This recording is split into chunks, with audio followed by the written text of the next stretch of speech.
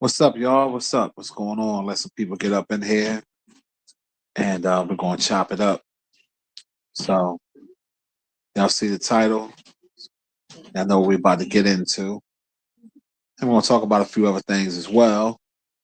But we're going to start off with the headline.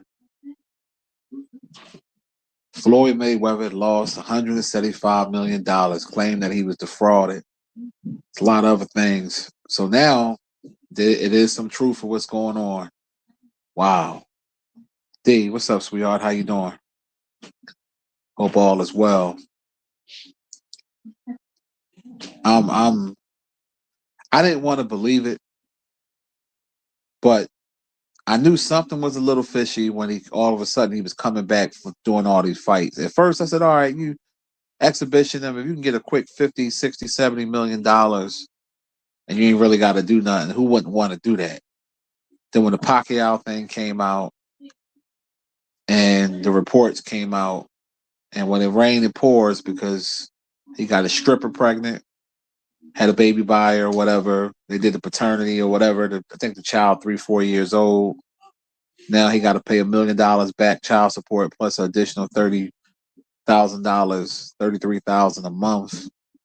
Now this come out that he lost $175 million, lost the jet, jewelry. I mean, now it's starting to make sense that with some of the things that 50 Cent was saying might have had some truth to it. I didn't want to believe it. I thought he was just hating, but Floyd Mayweather might not be broke to an average person's, pockets, but as far as with him, I mean, to lose that much liquid cash, and I mean, that's wild. That's wild. I caught on Nightcap, and we're gonna play that clip of Ocho and Shannon and them talking about it. And it's I first saw it pop up with TMZ. You know, TMZ being everybody business. You already know how that go. They ain't everybody joint. And sadly, once TMZ reports it, a lot of times it'd be true. It's rare that they put out stuff that don't have no type of truth to it. I guess they take pride on being super newsy or whatever they be doing. But once I seen it from TMZ, I was like, yeah, dang. Well, at the end of the day, he can't blame nobody but himself. You didn't read them contracts. You let them people bamboozle you. All the bragging and being braggadocious all the time and talking about you make smart investments and I'm not trying to kick the man while he's down because that ain't really my style. But at the end of the day, if you dish it out, you got to be able to take it. I mean, he talked real heavy. He talked real heavy about his money and this, that, and the other. And now you got this situation where you got, and it's crazy. What's up, Trav? What's the deal? It's real out of pocket. So let's get into this clip of Shannon Sharp and them talking about it. Floyd Mayweather says he reportedly got cleaned out to the tune of $175 million. What? Claiming a former close associate ran a year-long scheme that allegedly drained his bank accounts, hijacked real estate deals, pawned off his jewelry, and even made his private jet disappear. Damn. TMZ, Floyd says roughly $100 million worth of bling has handed over to a Miami jeweler for only $13 million in return. And he said a huge chunk of the collection is still sitting with the dealer. Floyd also says he unknowingly signed paperwork transferring ownership of his Gulfstream jet with a buyer section left blank and says he still doesn't know where the aircraft money went. Floyd also reportedly has been ordered to pay more than $1 million in child support after a Nevada judge ruled the retired boxer fathered a 4-year-old girl born to a former dancer at his Las Vegas strip club. Floyd also faced a reported $7.3 million IRS lien.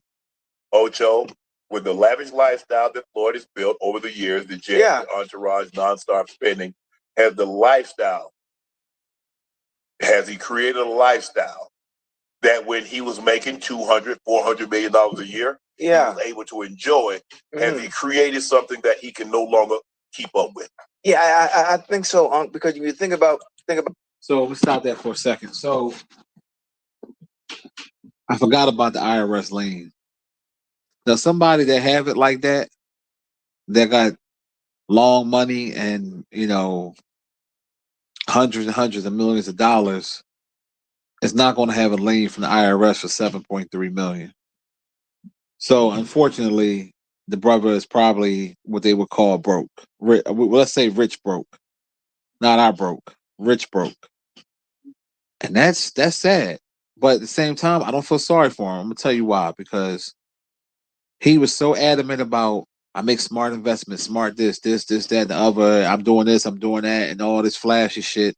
Buying the same vehicles, which don't get me wrong, you can do what you want to do. It's your money, but buying the same vehicles over and over again and then spending money like crazy, it kind of comes off as an insecurity when you got to go that crazy with money, with materialistic things, with watches and cars and things. How many Bugattis do you need? How many Rolls Royces do you need? It's the same damn car, different color. It's just not making sense to me. And now that these people got him, a lot of these athletes that don't pay attention, that don't read, or don't have nobody looking after them in their best interest get got. Kwame Brown got like that for 50 something. What was it, 30 million? They got Kwame for. Now they got him for 175 million plus. He got to pay the IRS 7 point something million, plus this other woman another million. So hell, at this point, he might have to go at 50 years old, be a guy, go back to being professional fighting. At this point, just to make him ends meet. I don't, he's supposed to fight Pacquiao. That's supposed to be a real fight. So hopefully he can make 100 million off of that. But if you in the hole, now it could be a silver lining at the end of the tunnel. He got three. I think he got two exhibition fights coming. No, he got two fights. One exhibition, one with Pacquiao. He had one with Tyson, but I think they canceled that. So let's say for one exhibition he made 20 million. Okay, you pay the IRS back, bang, you cool with that. You know what I mean? They out the way. Pocket a couple million, the rest go to taxes, right? Okay. Then you get the Pacquiao joint. He could be back on top. He might not have like he had it, but he can be back on top. But the fact that he in this predicament, who are you trying to prove? Like, I used to always think to myself, like, all right, if I hit the Mega Million or the Powerball, what would I do? Like, I would have a certain amount of cars, but it wouldn't be like the way these guys be doing it. 20, 30 cars. What's the use of that? It's not really it don't make sense. And then having those real expensive watches, you have to sell all that shit. To me, I don't know. Like once you have your house, let's say you have a couple houses, right? House this state, that state. Let's say you get a condo somewhere, like a place you like to visit every now and then. Okay. And you might have a couple trucks. Let's say you do two SUVs. Let's just say five cars. I think that's more than enough. I think five whips is more than enough. I think that's cool. But the shit is crazy to me, man. Like I like Floyd Mayweather, but he played himself. I got to keep it real. He played himself, man, and it's sad because we wish we can have access to that type of bread. This man has access to. He used to brag about making 100, $200 million in one fight, and now you got for 175 million plus more. And the way Shannon was saying, like he said, it cleaned out his bank account. Like, and this man sell a lot of them cars. Dog, you don't need all them fucking cars anyway. You got real estate, sell some of that real estate. You only need your one primary home that's paid off. Sell some of that real estate. Sell some of them cars, a little 20, $15 million watches. Like a watch is a watch. I never understood that. Oh, you're gonna pay $15 million to tell time. Got some stones in it or got somebody's name in it. Like the one guy that be watches be going for 500,000 and more. Something Millie or whatever his name is, Richard Millie. And the Chinese make the same fucking watch. They can make a replica of that shit. You'll pay 1% of what you know what I'm saying? Like who are you trying to impress, man? Floyd Mayweather should get the donkey of the day. Straight up. Charlemagne and them need to get together and do the donkey of the day on Floyd Mayweather. I'm sorry. I don't feel sorry for nobody that he worked very hard for his bread. He's a great fighter. He obtained a lot of wealth, and all he had to do was chill. With that type of money, let me tell you something. With that type of money that he made, people, he could live off the interest and still live a fucking lavish life. People don't understand how much money you could get off of interest when you got that type of money. Hundreds and hundreds of millions of dollars, you can chill off the interest. Chill. But no, you want to be a trick. You want to have all these women around you that's only around you for the fucking money. You want to buy Bugattis every other fucking month. You want to buy these expensive $15 million watches. Why? All this jewelry. Why? That's an insecurity, man. That's an insecurity. He should know better, man. He's 49 years old. He should know better. He should fucking know better. But it is what it is. It did him dirty. My man Paul said Muhammad Ali family still eating off of money from the 70s. Real talk. Dodge, what's the good? What's the deal? Mark, what's going on? It's sickening, man. It's like wow. And I know Shannon Sharp had blew a bag with that stripper or whatever, but you know he gaining some of his stuff back. But I know he's sitting back like, damn. It make him feel a whole lot better than his situation. You wake up, someone takes 175 million from you. That's generational money. Net what? And I knew something was wrong. I said, hold up. When they said he owed the IRS, I said something ain't right here. If this man got hundreds and hundreds of millions of dollars and all these smart investments, why is he having a hard time paying $7 million for taxes? That's not making sense at all. So I said, and I started thinking, I said, maybe it is some truth to him going broke. Apparently it is. And I'm not going to celebrate nobody's downfall because I think that's corny to do. Because at the end of the day, he still got way more than what we would ever have. And even if he only down to, let's just say for sake of argument, he only down to a couple $1 million. How many motherfuckers make $1 million in their lifetime, let alone having a couple laying around? And with his assets alone, if he sell this half of his assets, he'll be back on top. So he need these fights now. He got to have these fights, and he need to downsize a little bit. You don't need all them cars, dog. Who needs? I don't know how many cars. I forgot how many. I know it was a lot. Like him and Rick Ross got a bunch of cars, and I just don't. I don't understand that. Samuels, what's the deal, bro? Oh, you like that workman's comp video I did? Oh yeah, and they got him for the private jet. Yeah, reading is fundamental. Oh yeah, I'm glad you liked the video, bro. I was compelled to do that video because what my young boy was going through right now, and I was schooling him to the game and how they do, and I was like, you know what? Let me do a video, and maybe you know how YouTube is. Sometimes it'll take a while for a video to get in the algorithm, and maybe it could get out there where a lot of people can see it and learn from that video. If they got any questions, they could hit me up, and I'll let them know how to deal with the workman's comp people and how to maneuver around the corrupt system, because the system is corrupt. The system is not for workers, really.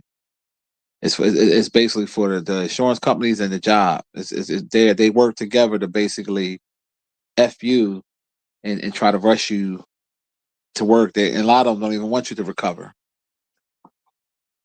They don't want you recovering at home, rather. So I'm glad that you like the video, and hopefully more people will see it. Yeah, real talk. Paul said he's trying to buy happiness. You can't buy happiness, and that's the thing. Like, and I said this even way before this broke talk. I said this about Floyd Mayweather. I said I like him. I'm proud that he obtained his wealth from working hard.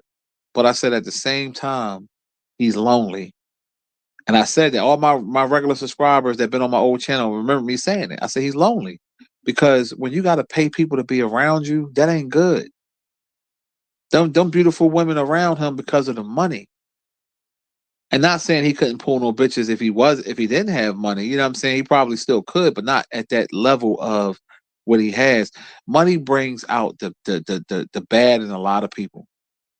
And it brings out a lot of different things in family, friends, whatever. So when you have that money, who wants to have a whole bunch of gold diggers around them? And then a lot of them love to get pregnant by you because they get that child support. Like Shorty got to get $1 million plus 30 something thousand a month. A stripper, a smeezy. You go and get a stripper pregnant? What kind of man does that? You know what I'm saying? Like, he's not too bright. You know, we all fall short when it comes to hitting pussy raw and all that. We've done that. I mean, let's keep it real as men. You live enough life, we all have done that. But we ain't been on the level of Floyd Mayweather. Like, when you got too much to lose with that money, because them women get pregnant, they keeping that baby.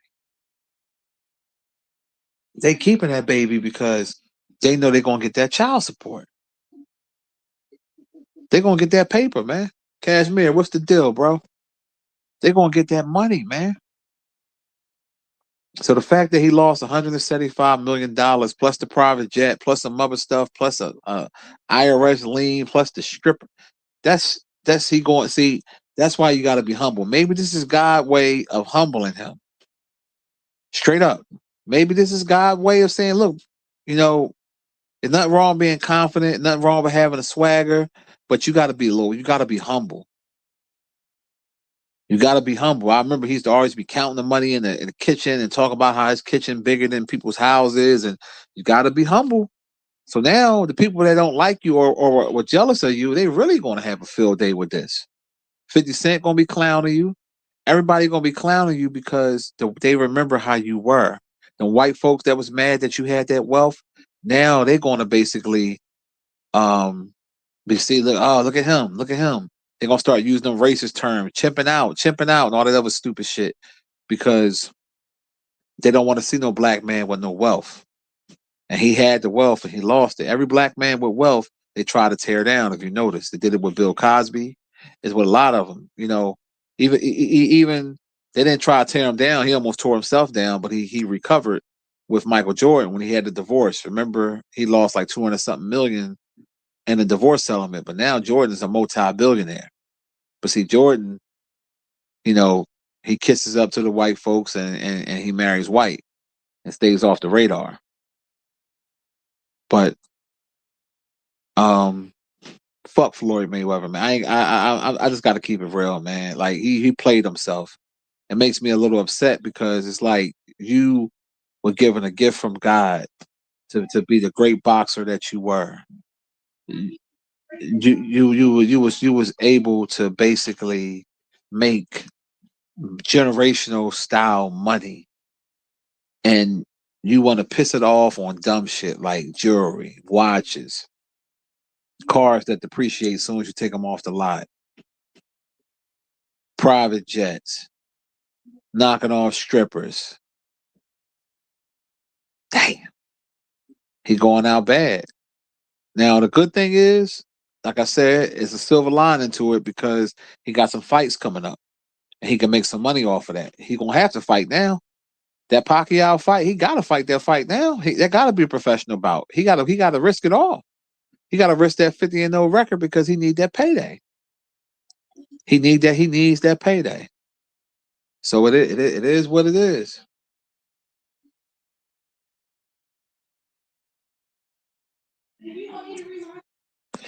Yeah, I don't know. He got. He got. Let's finish playing the clip. Thing about Floyd, obviously, having to maintain the image of being Money Mayweather Joe. Yeah. Being at one point, being at Top's highest paid Forbes, top highest paid athlete at one point. The lifestyle that he did live, you understood once you stopped fighting, once you retired, regardless of what investments you made, there are no investments in this world. I don't care who you are, Uncle Joe, that you can make that can still accumulate that type of revenue that the sport that you play can. It's not that many. You got to hit. You got to get in good and hit it when it's hot, and it happens very seldom. It happens very seldom. So I hate this. I hate this for you, my young bull, man. I hate this for my young bull, Floyd. Hopefully this situation gets rectified, especially when it comes to having people around you, having other people in control of your finances. That's a no-no, Unc. Joe, that's a no-no. Man, that is a big no-no, especially with the kind of cash flow blank, though, Floyd having. You know you can't sign anything blank. Oh, Joe, when they come to us and they try to get us to sign these blanks when it comes down autograph. No, bro. Do you know how many? You know how many jerseys that you can put these on? Do you know how many pictures you could? No, bro. I'm not signing no blanks. Look, I'm not gonna address the child situation. Whatever he and hopefully the co-parent get that worked out, get that resolved. That ain't got nothing to do with me. I don't really care. I don't really care about that. Hopefully, whatever needs to be done will get done. Damn. But first of all, before I get to second, third, Ocho. Yeah, talk to $100 million in jewelry. Damn. Ocho. Yeah. $100 million in jewelry, Ocho. But hey, Uncle, it's Money Mayweather, Unc. It's Money Mayweather. He had an image to uphold. 100 million, bro. Like, but Joe, you talking to the cheapest athlete of all time. You ain't got to say it. You ain't got to say it to me. It ain't something I would do. You know how I move when I played, Unc. Joe, you know how I moved when I played, and I always talked about it publicly to let you know. It ain't no point. The value is not the accessories that you're wearing. You already Floyd Money Mayweather. Right. Your name is the value, not anything you could purchase, not anything you could drive. You got 2 hands and 2 feet, and just one of you. You need 1 car. 2, if that. Get your car in a truck. That's it. That's all you need. But he had an image to maintain based on what he created and who he was. Hey, so he only got 13 million out of that 100? Is that did I hear that right? That's what he said. Somebody else got the money. Yeah. According somebody to else took the jury. Floyd says roughly $100 million worth of bling was handed over to a Miami jewelers, F meaning more than one, for only $13 million in return. It says a huge chunk of the collection is still sitting with the jewelers, with the dealers. You got to understand too, Joe. Diamonds. When you purchase diamonds, it's like cars. Once you walk out that jewelry store, you can't get back what you paid for it. Well, if you bust it down, now if you got, let's just say for the sake of argument, Joe. Now the problem is, diamonds are worth, everything is worth something. Yeah. The bank will lend you money as long as they know you don't need it. It's your booster. What's a booster?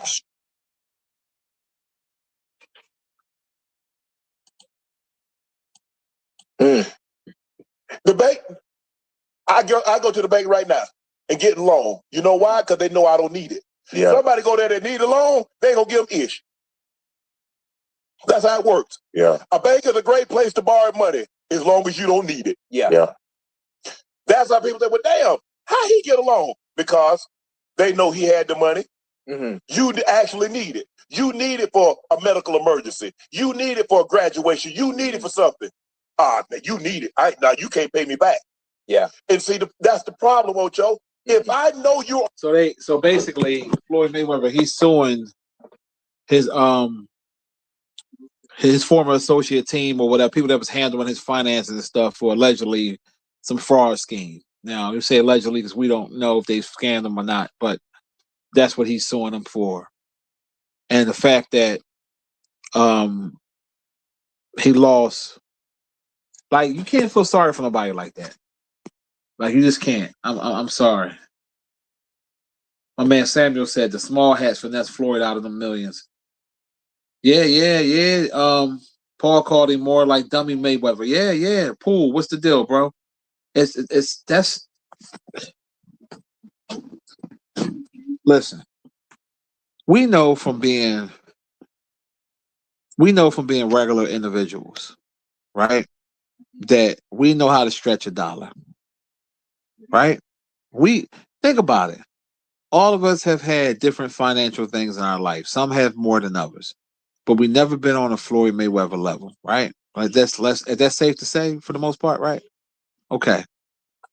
So if we can stretch out what we make, how the F could he not make it work what he was making hundreds of millions of dollars. That's called stupidity. That's all that is. Like, and he's being punished from being too stupid, too braggadocious, and not being humble. And sometimes God will humble you a certain way. And that's what's happening with him. That's what's happening. So if I was him at this point, I would sell a lot of that bullshit, get that bread back, get some of the bread back, do these fights, get back on top, and just live off the interest for the rest of your life. Just chill. Why do you gotta spend a couple $1,000,000 on a watch, a couple million on a chain, 600,000-700,000 on a Bugatti, or 1.2 on a Bugatti? It's the same bullshit. Then you got to remember the upkeep of these vehicles, these super high end vehicles. They charge you a bunch of money just for an oil change, just for dumb shit because they can, because they know you dummies. When people brag about, oh, I paid $1,000 for oil change. What? It's just oil. It's stupid. So he deserves to get clowned at this point, man. I try to take up for the man when everybody was calling him broke, and I was just like, how y'all gonna call him broke when y'all motherfuckers never even made no money? But at the end of the day, you play stupid game, you win a stupid prize, and that's what it is. He's winning that prize right now, and I hope, and I'm not praying on nobody's downfall. I hope that the man can get back on top. But at the end of the day, I would love to be in his position when he was on top, man. You know, man. And like somebody in the chat said, with all the money he spent on one watch, he could have had 20, 30 different franchises out here. Food franchises that you didn't even got to fuck with. You get everybody else to run it for you. He could have had Chick-fil-A's. He could have had McDonald's. He could have had whatever he wanted, whatever franchise he wanted. With that bread, shit, Wawa's is big money. Wawa's and Chick-fil-A's, what? He talked about he owned all these buildings in New York and smart investments. I make smart investments and this, that, and the other. And the whole time, as my man said, them small hats was going up in your rectum, raping you, taking all that bread because they knew you didn't know how to comprehend well. They know you don't read well, and they basically took advantage of your ignorance. You see what Rick Ross doing? Rick Ross got all those them chicken wing spots. I forgot the name of them shits. Wild Wings. He got all them different joints. That's where it's at. That's where it's at. You know what I mean? Deep, what's the deal, bro?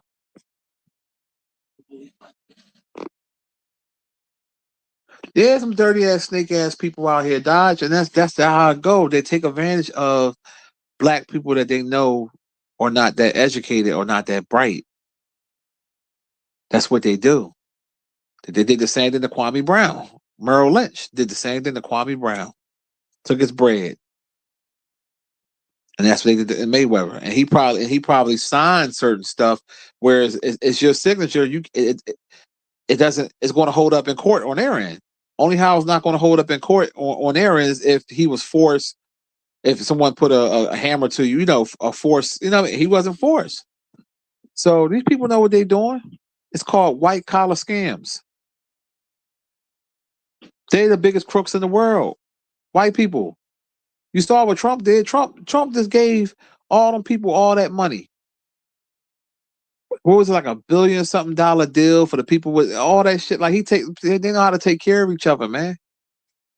I keep telling y'all, we are at the bottom of the effing barrel. When I went to that damn H Mart yesterday in Cherry Hill, New Jersey, and I saw how them Japanese got that shit popping, I'm not even mad at them. I ain't mad at them.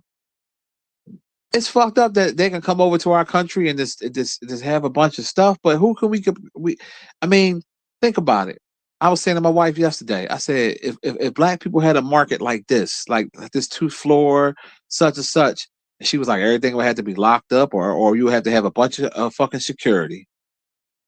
Because some of our people are what? We are fucked up. So we don't know how to have something and just be happy. These fucking Asians, got 2 floors, and they got multi locations of them. Fresh seafood. Like, I was like, yo, they had the big gigantic shrimp, like they was on steroids, all types of lobster, everything you could think of, they had. They own food court inside the damn market. Well, what market got a whole food court? Now, I know Wegmans is something similar to it, but you know what I'm saying? Like this John, and I was just sitting back like, damn. And they were very nice, because there's a difference between Japanese people, Korean people, like it's a difference between Chinese, even though I know they all Asian descent, but it's a difference of how they act. Because some Chinese people, they act real nasty towards black people. But that Korean fried chicken, the Koreans, they was very nice, because I wanted to spend my bread. They was nice, very nice. Everybody in there was super nice, no problem, making money hand over fist. And I was just sitting here like looking at this, like, damn, this is beautiful. I'm not even hating. I'm like, this is beautiful. I'm like, I wish our people could do that. I wish we could do something like this. I said, damn. They got it going on. They got one in Cheltenham. They got one up in near Adams. They got one in Cherry Hill. Like, they come over here and they wreck shop. Same thing with the Spanish, the Dominicans, the Puerto Ricans. They come over here and they get a bodega on every corner. And don't get me wrong, some of the system is designed to keep some of us down, because they don't bother them people. The L&I license inspection, they don't bother them Asians. They don't bother them Puerto Ricans and Dominicans like they do black people. They'll put us through a ringer to open up a restaurant, to open up a store, to open up something. But with the foreigners, they get their shit handed to them with a silver platter. But at the same time, these motherfuckers work and have it nice.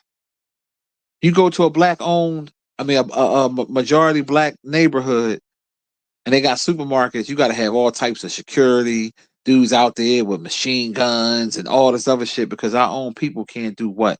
We can't function properly. But I'm watching these Japanese people got a whole 2-floor goddamn mini mall for a supermarket, and they not one security guard in sight. Now, don't get me wrong, they had 1,000 cameras, but you ain't see dudes out there standing with machine guns and all that other crap. You ain't see none of that. The shit be beautiful. And we the only ones, man. And that's another thing with Floyd Mayweather, dumbass. All that bread you had, like my man said, not only could have had different food franchises, how many black supermarkets that you could have had? Just like every city be having different markets. Like here in my city, like we have ShopRite, we have Acme, like Giant, like some of the Acmes, it might be like they might go over. But I know when I went down south, I never saw Acme down there. They got like the I think they call Publix or some shit. But shit, hell, think about it. With the money Floyd Mayweather had, this motherfucker could have had Walmarts. All types of stuff. Black-owned Walmarts. Black-owned supermarkets. But you want to spend your bread on stupid shit like jewelry, Bugattis, tricks. Imagine having a bunch of Chick-fil-A's, franchise, Walmarts, all this different stuff. That's money would have been coming in. Who don't love Walmart? Hell, you could have did a Sam's Club if you wanted to. You could have did a fucking Costco. He could have did it all. And that bread would have been coming in where you never be broke. You ain't never got to worry about shit.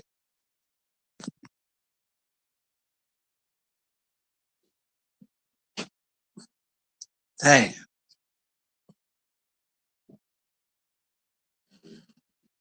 Real talk. Samuel said black people in America generate $2 trillion a year and have nothing to show for it. Misty, what's going on?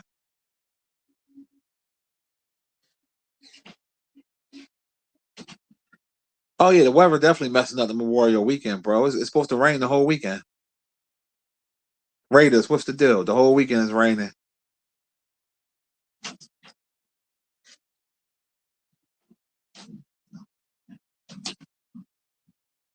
Yeah, our people, man. I love black people, man. But I don't love niggas. It's a difference. We mess up shit, bro. And it ain't just us. Because, like I told y'all before, a lot of these foreigners are fucking up neighborhoods. A lot of these ghetto Puerto Ricans, these ghetto Mexicans, and ghetto niggas, they fuck neighborhoods up. That's why when you'll have a certain Walmart that'll be good for years, and as soon as the niggas find out about it, and as soon as the foreigners find out about it, they mess it up. And then you go inside the Walmart, what you see, everything locked up, because people in there stealing. So you got to drive far out just to go to a nice, like when I go to CVS, certain shit be locked up because niggas want to steal. So you got to drive far, far out and an Easter blip just to get shit not locked up. It's sad, man. But Floyd Mayweather, man, he brung it on himself, man. I don't feel sorry for him. God bless you so much. And you turned around. Man, listen. Man, I know what I would do. Like one of my subscribers said to me yesterday, he said, Monty must have hit the mega million. I said, I wish I did. But maybe you spoke that into existence because I haven't been playing it because it's $5 a ticket. And I actually played it today. And the drawing ain't until Tuesday. So you mean, who knows? But if I had that type of bread, man, I would do so many things to bless not only, our people, but myself, of course, and my family, but I would do things to create jobs for people. Because who wouldn't want to be an owner of something that we see people make so much money from, but it being black owned? Owners of Walmarts ain't fucking black. Owners of Targets ain't black. Owners of, Starbucks ain't black. You'll get a sprinkle of people that's franchised with Chick-fil-A, but you get what I'm saying. So, a lot of people don't like Rick Ross, but Rick Ross doing it right with having all those different businesses and franchises because he bringing in that money because he like to spend money too. And that big ass house he live in, it costs a lot for upkeep. You gotta think about that. But yeah, hopefully Floyd get it together. But right now he played himself. Donkey of the day. Shit, donkey of the century. Have that type of fucking bread and you fuck it up. Man, that shit makes me mad, man, because it's like you don't know how blessed you are. And I always tell people, I don't care if I had Floyd Mayweather money. I'm not spending $1 million on a watch. I'm not. I'm sorry. People say you never know I know me. I know me. It's just a watch. I felt uncomfortable spending $500-600 on a watch, let alone millions, just to tell time. And who the fuck am I trying to impress anyway? Like, if you really think about it, who are you really trying to impress? White folks that's wealthy, you don't even know it by the way they dress.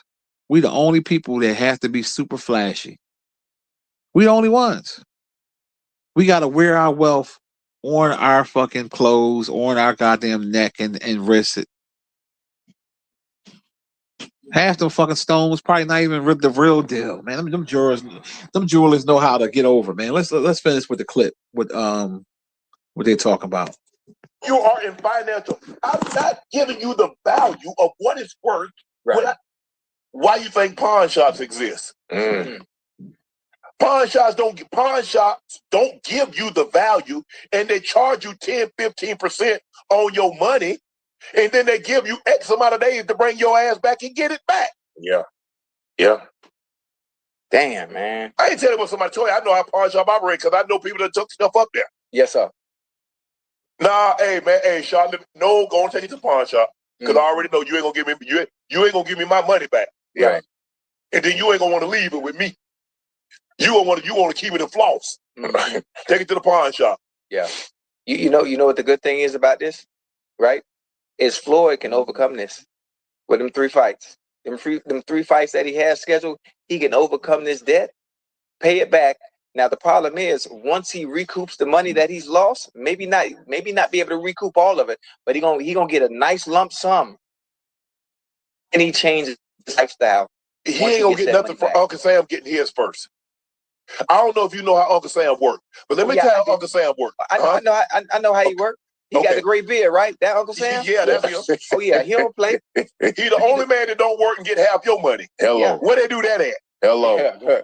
Oh, we. Well, now you talking. Uncle Sam, the only guy that take your money and don't send out no checks. Real talk. Now what Shannon Sharp saying, you gotta agree. I always had a problem with taxes. I never was a fan of that. That's why like certain states have when you don't have like no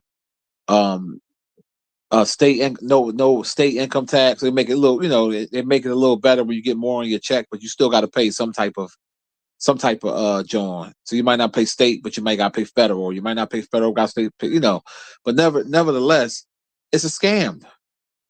You work and they take your money, and then you pay your house off.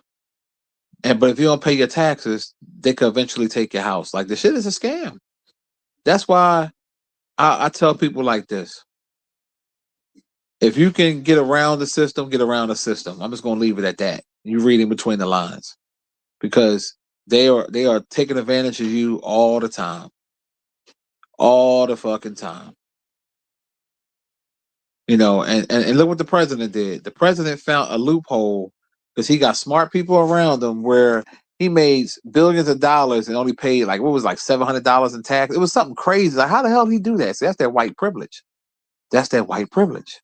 But he found a loophole how not only are they not fucking with his tax return, he ain't really pay no taxes. But us everyday people got to pay taxes. Like this shit is crazy, man. Life ain't fair though. I understand that. I understand that life is not fair. And Floyd Mayweather is a dickhead. There's no way in the world. Like, first of all, nobody's going to control my money but me. Fuck all that financial advisor bullshit. That's bullshit. Nah. If I got an accountant or whatever, I'm gonna be on top of that shit. Like I'm not giving you access to my bread. I'm sorry. I don't give a fuck. I'm cool. Cause they smarter than you and they know them loopholes to try to get you to take your bread. No. No. And Floyd, and then watch how many women, when that money start to go away, them women go away. Oh, they go away. Entourage, all the people you paying because you're fucking scared. Like Mike Tyson called him a scared little man.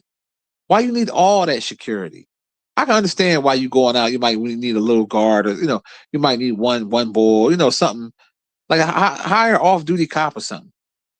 But Floyd Mayweather be walk around with like 5-6 giants. They all on salary.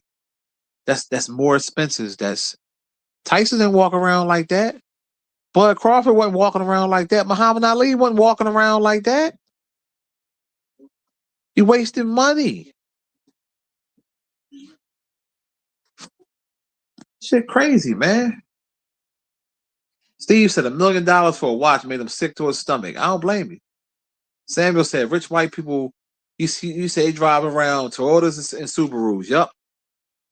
Fine car. Well, I don't like Subarus. I just never liked them. But Toyotas are fine cars. Yeah, a Subaru is not for me. That's definitely a white person car.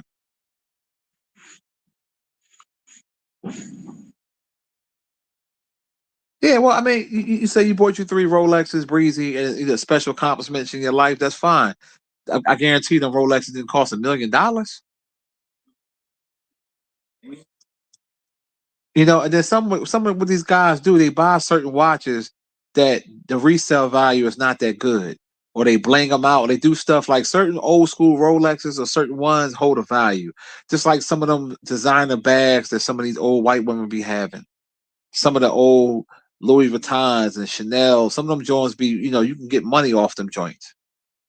But still, spending that type of money on a watch, it just doesn't make sense to me. Now, certain cars you can get that money back if it's like an antique or one of them joints that sought after vehicles, like some of them old school Porsches, or it's certain vehicles that bring in way more money than what they were worth at the height. But like, ain't nobody out here ain't nobody out here trying to get no fucking Bugatti. Nobody want that shit.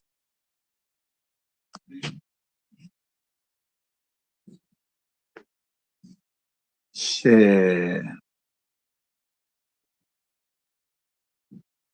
Yeah, the plain Jane diamonds, no diamonds, and the Rolexes, you could turn around and sell them down the line. But we're the only people in the world that gotta look rich and be broke. That's our mentality. And it's like black people respect you when you have something more and that they know costs some money. That's bullshit. We gotta get out that mentality. It really is. It's BS. And off the subject for a minute, I was watching 20 versus 2 yet last night with Adrian Broner and his homie. Yo, Adrian Broner, I think Adrian Broner found his lane as far as like doing the social media thing. He got to chill off that drinking, but he funny as hell, man. He ignorant as hell too, but it's all entertainment. But you get some of them guys, they low key, man. Look at Bud Crawford. He low key. Earl Spence, for the most part, is Earl key, low key. Like, ain't nothing wrong with having nice things, but you ain't gotta like Floyd do that shit. Like Chad Johnson said, you Floyd motherfucking Mayweather. You ain't gotta wear all that shit. Your name is your flaws. Your status is your flaws. All that, I used to see him at courtside with all them chains on his neck like Mr. T, looking like a fool. To come to find out, some of them shit wasn't even paid for. Like, come on, man. Black people be tripping, man. Yeah, and he had 3 private jets. Why? Who the fuck needs 3 private jets? The fuck? Who the fuck? Who the hell needs 3 private jets? And then wonder, see, people, when you got money like that, when you got jets when you want to have stuff like that, you got to be a multi-billionaire where that money always coming in. You know who could afford to do that if they want to do that? Michael Jordan, because Michael Jordan has money coming in like crazy. So he could afford to do it if he wanted to. People that got that lifetime contracts with Nike and Lifetime, when they got all these crazy endorsements and ownership and things, they can do that type of stuff. But Floyd didn't have that intelligence. He wanted us to believe that he did. And now it came out to bite him in his ass. Damn. I'm gonna pray for him, man. Like I hope he turned around. Please, Lord, let Floyd Mayweather turn it around. I know, Lord, that you had to show him. I think the Lord is punishing him. I think that he wanted to humble that man because he was being too cocky. You can't be so cocky. Nothing wrong being confident. It's not wrong with showing yourself every now and then, feeling yourself and shit. But he was doing it a little too much, and now he want to blame it on the white folks, which they probably did get him. But that's what you. Oh, I make smart investments. No, the fuck you didn't. You made smart investments for the white folks that gagged your dumb ass. And buying a bunch of jewelry is not smart investments.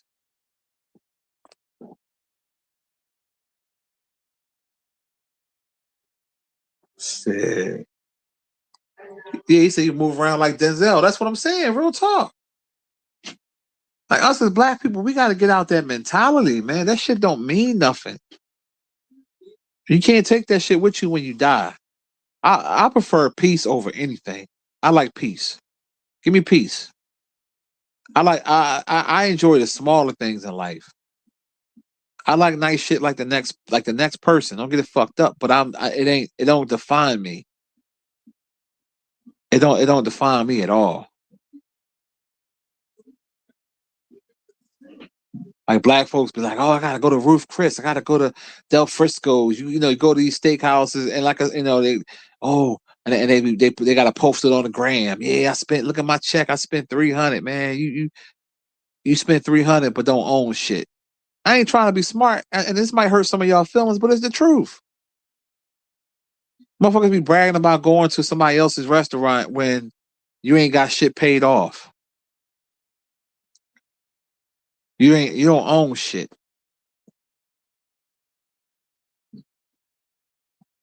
I'm telling you, we messed up, man.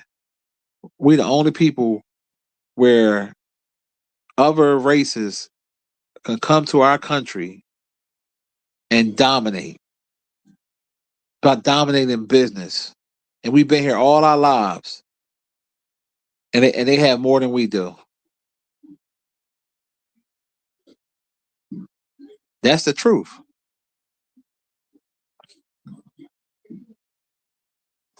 That's the fucking truth.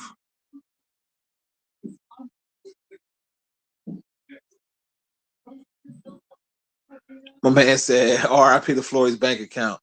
You stupid, yo. Like I said, I'm not. I don't take no pride. I don't take no satisfaction in that. You know, for me personally, I can't speak for nobody else. For me, I don't take satisfaction in nobody's downfall. Well, his downfall. I ain't gonna say that because it is one person. No, I'm not even gonna say that, man, because I'm in a different space right now. I don't take pride in nobody's downfall. But he brought it on himself. Stupid motherfucker. Like I tell you, man. I tell you. But yeah, anybody that need to know about that workman's comp shit, or you know somebody, refer them to my video. Any question they have, I got you.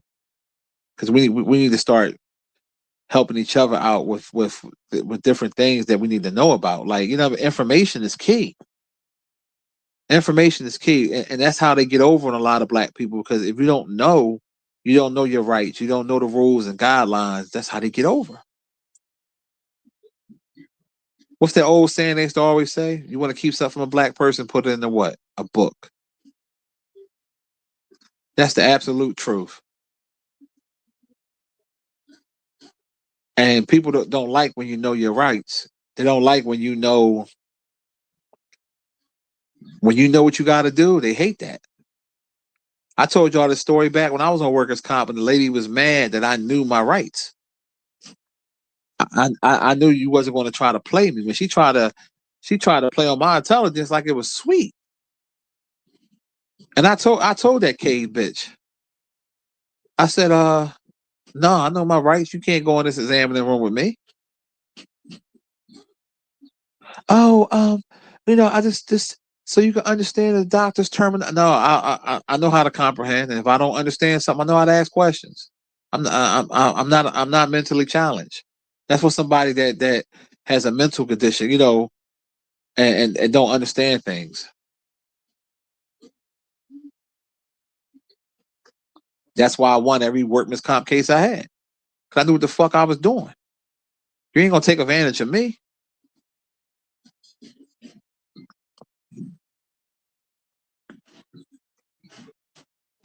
These foreigners been took over. Dark said these foreigners in his city opening up car washes, restaurants. They.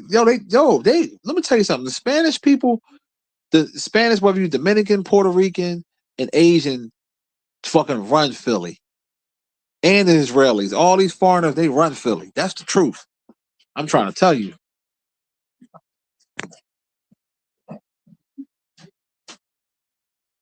They must give them a lot of bread when they come over here.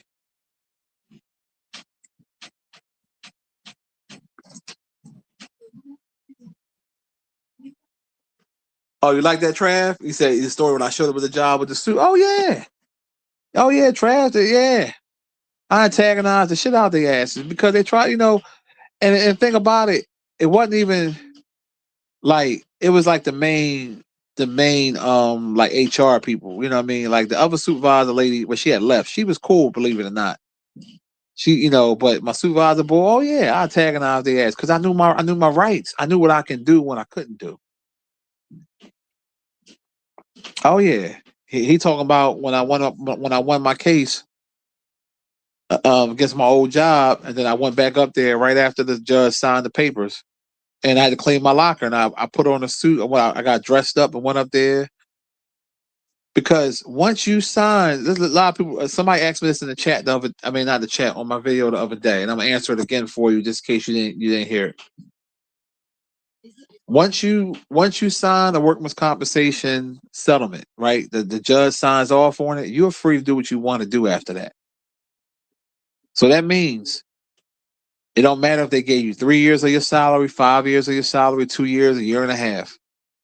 Once the judge sign that's your money. If you want to go work another job, you can. So when I went up there, did I go up there to troll a little bit? Yes, because I wanted to rub it in their face because y'all try to play me, and I knew what it was, and Because they think everybody that go on workers' comp is faking. Like, no, I wasn't faking. Medical records don't lie. MRIs don't lie. Always remember that. So when I went up there, oh yeah, you should saw a look on their face. And I made sure I saw every fucking coworker, some of the ones that was talking shit behind my back, some of them fucking Haitians that didn't like me because I wasn't from their country, but you ran over here from your dirty ass country. A lot of them Haitians, they wasn't born here. The ones that they only been here 5-6 years. They didn't fuck with me like that at all. One bitch gonna have the nerve to say, "Oh, can I get some money? Get the fuck out of here, you stink, you dirty foot hoe. You ain't talk to me no other time. Now you know I got a little settlement. You want some money? Get the fuck out of here, bitch. Fuck you." Other chick I work with, me and her was all right. Haitian lady. She going to text my phone talking about, "Hey, my friend." That's how she used to talk. "Hey, my friend. One of my friends back in Haiti had got into accident, and I was wondering if I can borrow like $300-400 to help out." Like, get the fuck out of here. You think I'm Boo Boo the fool? Like, I ain't giving you no bread. Only people get bread from me is the one I put my dick in. If I ain't putting my dick in you, or you ain't my child or my grandkids, you ain't getting shit from me. Or a close friend. If you're my homie or something, you need something, and you know, we good like that.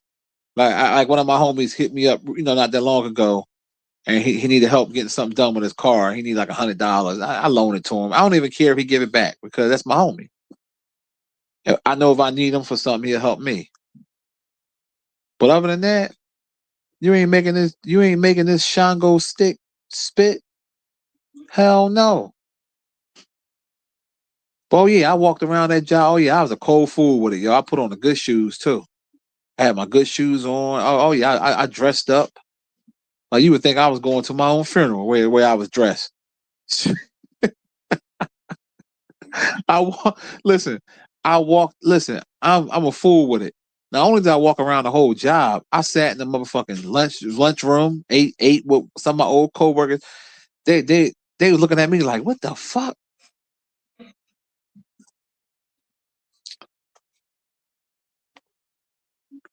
Man, listen, man, that shit was wild as shit.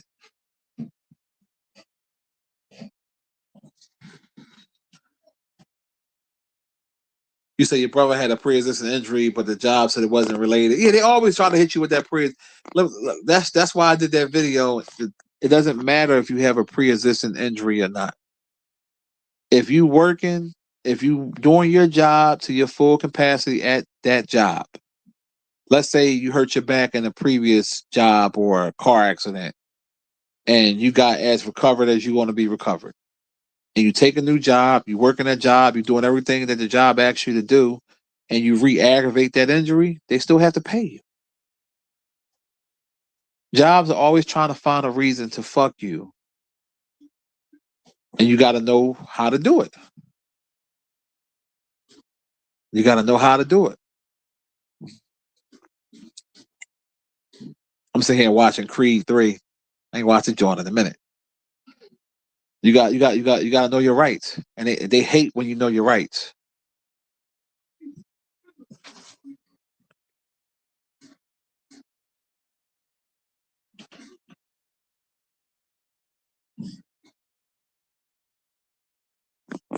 So you know it is what it is, man. You got to know how to maneuver. I don't play them games. Shit, I'm the Sue King. You play with, you know what I mean? Everything I do is legit. Something happen, I'm going to sue. Simple as that. And I win every time. Every time. Only time I won. Well, the lowest joint I ever got, and I'm still mad at my lawyer about this. Shit is a long time ago, but it's the principle of it. I told y'all this story. This white boy hit me. I was parked. Literally parked. King of Prussia Mall. My daughter was months old. She's 6. She's about to be 17 now. That's how long ago this was. And white boy come flying, hit my door. I had to jump in the car. I was trying to get out the car. Luckily, I saw the headlights, and I dipped back in the car. And the motherfucker hit my door so hard the whole door had to be replaced. And the lawyer I was dealing with at the time, his dumb ass, he had a policy. The white boy was under his dad's policy, a car insurance policy. So the policy had 250,000 on it. So that's what we was asking, right? And in the process, I had re-aggravated my back or whatever. So I had to get some treatment, whatever. So fast forward, they took it to like a trial, like a jury trial, but it was how it was designed was the jury had to basically say who was more at fault by a percentage, and then the judge decides what money he want to give. So we go to court. This dumb motherfucker, my lawyer, he don't get no black jurors. Not one black juror on the jury pool. None. We in Montgomery County. And that's outside of Philadelphia. That's basically like an area, a lot of white people, right? So these motherfuckers had me at 48% at fault. Him 52%. Now how the F am I at 48% at fault when my car is turned off? He flying in the parking lot. He had prior accidents. He had prior speeding tickets. Like the bull just didn't know how to drive. So when they did that, the judge, instead of us getting 250,000, the judge gave us like 20-something thousand. Then my lawyer gonna say, "Oh, well, maybe I should have got some black people on the jury." You think? I fired his ass after that. I ain't never deal with him again. I was so fucking mad. I said, "Ain't this some bullshit?" I said, "What the fuck? $22,000? It was something like that. 24. It was something. I know when it was all said and done, I got like 12, 13,000 in my pocket.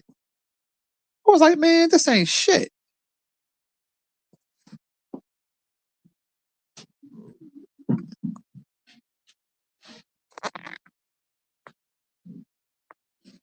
Well, yeah, every case, you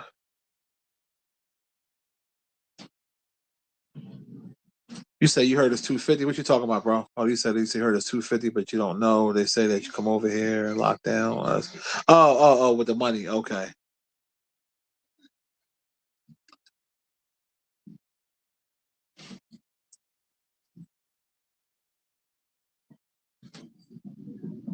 You said I say 500K or 250 for the car accident. Which one you talking about, Money Mall? Shay, what's the deal? What's the deal, boo?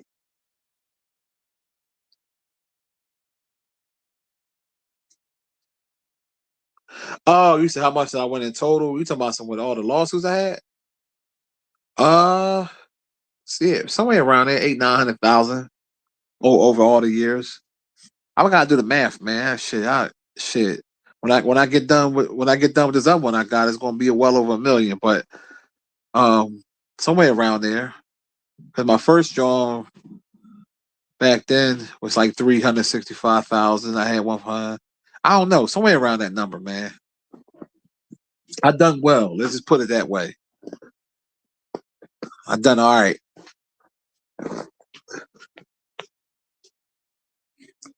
Jay, what's the deal? But also too, I tell people every case is different. So every case ain't gonna be the same. You ain't gonna be the same outcome when it comes to money.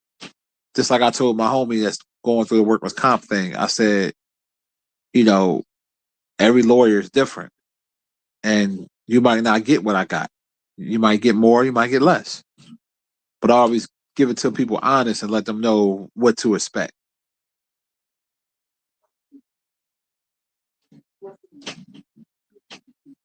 But you gotta know your rights.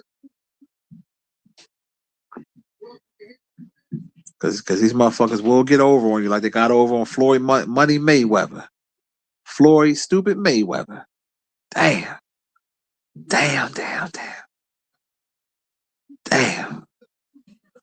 Matter of fact, let's finish listening to what Shay and them gotta say. I gotta run grab something to drink anyway. So I'll let y'all listen to this, then I'll be right back. Yeah, talking now, boy. And now guess what? What he'll pay you on interest versus what he charged you on interest is two entirely different things. Mm-hmm. Yeah. Are we gonna get it? So when you get you owe him, he let you go. See, this all can say I'm dirty. He's dirty. He let it go because they see your count. Yeah. Then let you go until you can't pay. Yeah. Swoop right in there and lock up everything. Yeah, let me get all this. All of it. He gonna I hate this. I hate this, man. Hey, he got too many people, too many people around him. Oh,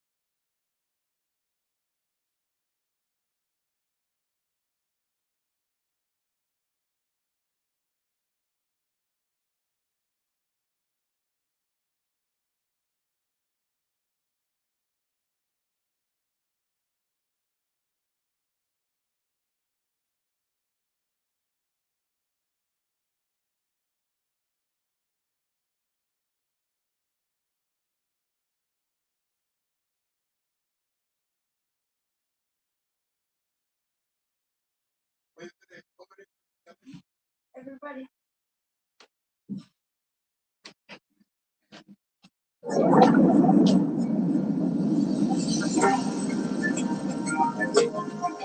Discover a better kind of backyard water experience. One that combines fitness, play, and relaxation in a single, beautifully designed swim spa experience. Introducing Swim Series by Bullfrog Spas. A smarter alternative to a traditional swimming pool without the expense, construction, or seasonal limitations.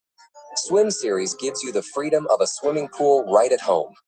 Swim, exercise, splash, or simply unwind at any time, all year long. At the heart of every Bullfrog Swim Series spa is the patented jetpack therapy system. Instead of building jets permanently into the spa shell, Bullfrog Spas designed Swim Series to integrate jetpacks directly in. Oh, when you fly somebody, you got an entourage. Do people know what it costs to fly and to stay where he be staying? Yeah. Them room, he probably staying in a room that costs 10, 15,000 a night. That's him. He got 5, 10 people staying with him. That's probably staying another $1,000 to $1,500 a night. He's staying somewhere for weeks. You got to think about security too now. That's them. You got to put them up. You got to feed them. So not only do you put them up, you pay to put them up, and you pay them. Yeah. Now you saw. Now he gonna about heard what Shannon was saying about when I was saying earlier about how the security guards you got to pay for all that. Crazy.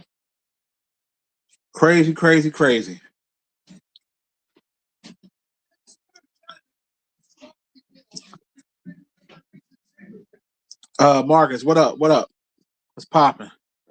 Yeah, that stuff add up, homies. It adds up, ladies and gentlemen. It's like, why have all those extra expenses if you don't need it?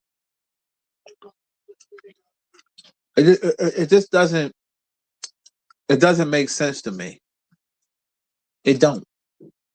But again, that's being too smart for your own good, thinking you're too smart and needing all of that.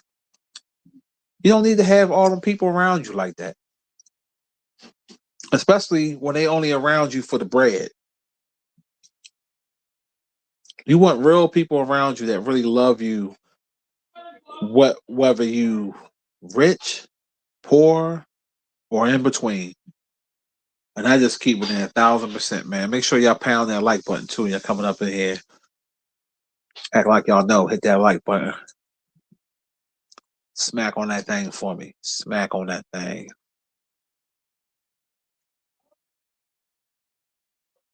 Jay said, "Real rich people move like Bill Gates." Yeah, yeah. A lot of times when you go in the deep suburbs or you go places where they have like the real expensive homes, half of them have regular cars.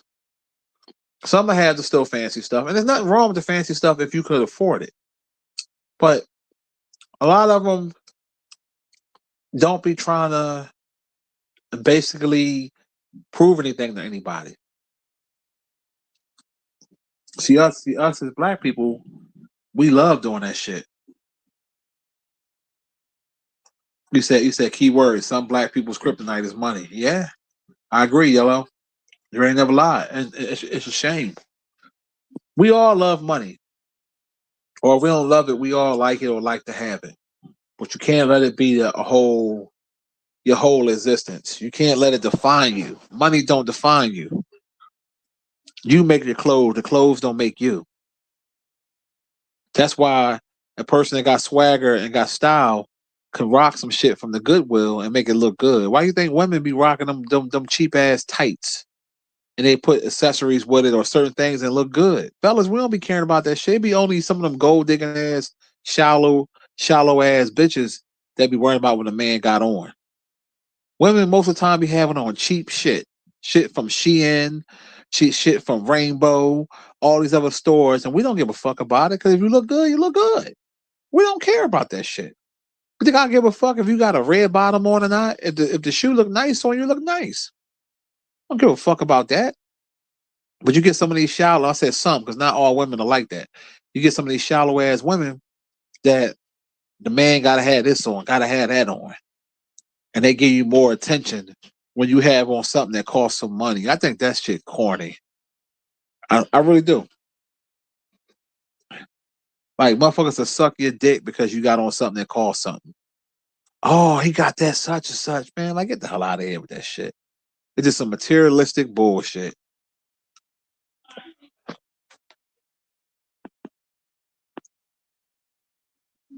That's all it is. That's different between women and men. We don't be caring what a woman got on. As long as it's clean. As long as you keep yourself up, you clean. Don't get me. Of course, we don't want you looking like a bum. But we don't be caring about that. Shit. Give a woman $200-300. She can get a nice wardrobe with that shit, a bunch of shit. And we looking fly.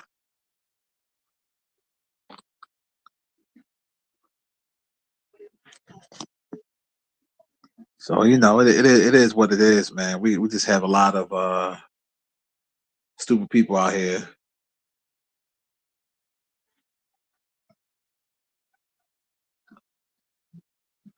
My man Trav said the military, he said guys would buy all the latest gear to impress women. He said he used to wear basketball shorts and slides and still knock them down. He said dudes used to hate him for that. Niggas hate him for because you ain't spend no real bread. If a woman feeling you, she feeling you. It's just that simple. And ladies know I ain't lying. If she like you, she like you. She attracted to you, she attracted to you. Ain't about what you got on. Because you can change clothes. You can't change your appearance unless you get surgery and fuck yourself up. But you can't change really your character. Like who you are is who you are. That's why they have that saying where they say, "Oh, you a fat bitch," but and then Shorty might say, "Okay, but I'm a cute fat bitch. I can lose the weight. You can't fix ugly," and she's right. So when you got that swagger, or you have that, you're attractive, you handsome, whatever you want to call it, it don't matter what you got on, because some women that view guys that try to lead with money, they view you as a mark anyway, as a John. You a sucker to them. They don't respect you. That's how that go. That's how I go, and it's crazy, but that's what it is. Like I told y'all back in the day, you know, I had all types of cars. Man, I remember I was pulling women. I had a Geo Metro. That's a piece of shit Puerto Rican special, Paco special car. But they liked the way I looked, so it didn't matter that I was driving a fucking Geo Metro at the time. I pulled women on a bus back then when I had raggedy cars. Shit, I had a car that only had the windshield wiper didn't even work. It only worked one time. Like you hit it, it go once, and you got to physically get out the car to push it back. Women still was getting in it. My dick still was getting wet. So the man make the clothes don't make the man. Always remember that. Always. Wilcox, what's the deal?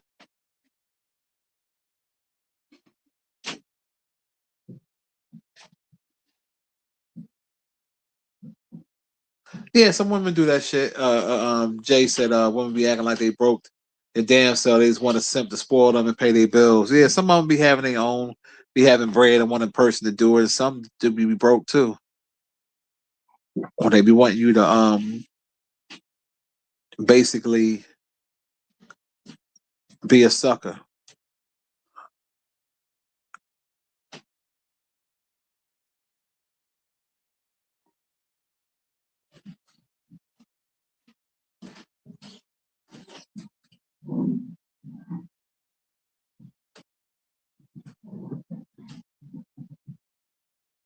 Yeah, it's wild. This is why us as a community will never get it together. Yellow said the problem with some black folks that he said because you got X amount of money, you're supposed to dress like it. Yeah, and you don't. You're 1,000% correct. Just because you have it don't mean you got to spend the money on it. I'm not saying you got to dress like a bum. I ain't saying what I'm saying, but wear what you want to wear. You know what I'm saying? Like, I guarantee you, they could do an experiment. They can get a celebrity that has a lot of money, and I guarantee that celebrity can go to Walmart and put together a fit and sit courtside at a game, and they'll be wondering what that fit is. Oh, what such and such got on? Where he get that from? Oh, I know he paid a grip for that. Should be from Walmart. Same thing with how Cam Newton dressed weird, but some of the stuff he wear be nice too. So he said he said he get a lot of his shit from the thrift store. Like it's all about how you rock it. It's all about how you know what I mean. That's what it boils down to. Because all the designer shit ain't thorough. Just because it's designer don't mean it's thorough. Some of that shit be ugly. And you put it on, and motherfuckers, you know, they give you a certain type of respect because they know it costs money. Yeah, you be like, man, you don't get the fuck out of here.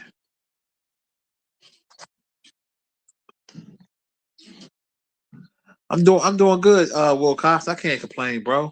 I woke up this morning, man. I can't complain.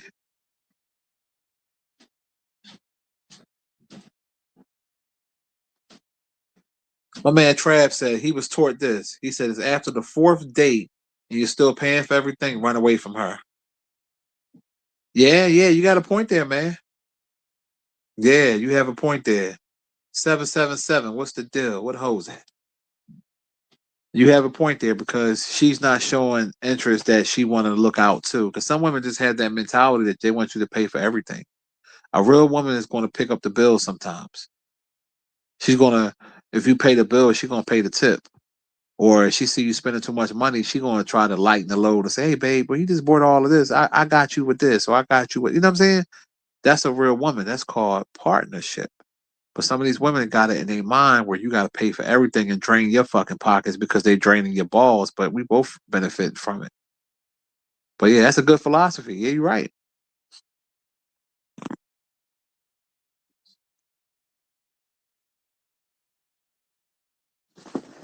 Yeah, I don't know what we're gonna do this weekend for. I wanted to throw something on the grill for the holiday, but it's supposed to rain, and I don't like.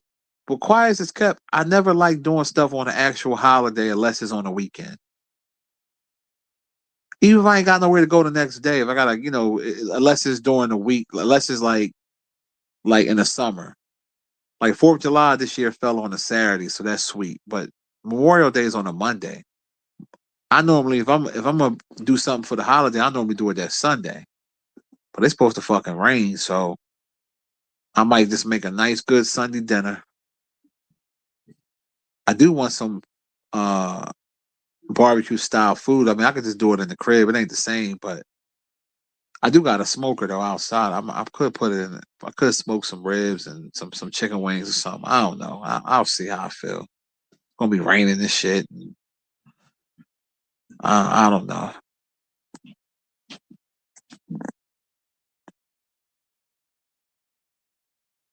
You say you heard Michael Jackson bought the glove from the thrift store back in the day. Yep, and that glove worth a lot of money because Michael Jackson had it. He said the modern woman feels obligated to your income even if she just met you. Yep, there you go, Paul. There you go. I'm gonna put that shit on the screen. They do. They definitely do, and I think that's some cornball nut shit. But a real woman that was raised right don't care about your money. She care about her money, the money she gonna make. And then if you got money too, or y'all both work and y'all both put y'all shit together, that's called teamwork. That's a real woman. Not just wanting to act like a grown ass child and just want your money and that's it. Nah, you're a grown ass child. That don't make no sense. You think because you make my toes curl, then I'm supposed to just give you all my money? Like, bitch, you tripping? This shit, like you out of pocket. Don't make no damn sense.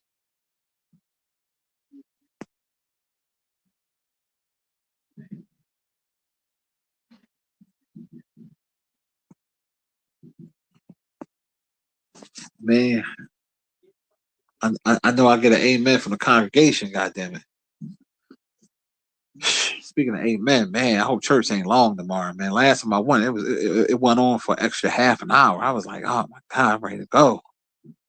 I'm hoping tomorrow we can end at 12.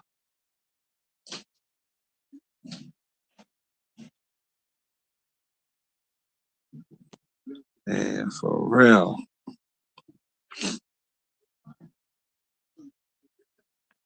And to all my bald head crew out there, all the men with the bald heads, why the F y'all didn't tell me, man? You gotta do this shit like every other day.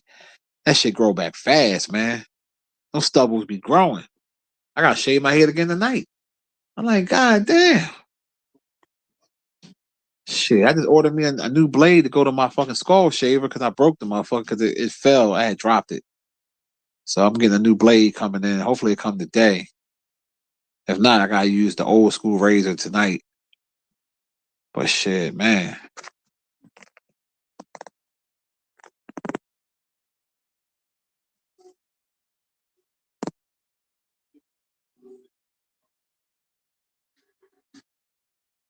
Trav said on the third day, his wife said, I got this one. That's why y'all married today.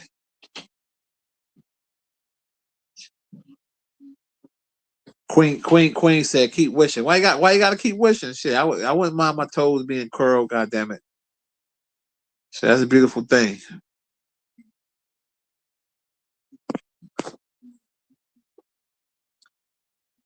You said every 2 days, 3 days be pushing it. Yeah, man.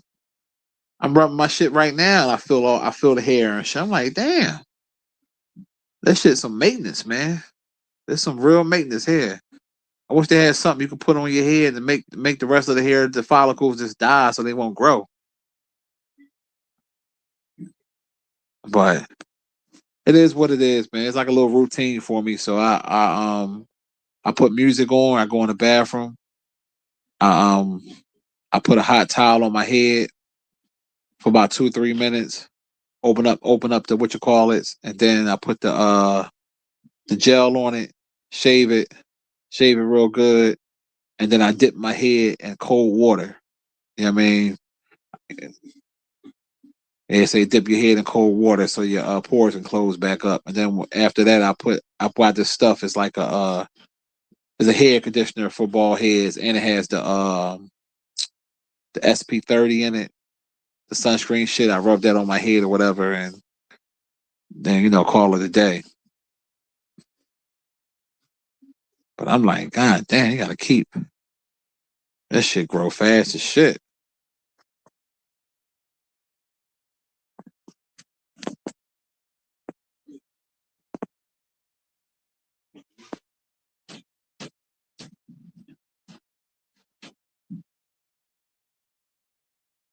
You say you talking about church? I'm about to say, yeah, I want my toes curled. Shit.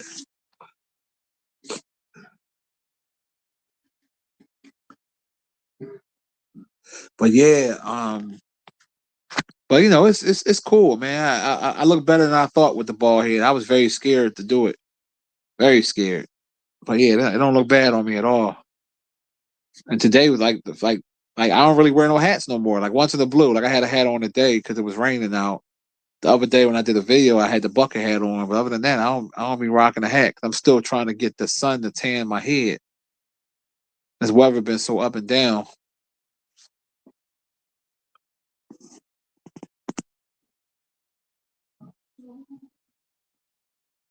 Yeah, he said I'm right here looking like Onyx. You ain't never lied. You ain't never lied, bro. Shit. I'm about to find another barber though, because for doing my shape up on my beard, because I'm like, man, $25. I just think it's too much for a beard shape up. I'm sorry, like I ain't being cheap. I just think like that's too much. I was willing, I willing to pay the 20, but extra 5, then he be wanting the tip. Like, man, fuck that.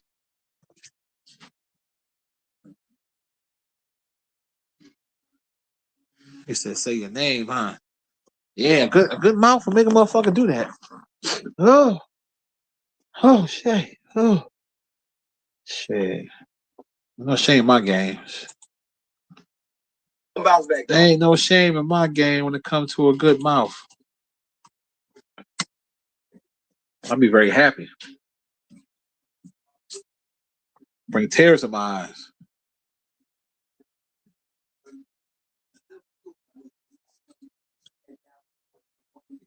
You said a good rider too, huh? Hey, shit. See, keep talking like that, man.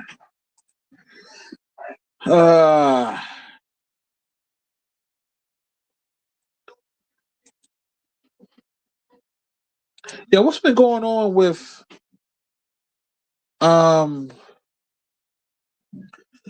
like people have so much hate for Stephen A. Smith. I just don't. I think it's jealousy, man. I really do. I think it's a lot of jealousy. People hear what they want to hear with him, and they pick and choose certain things. Like I think it's jealousy.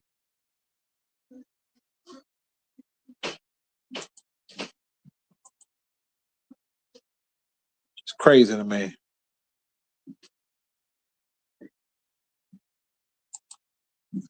Shit, man.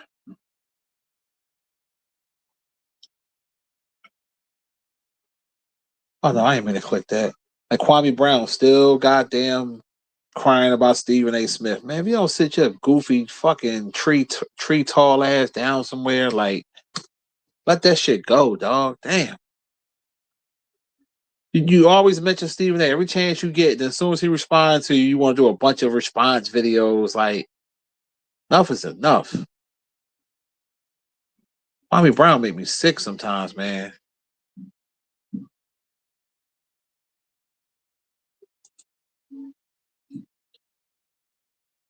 Crying about that shit.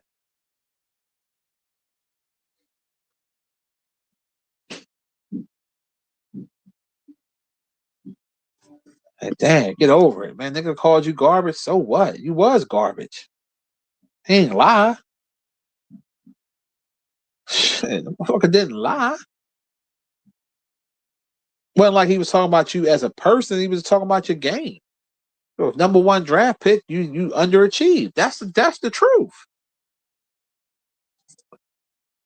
And if you want to compare, it, you lost damn near all your money because Merrill Lynch took your shit, and Stephen A. Smith got NBA contracts. So he won.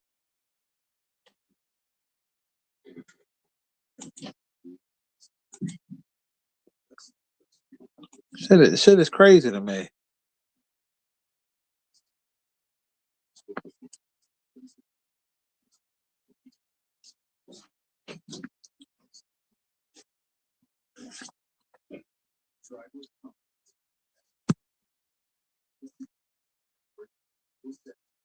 Yeah, I mean,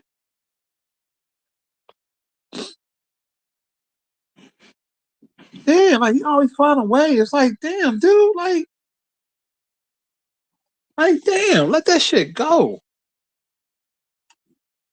Like, I mean, let's keep it 1,000% real. Stephen A. Smith didn't do nothing to hurt Kwame Brown's career. Nigga, your play would have spoke for it. Would have spoke for yourself. And that's being honest. Your play would have spoke for itself. If you that bull, oh yeah. So Kyle Busch, he died from severe pneumonia. Oh wow. Oh yeah. One of my subscribers said, Monty, I didn't know he was in NASCAR. No, I'm not in NASCAR. I just did the video, just because it was something to talk about. I'm trying to stay on top of current events. But yeah, rest in peace to him. I ain't never heard him say nothing racist, so I ain't got nothing against him.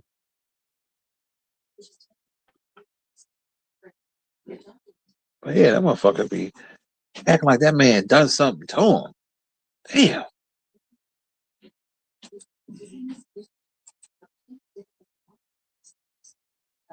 Yeah. Rest in peace to Rob Bass. Yeah, he talked about everybody but Merrill Lynch. Exactly. The white boy tactics. The fucking people that took millions of dollars from you. You ain't knowing them. But a man ain't take nothing out your pocket. You want him every chance you get. Yeah. Rest in peace to Rob Bass. He had that joint, It Takes Two, and another song called Joy. They're the two songs that he had that I like. I think he was like a 2-hit wonder. But shout out to Rob Bass. Rest in peace to him, man.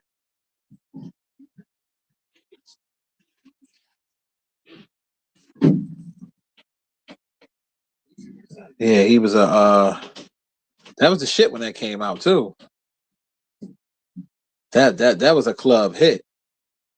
Shit, to this day. If you play It Takes Two at a party, man, the crowd kind of dead and the shit ain't really hitting. Put that song on.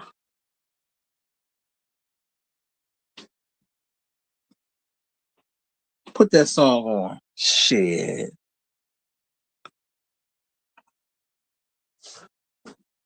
It takes a mouth, make the dick go spit. It's like no, but yeah, rest in peace to that brother, man. I hate to see people go out a little bit earlier than I think he was 59 years old, if I'm not mistaken. That's still fairly young, man. And you know who I think a fucking vampire? He looked really good for his age, man, and black don't crack. Y'all know who I'm talking about. He's a comedian. I'm gonna see if y'all can guess who I'm talking about first. He's a comedian.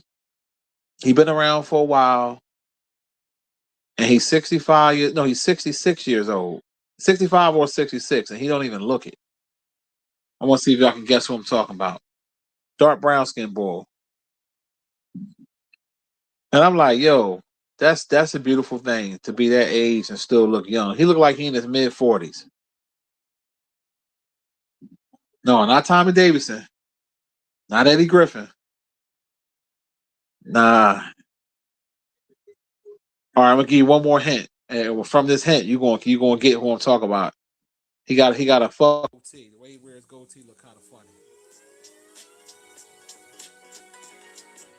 Hold on 1 second, y'all.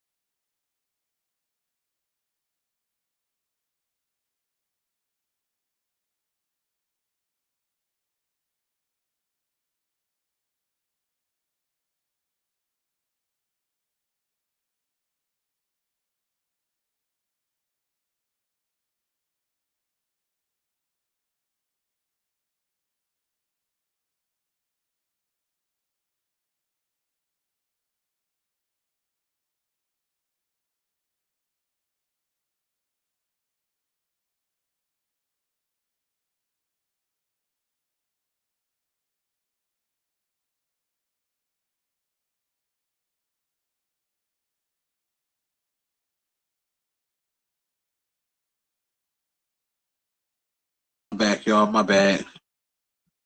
All right, let's see. You said Ari Spears. You tripping? Steve Harvey? Hell no. Y'all still ain't catch it yet? Y'all still ain't get it? All right, think about it. He always wear a baseball cap. He has a dark goatee. It look kind of crazy a little bit. Like he need to like shape it, cut it down something, like the way it looked. He's not real well known, but he's known well enough. He's been around for a long time, and he tells stories about when he's with this rapper, that rapper. He always was around all the time. And he do interviews on Vlad TV sometimes. I'm surprised y'all ain't catch it. I'm gonna give y'all another minute. Y'all, TK Kirkland, Samuel's got it. Yeah, TK Kirkland.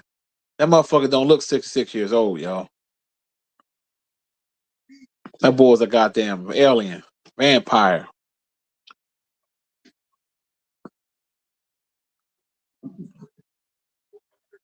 Yeah.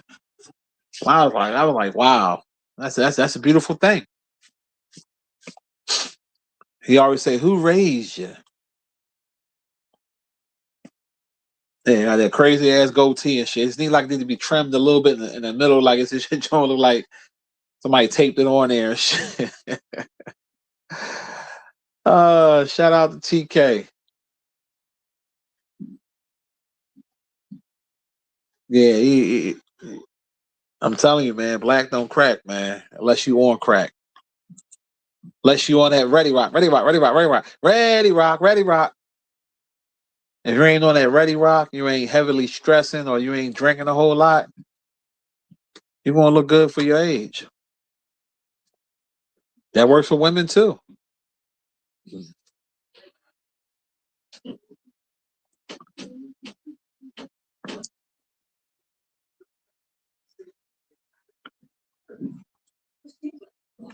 Man, for real.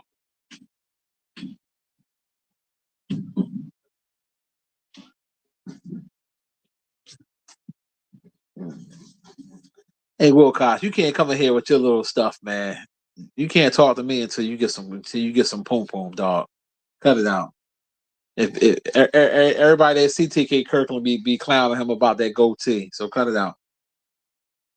Yeah, Bull 66, man. Like I was like, wow.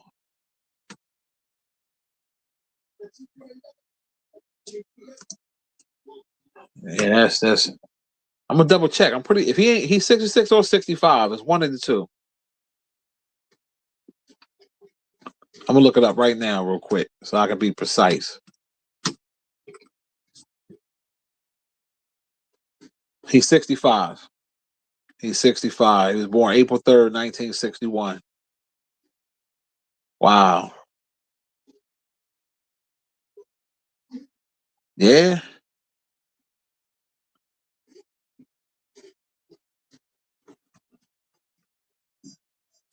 So this guy's shit. They 40s looking old.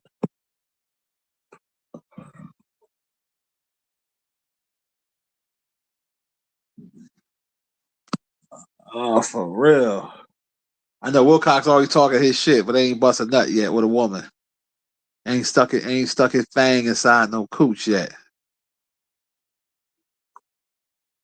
What's up with the Applebee's pussy, man? You ain't hollering nobody at your job yet? Get some of the Applebee's pussy. Shit, work pussy is the best sometimes. You sneak and do it. Hit that shit in the janitor closet or something. Shit. Straight up. Work coochie is the best. Give me some on the job. You say you be talking to some chicks there? Man, anybody can talk to a chick. Are you got some phone numbers, or are you working into getting some poom poom? I mean, you 30 years old and still a virgin. I mean, something ain't right. Something just ain't right. I mean, you backed up, boy.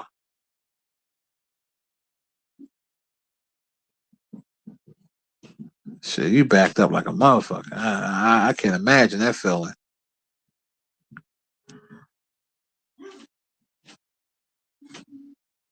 Man, it don't make no damn sense. He always quick to say something smart about something like a no homo thing or something gay or whatever. Or nah, shit. You're not qualified to say that if you ain't never had sex with a woman and you 30. Are you scared of it?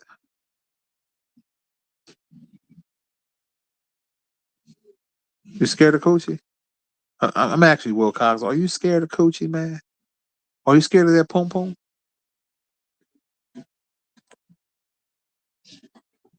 Hell yeah, she gonna get pregnant on sight. Shit, that motherfucker, that bitch gonna have triplets. Shit. You gotta get you a professional to swallow your shit, boy, because she gonna choke to death with all that cum, all that backed up shit. Shit. And then gonna sound like when he busts his first nut with a woman, he gonna sound like a damn lion. Shit. Hey. Man. Man,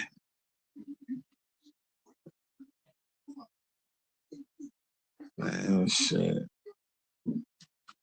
Like I told you, man. Shit. If I was in your city, man, I'll pay for a prostitute to get you all. You gotta get off, bro. Shit, I treat you to a big butt smoker.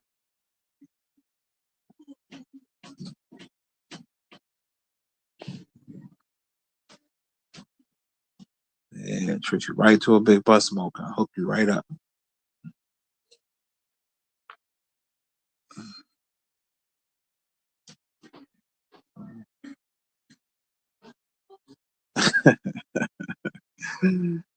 Ah man, good old Wilcox, boy. We got us a virgin in the chat. You can't make this stuff up, right? Maybe he's saving it for marriage. You saving it for the right one, bro? You saving it for the right one? KB, what's the deal? What's popping?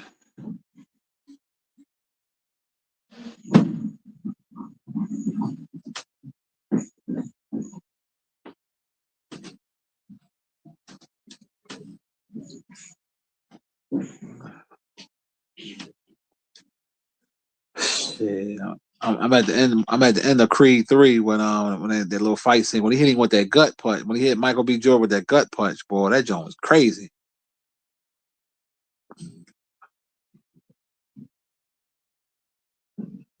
That joint was wild.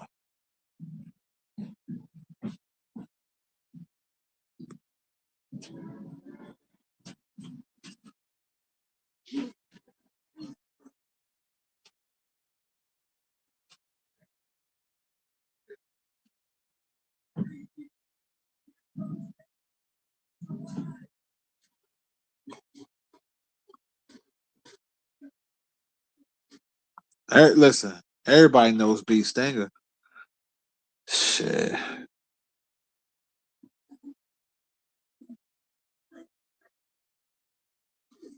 Y'all gonna check out that new movie that's out with Keke Palmer? I forgot the name of it. I keep seeing previews of it or whatever. They got Don Cheadle in it. I forgot the other guy that's in it. But yeah, I think I'm gonna check it out.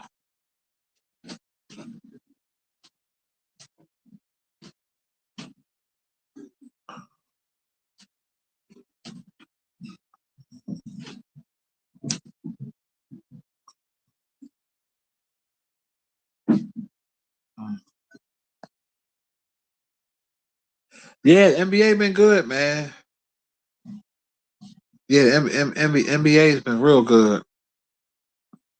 And like I told y'all, the Knicks are going to lose in the finals. They're going to get to the finals. Cavaliers don't have nothing for them. They're gonna lose in the finals. All y'all New Yorkers gonna be feeling sorry. I want y'all to enjoy it. Enjoy it right now.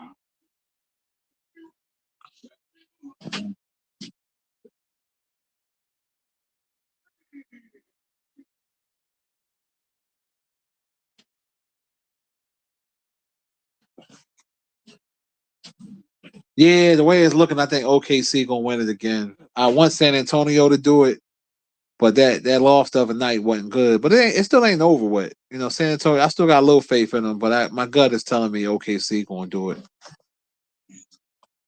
As long as New York don't do it, I'm good. Misery loves company. God damn it! My Sixers ain't doing it. I damn sure don't want them doing it.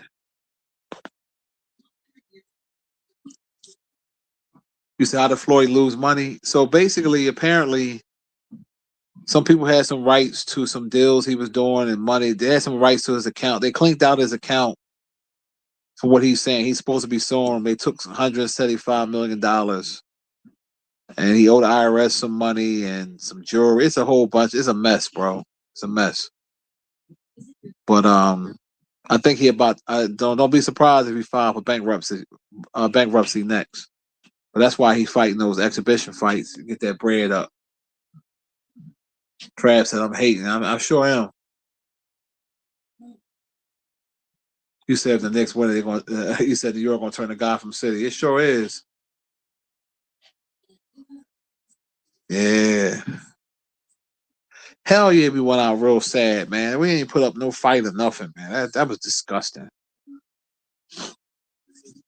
That was out of pocket, man. I was very disappointed. And that's the crazy part. Two of the Knicks players, I fuck with them. I fuck with Jalen Brunson. I fuck with Bridges because Bridges is from Philly, and the Sixers had drafted him and then they traded him the same night. And Brunson played for Villanova, so they two good players, man. But New York just be too cocky for me, man. They're too arrogant, man. For people that ain't win shit, just as long as we haven't won shit. So I'm gonna take pleasure in watching y'all sit home at the end, just like we sitting home. Now, if y'all do win it, I would give all the props in the world if y'all beat the West, because the West is strong. But I just don't see it happening. I can see y'all putting up a good fight, but winning the whole chip, nah. If they win the whole chip, they're gonna have to put a statue out there for Jalen Brunson, and he gonna deserve it too.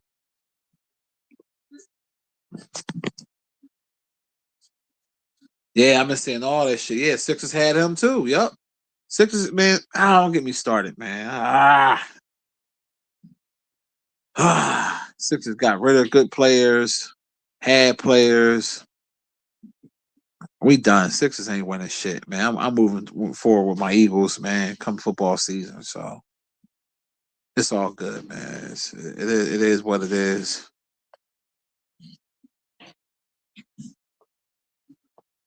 Straight up, that shit don't make no sense.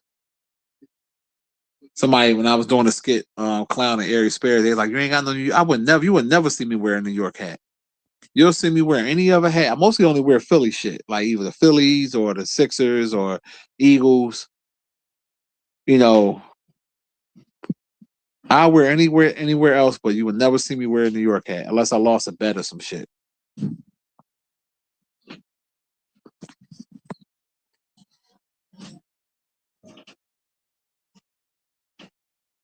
Shit, for real.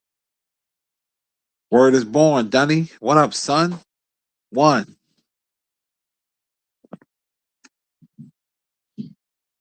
You know what video I love watching when they was on the New York train when that girl kept messing with the guy with the 8-ball jacket and she hit him in the face with her high heel and he smacked the bullshit out of her. Oh my god, I love that video. It pops up on my timeline. Excuse me, on Facebook all the time. Either Facebook or Instagram, I always see it pop up. And I watch it every time like I've never seen it before. He said, "Why you keep messing with me, you dirty bitch? What you call me?" Because she had a problem with her hands, and that slap was so beautiful. Between that and the Cleveland bus driver, them two were classics. I still got to give the edge to the Cleveland bus driver, John, because when he gave her that uppercut, he grabbed her and threw her off the bus all in one stride. I ain't never seen that before. That was beautiful. That was a beautiful thing. Real beautiful. That was called instant get back. Excuse me.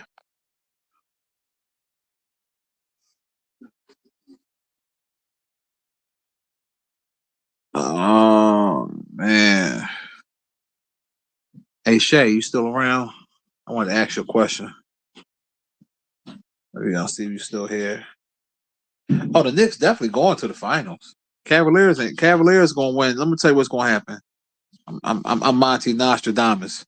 The Cavaliers gonna win one game. They're gonna win the next game, and then the Knicks gonna win the rest. Hey Queen, don't you live out there in Connecticut, right? You ever go to that Motor Lodge? I think it's called Nordic. Yeah, Nordic Lodge. They be having the seafood and all that.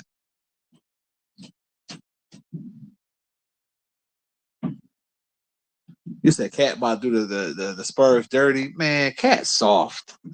That nigga soft. And B should have dominated him. He's soft.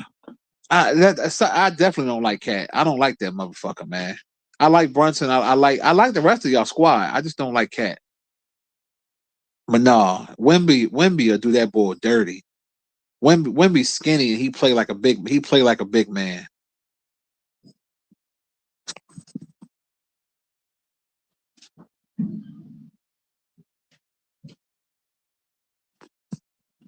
Yeah, it's what hard. No, yeah, they don't play no defense. That's what wins championships too. It's offense and the defense.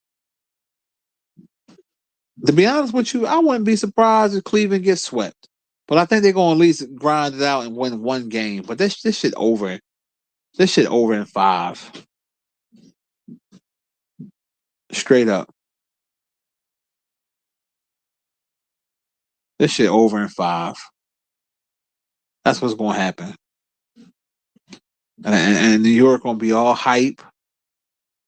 Oh, we gonna win the thing. Spike Lee, all of them. I seen all of them down there in the front. I saw Spike Lee, Fat Joe, was Fabulous, all of them down there. For Rock Frazier, Patrick Ewing, all the Nick greats that ain't win shit except Frazier. I think he won it. All of them down there, they gonna be so hyped. And one of them West Bulls. See, I wanted to be a new champion. I want San Antonio to do it, but my heart is telling me that they're gonna lose in 7 games. They got to win tonight. They can't go down 3-1. But Wemby is special. That's a special ball, man.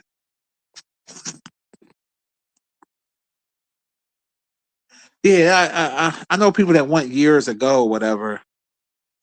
I don't know. Hey, Wilcox, why are you always trying to always watching me, man? Like cut it out, bro. You know what I mean? Trying to, even if I was, you'd be trying to blow my spot up. Like, you know what I'm saying? Like if I'm gonna do something, it's gonna be behind the scenes. It ain't gonna be out in the open. I ain't no fool.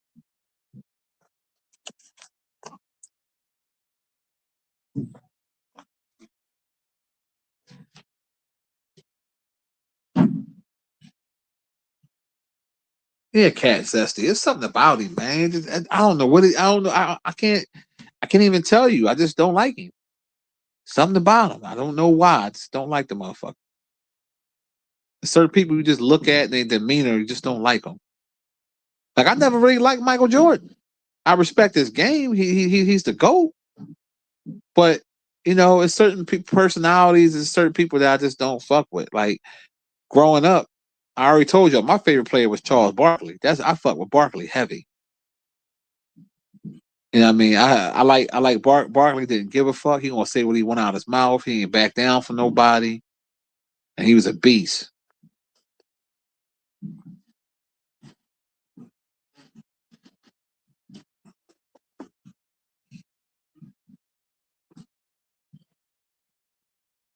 Yeah, you ain't never lied, Queen. He need the he Wilcox do need to bust a nut.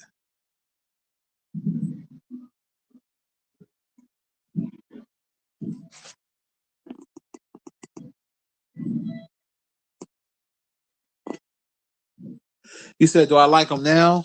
Um, I don't dislike him like I used to because when I watched when I watched the Last Dance, it made me understanding more his competitive drive. That's what Kobe got it from because Kobe mimicked um Michael Jordan. But like personality wise, I just fuck with Barkley, man. He's funny. You know, I don't like that Barkley is a snow bunny. He got a snow bunny, but besides that, I fucks with him. It's just certain guys that I just like. You know what I mean? Like the way they carry themselves. Like you could tell they got likable personalities. You know what I mean? Like there's certain guys that like celebrities people meet and they be disappointed because they be assholes. Like AI was an asshole for a lot of years. I don't know how he is now, but back in the day when he was in Philly, AI was super arrogant. He had a lot of shit with him. You know what I mean? He might be a little different now. I don't know. But like down to earth people, people that just keep it real, those are the ones I fuck with.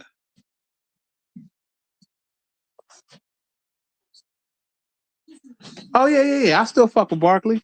Yeah. Yeah. I fuck with Barkley. You know what I mean? Like I said, I understand Barkley. And any person you ain't gonna agree on everything they do in life. I mean, it's impossible. But yeah. Man, listen, I look forward to watching him, Shaq, Ernie, and what you call it up there doing their show. Damn, Kenny Smith. They got great chemistry, man. Like they live in a dream. That should make me smile watching that shit. They up there having fun, and that's what life is about. Having fun. They got the dream job. I don't want to never work for nobody again, but if I had to work with somebody, I would love to do that. Yeah, yeah, Ocho Cinco seemed like a cool dude that's down to earth, ain't Hollywood. Just a down to earth dude. You get some of these celebrities, man, they be real assholes in person. That's why I've never been the type like to kiss no celebrity ass. Like I'll see a celebrity out in public or whatever. I just keep it moving. Or if it's somebody I like, I'll speak and keep it moving. I don't try to like get an autograph. I don't do none of that bullshit. Like, for what? If I'm asking you for your autograph because I want to make money off of it, other than that, I ain't ask you for your fucking autograph. Like I said, I see Eagles players here and there. I saw Brandon Graham. I just spoke to him and kept moving. I said, "Fly Eagles, fly." What's up, Brandon? He was like, "Fly Eagles, fly." Kept it moving. And wasn't nobody around him. I could have walked up to him and talked to him. I'm like, man, look, this man trying to get something to eat. Like I'm trying to get something to eat. I'm gonna leave him alone.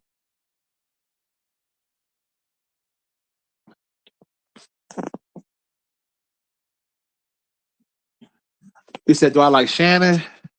Not. It's half and half with him. One minute he seemed all right, then the other minute he gets on my nerves. Shannon is a different type of dude. He's wired. He's wired a little different. I like his drive and hustle. I like that he's a hard worker. I like that part about him. But he seemed like he would be kind of hard to be friends with.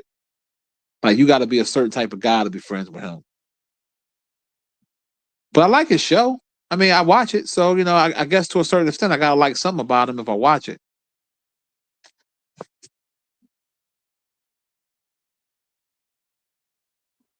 Wilcox said you don't like Cat Williams, Stephen A. Smith, and Donald Trump. You don't like getting pussy neither.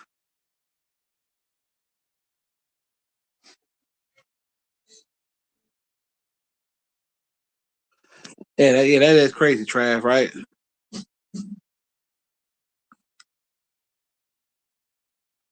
Trav said he don't like how it's their birthday. Everyone quick to message them and say happy birthday, but won't even tell their own family members that. Yeah, I heard that too. They said Bill Cosby was a jerk. Yeah, I don't know, but I did hear that. I don't know. I mean, I never met him, so I couldn't say he is or he wasn't. We know Bill Cosby like getting that coochie, though. We do know that. Oh yeah, Bill Cosby like getting that coochie. He like that. He like that white meat. Yeah, he like that white meat. Then a lot of white women age very, very bad because the women I was seeing there, how they look now, I'm like, oh my god, like you look disgusting. Like maybe back then they looked like something, but I don't know. I mean, I don't know why Bill Cosby didn't put a little chocolate, add a little color with his cheating.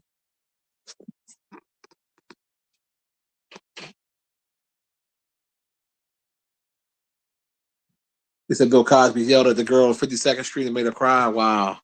He probably did. I mean, everybody failed to realize from playing a character on television versus who you really are two different people. What you call is a very humble celebrity. Clifton Powell, the one that played Pinky. I met him in person, and everybody that met him, he seemed like a real cool dude. Yeah, when I met him back years and years ago, he took a picture with my oldest daughter, and he was real nice. He wasn't on no Hollywood shit or nothing. Chilling. Yeah, Jada Pinkett Smith. Yeah, you ain't never lied, Will Cox. I agree with you. I can't stand her. Her aura is off. Her whole demeanor, just everything about her energy is off. Little small head, bald head, broad.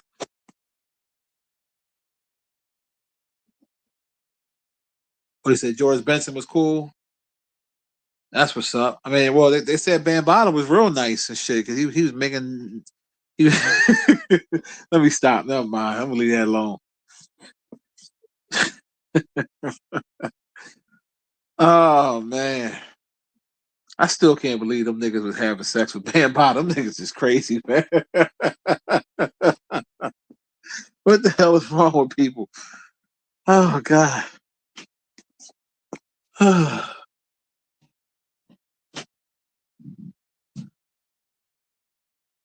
You say you heard Mike like the snow bunnies? Yeah, that's all he messed with.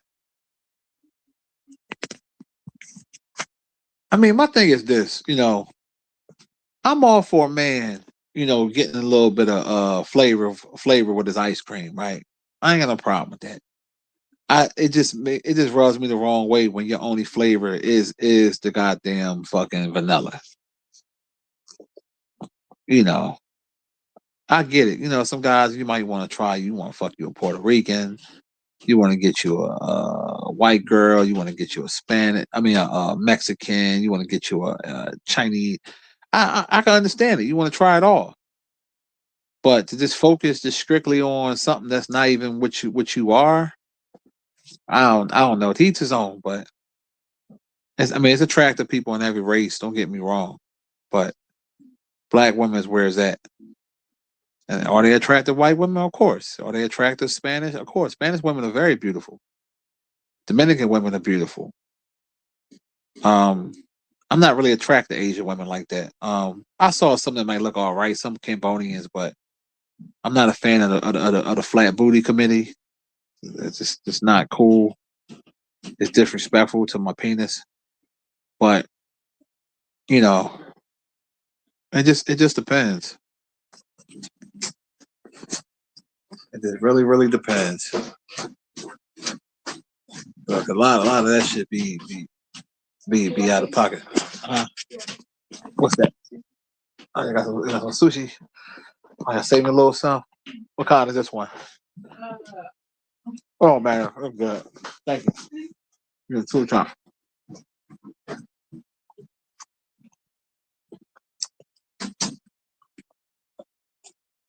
I'm getting bougie over here. I had that matcha tea yesterday, which I know I don't even drink tea, but since we was at the spot, I said I'll treat myself. Now I'm saying eating sushi and shit. Dynamite roll.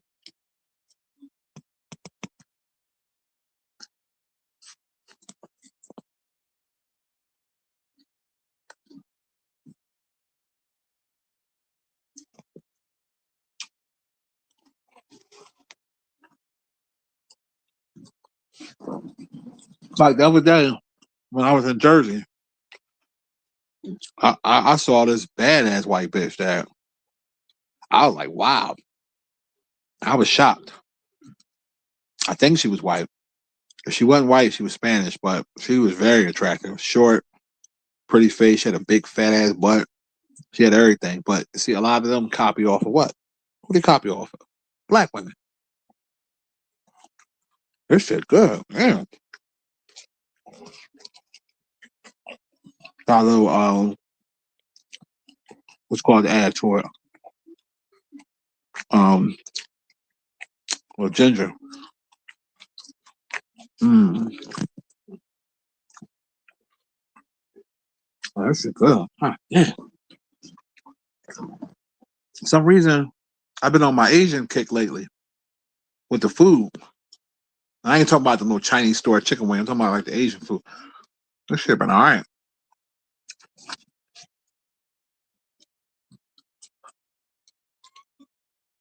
I know.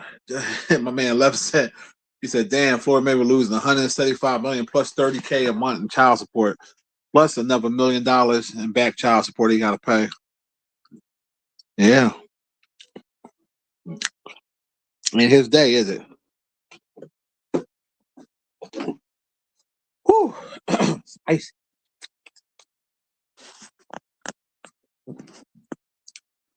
Motherfucking spicy.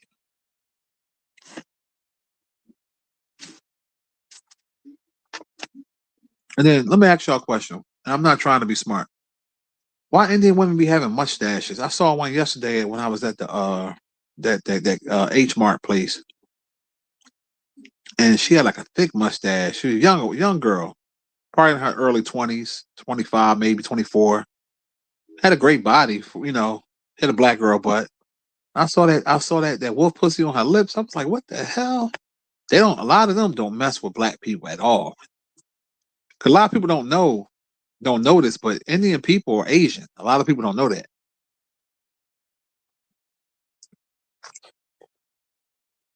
A lot of people don't really know that. But yeah, I would never put my dick nowhere near them.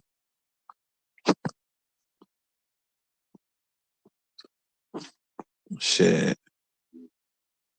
Spanish women. See, Spanish women to me is all. It's Spanish, Dominican. It's all the same to me. Spanish women can get it. Of course, black women, certain white women. Because I've seen something, I'll be like, yeah, I ain't gonna lie, I would take her down. Um, who else?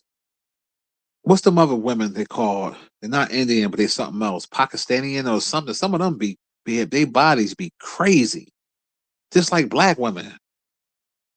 You be like, God damn, Persian or whatever the hell. Matter of fact, that girl that she's half black, half Persian, I think. That girl that worked with Paul Pierce. They got that Paul Pierce and something, the little podcast they do. Her kind, like some of them be fine, be nice looking. But the other one, her Indian woman, her mustache was thick as shit. She had like a Steve Harvey joint damn there. I just wanted to shave that motherfucker. Like, come here, hi, hi, hi. Yeah, them Arabs. Oh yeah, I saw one day. I was like, oh my god, that shit was stupid fat. But yes, but a lot of them are tort. They got to stay with their own. They don't mess with black people. Yeah, she had a Miss Pearly Samuels. I was like, what the hell?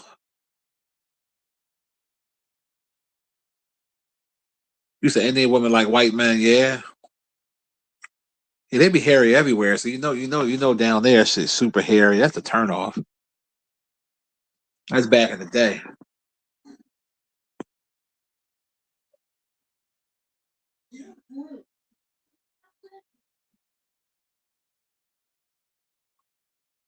Yeah, I don't. Yeah, back in the '90s, I appreciated the bush, but not now, man. That shit got to be shaved to only a little bit of peach fuzz down there, just a little bit. Straight up. That's why I make sure I keep my shit shaved because I don't know women want no a whole bunch of hair down there and shit. Like, nah, for real. Hear that, Queen Shay? I keep it shaved. I need something to drink. They got no water down here. I damn sure don't.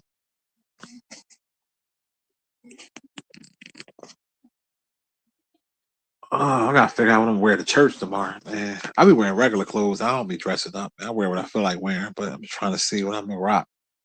Weather been out of pocket.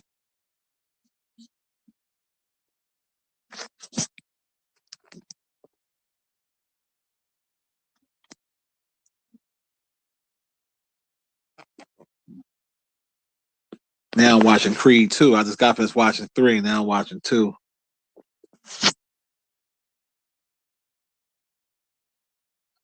You say every time you watch my food review, you start getting hungry. Yeah, that breakfast I got was banging, and that Korean fried chicken I had was good too. Yeah, Shay, I keep it clean, nice and clean. The balls too, so that way when the person lick the balls, they ain't get no hair in their mouth. You gotta be thoughtful, caring. Yeah, I'm about to start doing more food reviews too. Yeah, I'm about to start. I should have did the one when I did the where else was I at? I forgot, but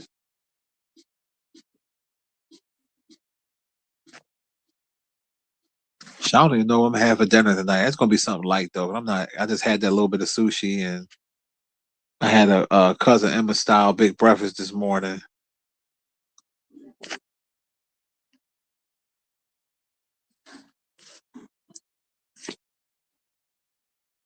But I try to be thoughtful, Trav. You know what I'm saying? Because it's only right.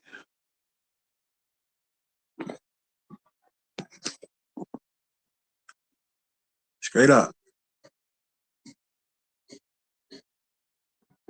General, what's the deal, bro? Salute.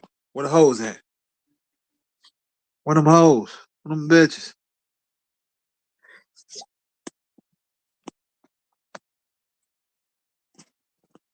Yeah, I'm a very respectful guy. You know what I mean? Especially when it comes to that, because I want a woman to, who I choose to bless me, and she's blessing me. I want her to be comfortable. You know what I mean? I want it to be a great experience for her.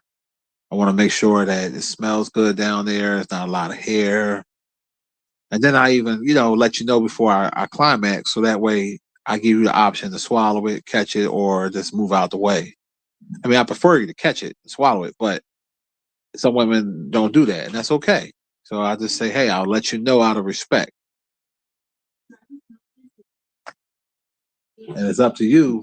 It's up to you if you're going to get out the way or not. Now, if you don't get out the way and I tell you, then that means that we in agreements that you're going to swallow these babies. And I'm going to feel very good about it. And I'm going to look at you with a newfound respect because I appreciate you letting me do it. Yeah, so, I mean,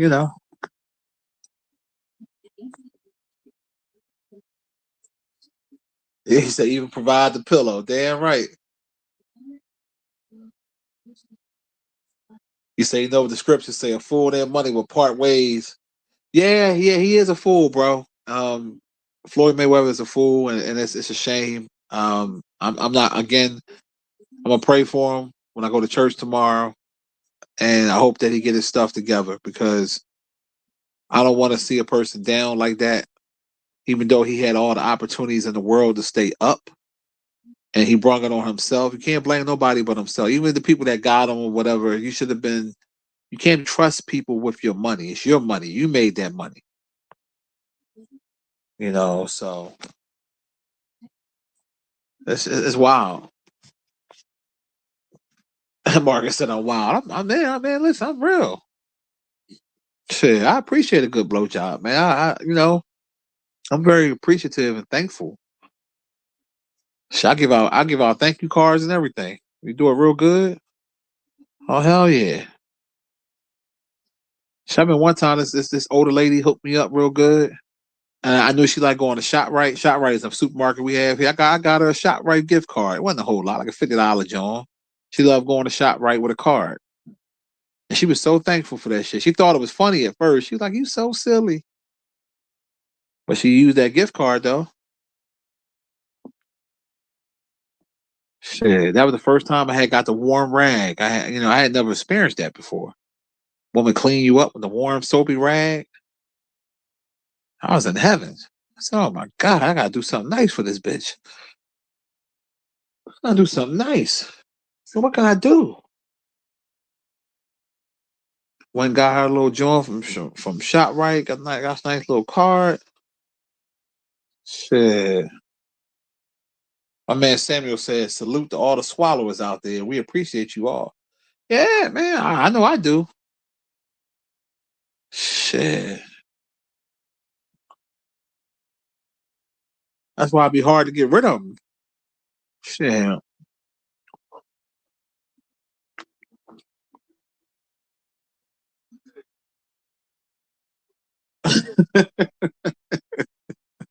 You know what I mean, RV? Shit. That's RV. I started to do a parody about it, but I was like, it might be a little too risque for YouTube. I was gonna it was actually kind of based on a true story, but I was gonna try to change the names up. So and it's crazy, a girl named Shay too, and not you, Queen Shay, but it was the girl named Shay that I knew a long time ago. She passed on now. Rest in peace to her. That was a shame. She used to fight with getting high and stuff like that, and she was smoking them dippers or something. And somebody laced her shit with I think it was fentanyl or something. Whatever they laced her shit with, it killed her. So rest in peace to her, and prayers to her children. She had 2 kids, and this is sad. But when she was living, and I mean this with all due respect, she had some of the best head I ever had in my life. And I thought about like kind of like doing a skit, like about like when you know how you give like words when you go to a person's funeral and shit, you know what I mean? But I was like, nah, that might be a little too wild. But It's like, yeah, Shay was all the way. Shay twisted her head. Ooh, woo. But no, no disrespect. But yeah, he was right.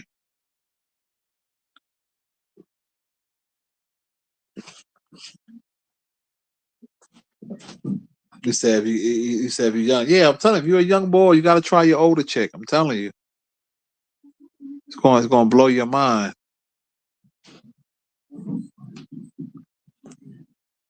But I noticed too, though, with certain cultures, I think like some of you Haitian women, y'all some freaks. Haitian women are freaky, and a lot of them like to like cater to you. Like, and I ain't mad at it though. But y'all type of women like y'all hold a motherfucking dick while you piss and wipe it all. Y'all do all types of shit. Y'all shave a man's dick hairs. I'm like, yo, bitch, I don't want you. I do my own. Like, what you doing? You know, some American men, we ain't really used to that, but Asian women be catering.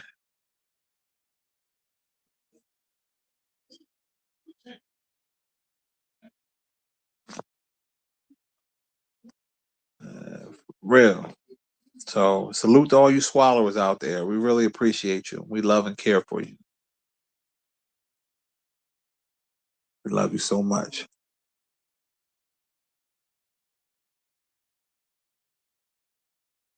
Oh, you know she did.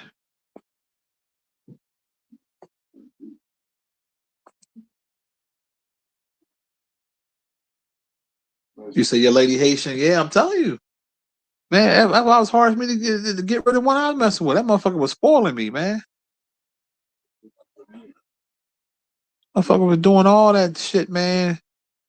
I thought she put a root on my dick, man. She just had me think about her and shit. I'm trying to get rid of the motherfucker. I'm like, that motherfucker was so nasty. Jesus. Y'all motherfuckers, man. Yeah. Yeah. Cook for you, do whatever. He said they do anything. You ain't never lied. Try to eat your ass out if you want it done. Whatever you want. Wash you up in the shower. Motherfucker try to clean my butt out. I'm like, what you doing? I do my own ass. What's wrong with you? Like that shit was like trippy to me a little bit, but it ain't cater, boy. She was trying to lock that shit down. I told her, you just a side piece. She found that shit out. She felt some type of way, but I'm like, look, you gotta go. But that motherfucker put it on me, man. I ain't gonna fucking lie. I used to have to push her off my shit. She keep going, I'm coming. She just keeps sucking it. I'm like, yo, I'm like, I can't take no more. Stop.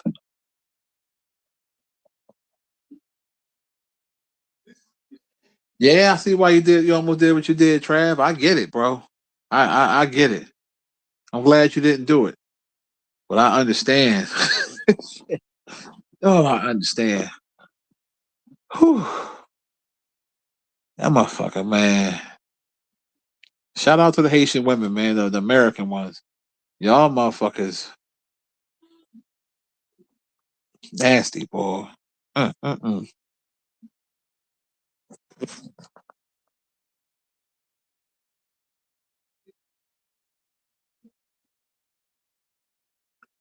You said she was trying to. What happened to Samuel? You said she was trying to get a few $100s from that workman's comp situation. What? Hold up. You said the brawl you was dealing with.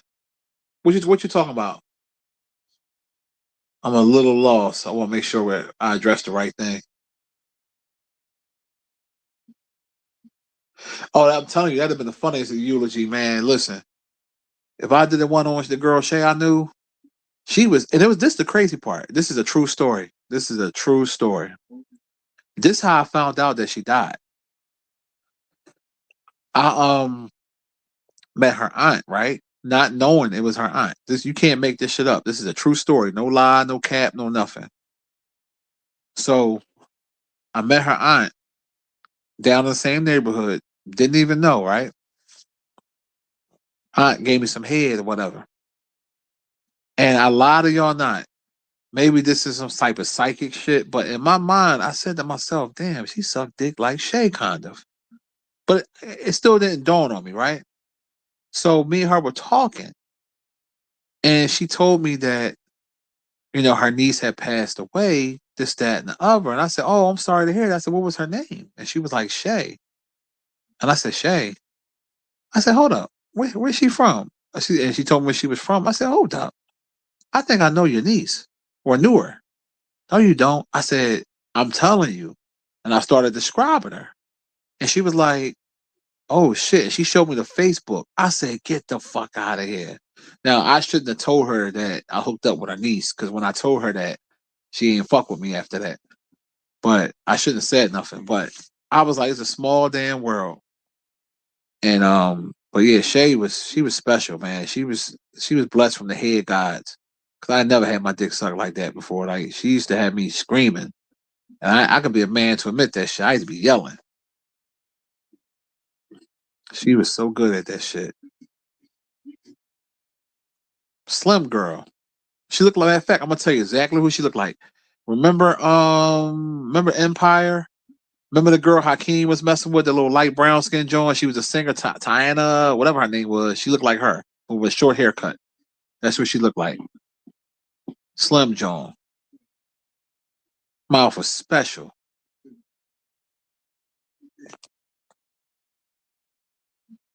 Them skills did run in the family, man. Because I lied to y'all not. When her aunt was doing it, I was like, damn, this shit remind me of Shay Head. But Shay Head was a little better.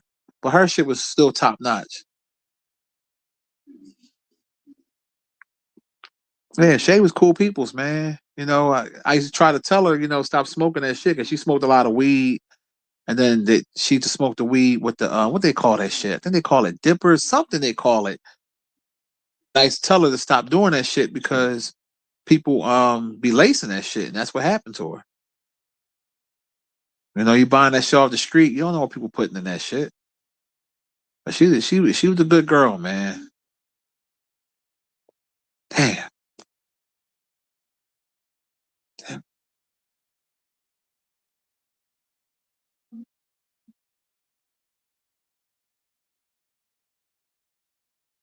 Oh, you talking about the Haitian girl from my job? Yeah, yeah, yeah, yeah, yeah. She tried to but the joint the one I was dealing with, she wasn't from my job though. But yeah, sure, they tried to get a couple dollars from me. It was crazy because um the one that asked me for the couple dollars, it was two of them. One that I was kind of cool with. It was never like nothing like sexual or nothing like that. She was married or whatever. But the other one, she used to she used to like flirt with me a little bit. I would flirt with her, then she would always be like, "Oh, I don't do American," all this bullshit. And then when she knew I had a couple dollars, you wanted a couple. No, bitch. What I should have told her, I should have said, "Yeah, I got you. Give me some pussy," and then gagged that dumb ass. That's what I should have did. But I ain't even want it, because it was the principle of it. Try to play me.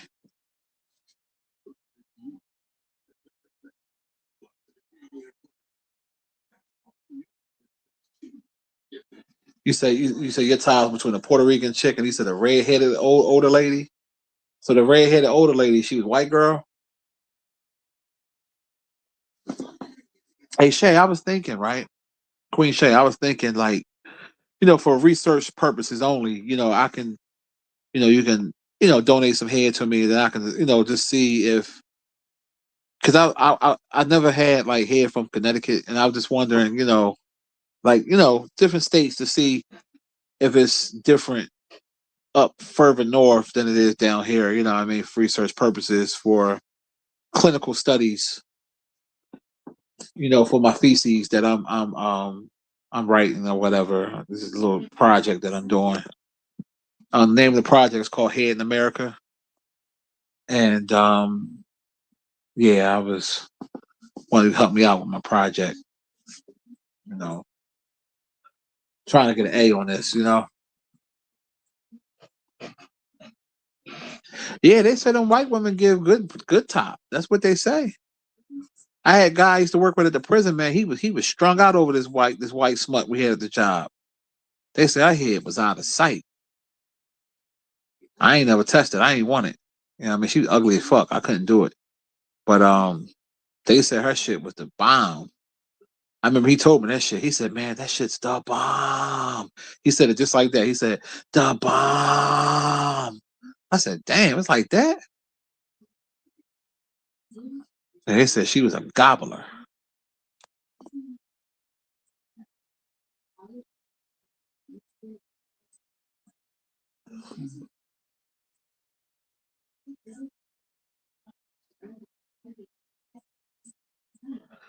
11 said sometime when he get bored, he said with his lady gone, he said, you say you want to step out sometimes, you ain't gonna lie.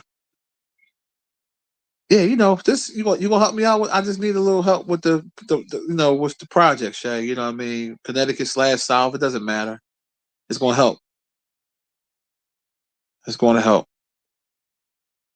And I could just just see, because I want to see how like different people from like different states, how they swallow. Is it different? Stuff like that. It's science behind it. It's a real science. Trav said he was 26, she was 46. Okay, you had your old head back then, huh? That's beautiful, man.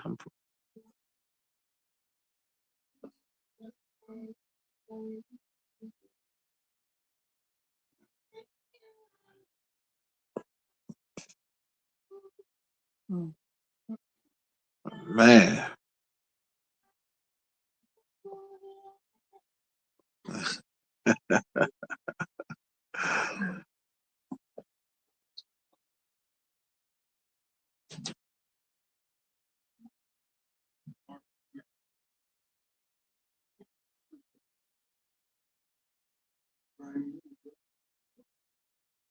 You don't swallow? Oh man. What? Oh fuck. What kind of shit is that, Shay? God damn it. Oh man. So you don't swallow, huh? You should try it. It's protein. Yeah, it'll help your hair grow, all types of shit. Oh man.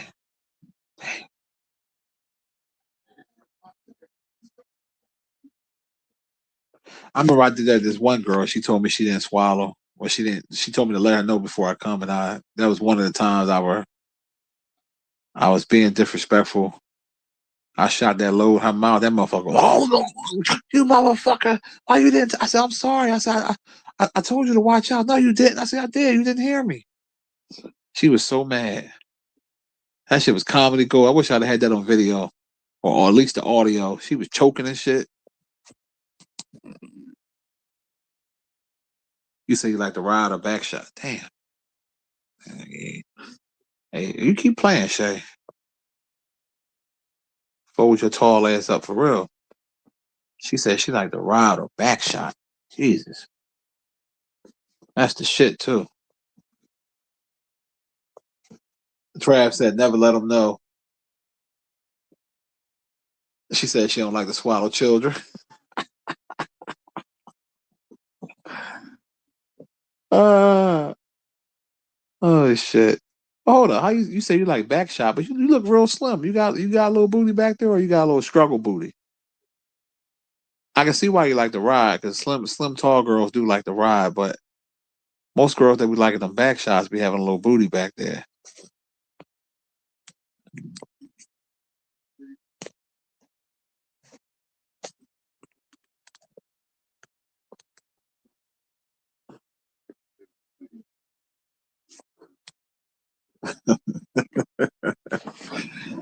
Oh man.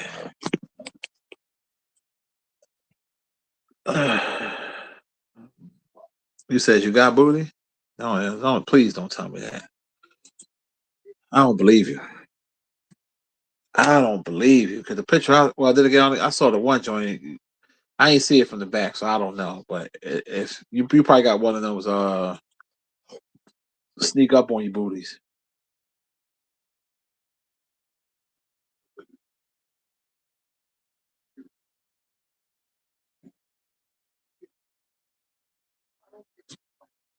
I must got one of them sneaky booties.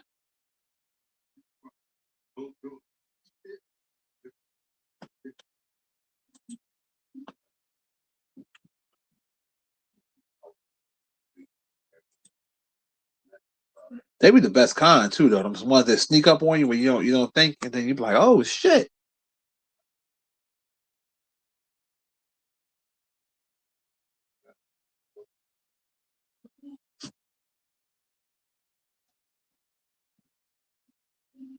Well, it's every last month.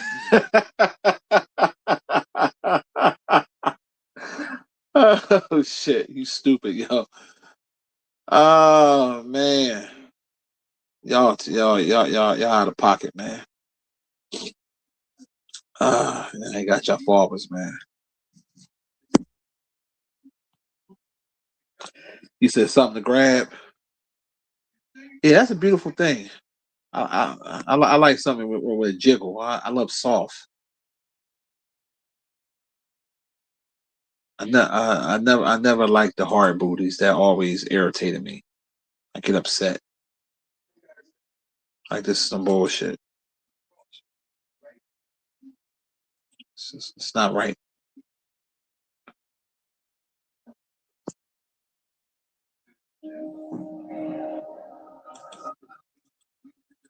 It's not cool.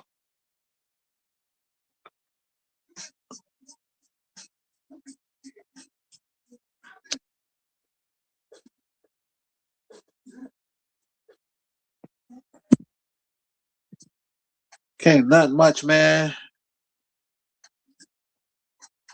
Yeah, I'm telling you, Queen gonna get fucked. She keep playing. Shit, something to grab on. Shit, I grab on her. All right, grab the motherfucking shoulders, grab that little waist, put my damn fucking pelvis in that bitch.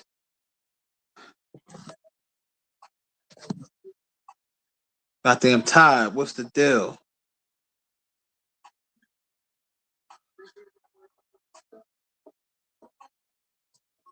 Yeah, you don't want your wife to hear this stream. She's gonna be like, "What the hell you listening to over there, Trav?" So just tell her it's just entertainment. It's Monty talking shit. That's all. Entertainment purposes only. With a little bit of seriousness.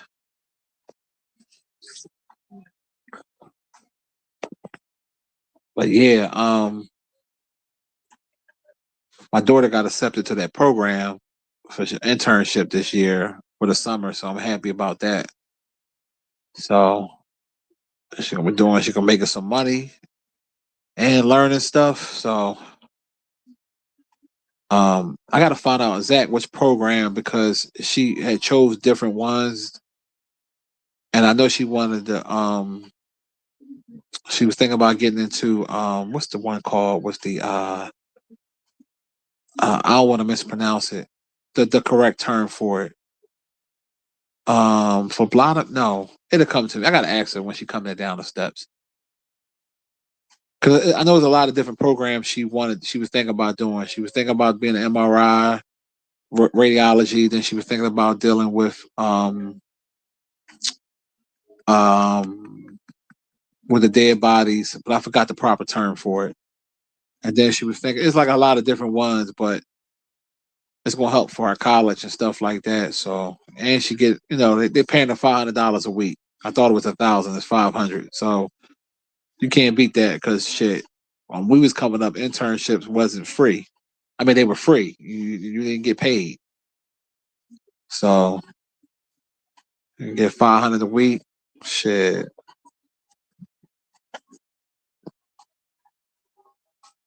Shit, man. Ty said, man, we can get that train popping on Queen. You stupid, yo. I want Ty, salute. No, not for phlebotomy. No, it's not drawing blood. She don't want to do that. They don't pay no money. Not saying it like that, but no, it's not that. But it'll come to me. I think preparing the dead bodies. I think that's what she said. Now, don't get me lying because there's a lot of different stuff I know she was telling me. I know radiology was one of her ones she was thinking about doing. I know forensics. She was looking into that. And I think it was something to do with the dead bodies, but yeah, definitely not the pulling because the people that draw the blood, they don't make no money.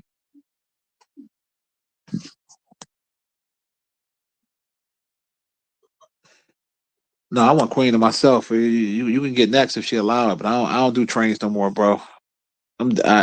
Shit. Last time I did a train, shit, probably like 2002, 2003. Me and Steve pulled a train on this broad. Yeah, I don't do the trains no more. No, I ain't get no update on police lawsuit yet. Um, my lawyer sent in the man, the man package, but the insurance company got a certain amount of time to get back. But they take their time. It's the city. It's funny you asked me that because I thought about that earlier today. I said next week after the holiday, I'm gonna send them an email, ask them what's the status. Yeah, they draw shit out, man. The insurance companies is again, they play games. 'Cause I was just prepping my cousin today. I talked to him earlier. He got a deposition coming up against the city, not the cops, but just the city. A lawsuit he got. He all nervous and shit. And I told him, I said, "What are you nervous for?"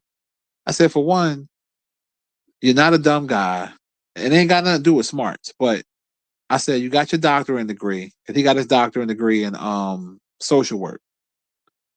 And that's the cousin I told you I had a falling out with that we made up with the ice cream parlor. And I told him, I said, because he never been to a deposition before, so I was schooling him. I said, your lawyer's going to be there with you. I said, don't talk too much. Answer the question to your best of your ability, and that's it. Don't elaborate. Don't do nothing. If you don't remember something, just tell them, I can't recall. I don't remember. Don't try to, you know what I mean? Because their job is to try to poke holes in your story to try to make you less credible so they can offer you less money. Their job is to basically try to F you. So I say, you'll do fine. Because I've been had 6 depositions in my life, so I know how to do it. My first time, I was nervous and over talking and talking too much. Then after that, I became a pro.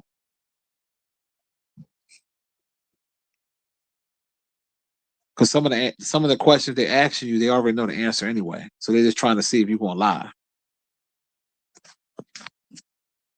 Meek, what's the deal?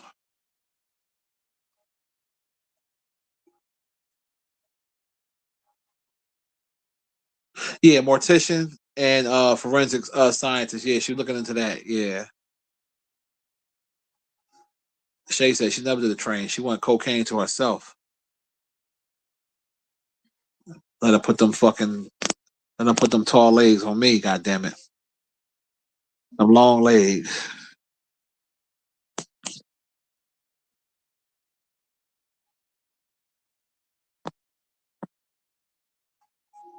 Like, there you go. Get it, skinny girl. Get it. Get it. But yeah, they you like that with the air mattress? It do be true though. And that's when I was sticking up for Floyd Mayweather. He on some sucker shit now because he got played by the white boys. But people that do be hating do be sleeping on air mattresses. They think 'cause they got them the queen air mattress, they living good. Like, you don't get the fuck out of here and get a real bed. All I gotta do is poke a little hole in that bitch and you on the floor. Just poke a little joint in that joint, your bed is gone. I used to hate that. I go over a woman crib, little broke broad, and she got an air mat. I hate fucking on them things. There's one girl, she had one of the best air mattresses I've ever seen, though. I didn't even know she had a case around it, like the bed frame around the fucking air mattress. Like, I thought it was a real bed at first. So I got the rock and I said, hold up. I said, this is an air mattress? I said, oh, wow. I mean, shit, the money you spent on the headboard and the framing going around, you could have got you a mattress. Yeah, mortician. Yeah, that's it. And I was like, wow. But at least he dressed it up though, because to make it look presentable. Because I remember a long time ago, me and my old best friend Marty, we had met these chicks off the party line. And long story short, the one I was with, they both lived on the same block. So the one girl had an apartment there, the other girl lived down the street. So me and the other girl broke off, went down the street to her crib. I went, knocked her off. we came back. So Marty was like, "Yeah, you owe me some money," saying to the girls. The girl was like, "What you talking about?" So I guess they made a bet. He made a bet that I was going to get it, whatever, whatever. Anyway, the girl didn't like Marty. I didn't know until we was about to leave. I asked him what happened. He was like, "No, Shorty wasn't really feeling me, but we cool." So I said, "Okay." So we got in the car, and I think I told y'all this story a while back. We got in the car, and he was like, "Yo, she feeling you?" I said, "Who?" He said, "Your Joe." He said, "Yeah." I said, "Get the fuck out of here." I said, "You serious?" He said, "Yeah." I went back, knocked on the door. I said, "What you tell my man?" She said, "I'm feeling you." So I shut the door. Now, reminder, she knew I was just with a friend. She didn't care. I had an extra rubber right then and there, but she had an air mattress, and the motherfucker was on the floor. I was like, "This some broke girl shit." Like, bitch, it wasn't even in a box spring. I was so mad trying to fuck on that air mattress. She had one of them cheap little $22 50 cent air mattress too. I said, "Ain't this a bitch?" But that motherfucker was fine. She was a fine broke bitch.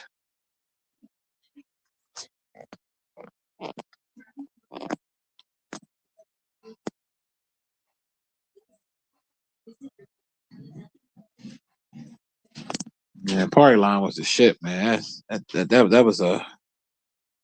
was a great line.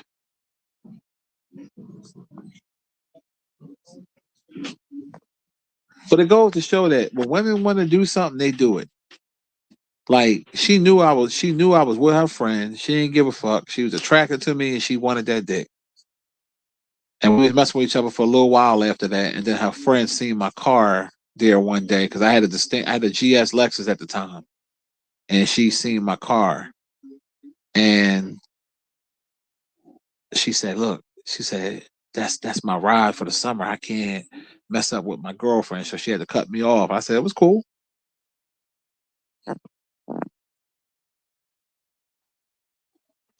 You said it's the same the 411. I don't know. I just know every city had the party line. It was just a different area code.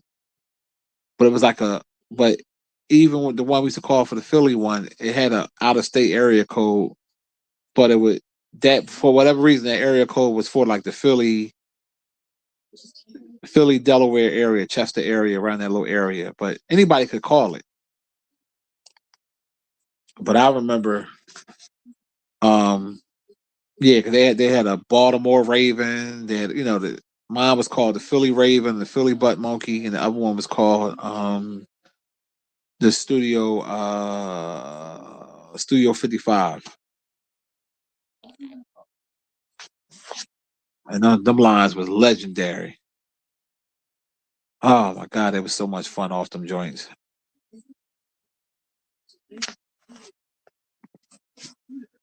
Them days they'll never come back.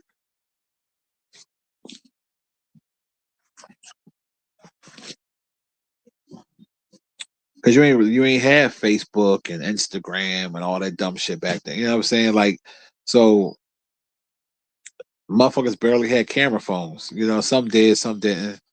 But you had to go off of faith. You had to go off what a person say. And then, sometimes you would meet somebody that looked like shit, but sometimes it works out.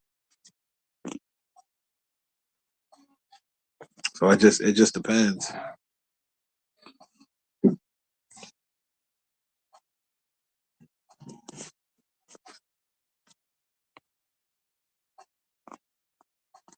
Yeah, so RIP to the party line. You will always be missed.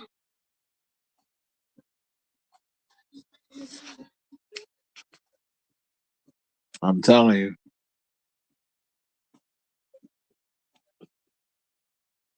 Because it was so much it wasn't hard. Like you literally can get on there and you talk to different people, y'all can connect, y'all change phone numbers, and most of the time you meet the same day. So if not the same day, the next day. And don't get me wrong, you had some times where you would meet people and they wouldn't be who they say they was. That happens sometimes. I told y'all the story when I met the two different chicks with the one leg. They didn't tell me over the phone. The one chick had the glass eye. But and don't get me wrong, you had women on there that was doing the pay to play. You know, they started that like later on in the party line times where they would say it pay to play, and it basically mean, you know, a couple of dollars for sex. And then you started having the homos on there trying to take over the line. That shit used to bother me. Yeah, Deep know about that shit. Yeah, he in Philly, he know. PL was the shit, wasn't it? People don't. I'm telling you, man, that joint was legendary. Man, I owe the PL a lot.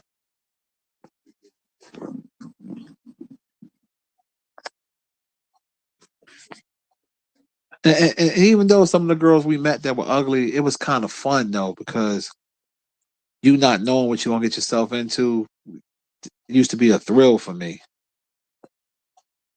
I remember one time we met these bras, they was real bad looking. We played that shit off. We right back. We going to the car.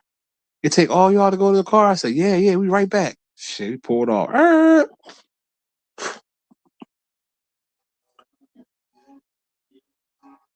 Oh yeah, no, yeah, that P44411. No, we ain't had that.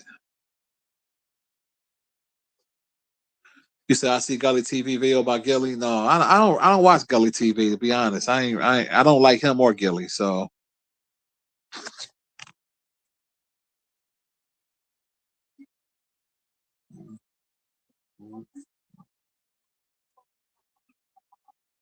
yeah, then it graduated. So it graduated from the PL to MySpace, like MySpace and um what's the other one called? A Planet something. Y'all know what I'm talking about. Planet something, MySpace, and the other one was called Plenty of Fish. So it's Plenty of Fish, MySpace, and Planet Rock or something. Y'all know what I'm talking about. I can't think of the name of that shit. Black Planet, thank you. Yeah. I ain't really fuck with the Black Planet. I was fucking with the MySpace. MySpace, oh my God. That was the shit too. Plenty of Fish. I got a couple bras off of there, not many.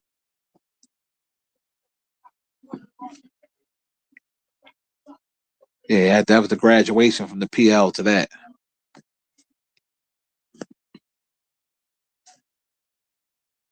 So the party line, a motherfucker can be who they want to be. They lie, tell you they this, they that, and it'd be something totally different. Mm.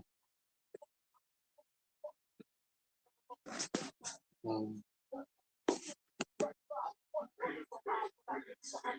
You said tag? Yeah, I don't think I ever heard of that one. Yeah, like I said, I fuck with the Plenty of Fish, MySpace. They the main two joints off the site that I had fuck with.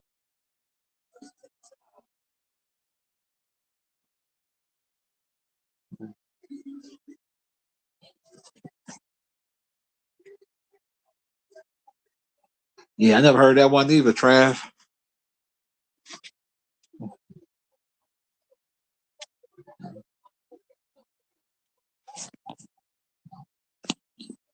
Yeah, y'all know about all the sites, huh? Now they got these new joints. They got shit called Facebook, dating, all types of fucking shit I've been hearing about. I don't fuck with none of them shits.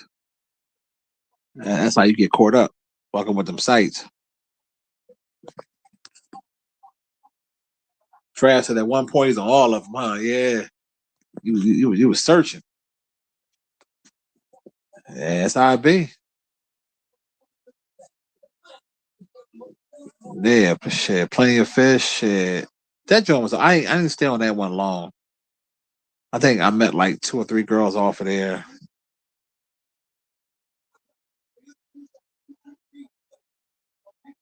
I remember when I got my heart broke, I had got on MySpace and was trying to feel better and shit. I met a couple bras off of there.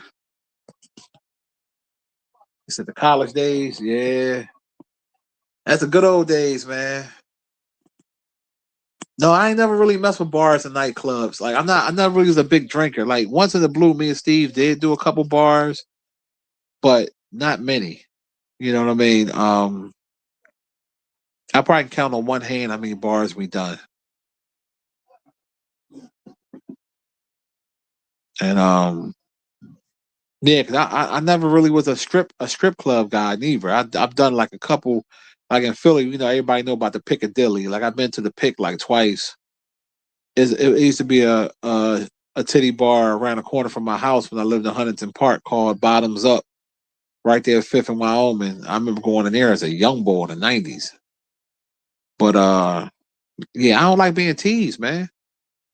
Women shaking that ass and all that, and I can't get nothing. No, I'm cool. And I'm giving you money for nothing. Shit, you got me fucked up. I'm like Al Bundy. I'm tying fishing lines to my money, putting your G string and yank it back out.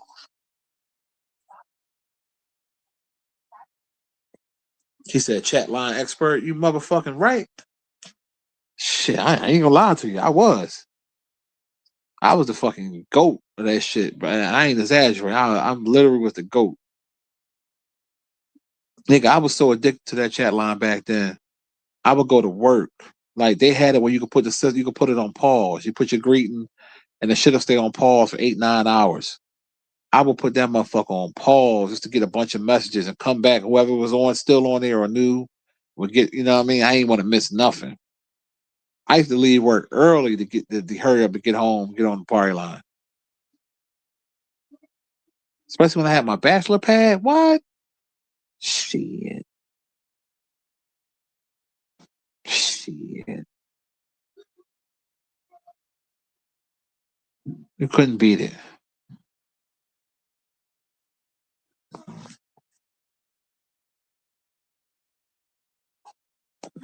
That motherfucker, let me tell you something. That shit was addictive. But one thing I was doing, I was scrapping the fuck up though. I wasn't that dumb. Because you know, because I looked at it like this. If I'm meeting you, and don't get me wrong, I get that women want to have a good time too, but you just giving it to me just like that. You know what I mean? I ain't trusting that. And don't get me wrong, I ain't knocking a woman for doing. Sometimes you have a chemistry with a person. If you feeling them, you do it. But come on now.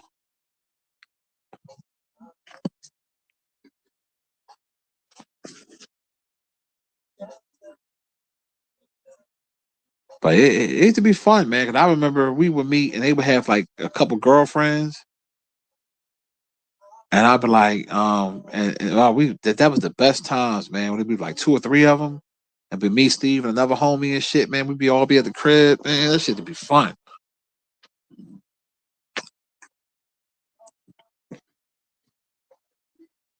And I told y'all the story when I left the girl at the Chinese store when she kept begging me for weed. And I told her I didn't smoke, and I gave her $5 and told her to go in the Chinese store. And I told her that the Chinese store was selling weed on a sneak tip. I said, go in there and tell them you want a number 5. They're gonna give you an egg roll, a bag of weed, and a blunt. And when I gave her the 5, she went in there. I pulled off. Comedy gold. That was party line.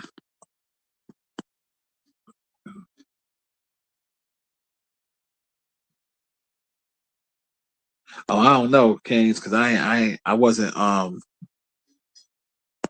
wasn't really fucking with the strip clubs that like that. Like I said, the last one I went to was a long time ago, and I remember I almost pulled this girl out of there. One of these stripper bras. I had my hand all in her pants, the whole 9 yards. She was acting like she was gonna leave with me, and then she was acting stupid. So I was like, "Fuck this shit, I'm out."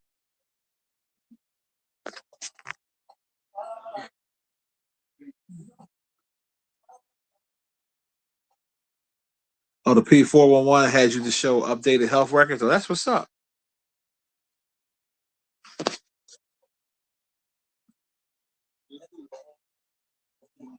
Hey, that shit was legendary, man. I wish, man, I wish I could do a movie on that shit. Like that's how bad it was. Like women in my neighborhood. I remember when I was living in Huntington Park. They was this one girl gave me some pussy because she saw how many different chicks was coming to the crib. That shit don't even sound right, but she was wondering, like, damn, what's so special about him?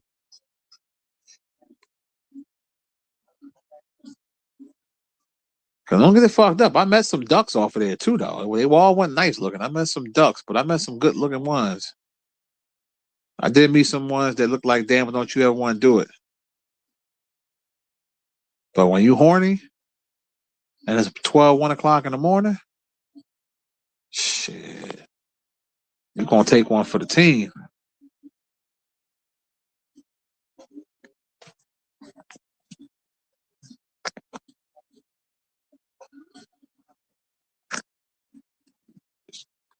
Shit, I ain't like I'm the only one that ain't never take one for the team. Women do it too.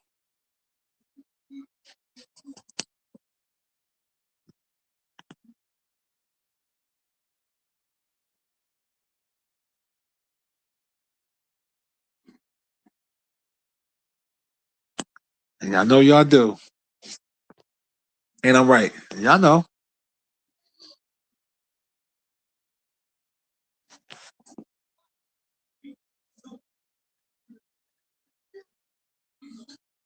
They ain't tearing them ribs up.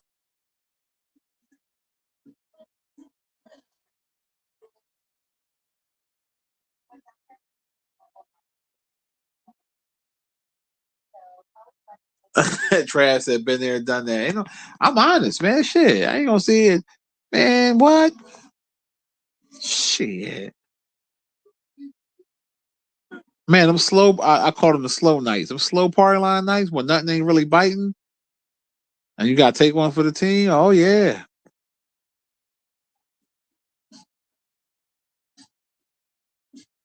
Shit. I mean, my one homie, he stopped me. He stopped me from doing one. He wouldn't even let me do it. I was so mad at him for that shit. We went over these chicks' crib, my old best friend Marty. And Shorty wasn't even that bad. But he was like, I ain't gonna let you do that to yourself, man. I said, yo, man, I'm trying to bust a nut. He's like, no, man, we out. We out. He made me so mad, man. Shorty was with it too. But yeah, I probably took 114 about 4 or 5 times. I ain't gonna lie. I remember this one joint. Who was the ugliest one? I'm trying to remember. Because even the ones I did that were handicapped, they wasn't ugly. Cause like the first girl with the one leg, she was very attractive. She just had a prosthetic, which I didn't know. She didn't tell me. No, no, I'm lying. The other one, the second one with the no leg, with the one leg, she wasn't that cute, but she had a crazy body. And then the one with the glass eye was cute. I didn't even know she had a glass. She wore glasses, and then one day she was giving me head, and her glasses was off, and I noticed the eye wasn't moving, and I was like, "What the fuck?" And that's when she had told me, you know, what happened. I was like, "Oh, I didn't know."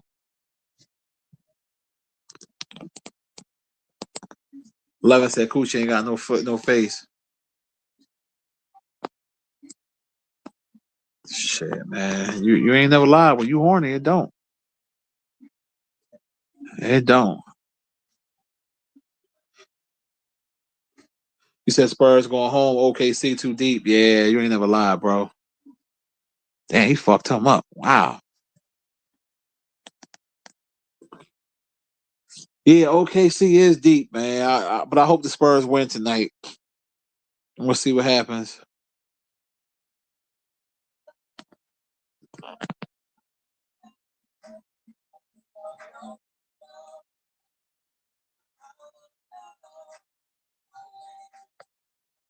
Be with me. Yeah, man. I wasn't moving, Samuels. She never told me. The eye was not moving. Yeah, her name was Samantha. I'll never forget her. Short John. She was short by 4'11". Big old butt.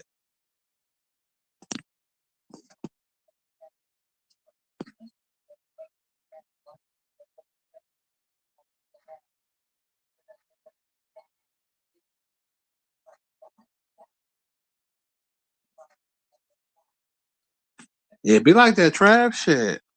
I ain't mad at it. Yeah, it be like that sometimes.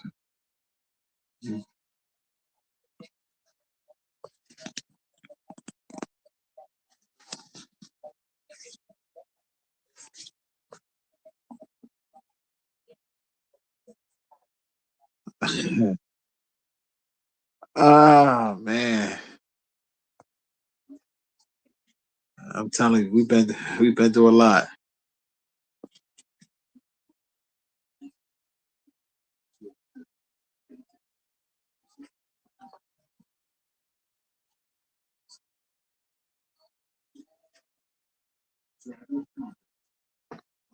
Yo, I didn't know the boy. I didn't know the guy that played Michael Jackson's dad, the boy Domingo, whatever. I didn't know he was gay. I looked up this. I said, "What the hell? He got a whole husband and everything for like 20 years." I said, "Wow." I did not know he's a fruit cup. That's crazy. The one that played Joe Jackson, straight fruit cup. I said, "Wow."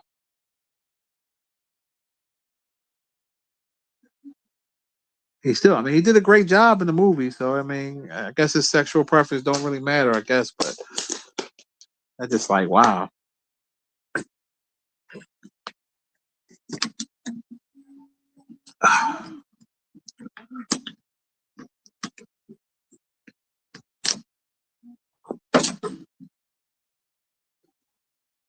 Did y'all know that the boy was a fruit cup? I didn't know. Yeah, I was like, what the hell? I saw something pop up on Facebook. I said, hold up. Is that him and another man? I said, hold on, let me do a little investigation. I was like, hold up, hold up, hold up. Yeah, the boy was definitely a fruit cup. I mean, he's talented, man. You know, just maybe it's a mental. It has to be something that it got to be something with the brain because I just don't understand that. Now, again, I'm biased because I can understand two women getting together, not being with each other for a family, but like in a like situation because I like that nasty shit. But two men are just disgusting, man. I'm sorry. No disrespect to anybody that might be that way, but I just don't understand that. It's not right. Women are beautiful, man. Look,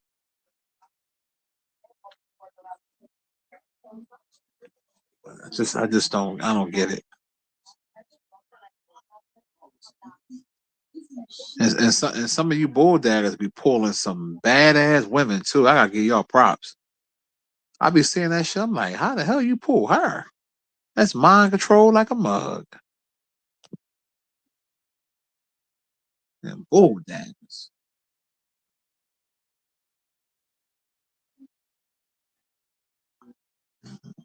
But it is what it is.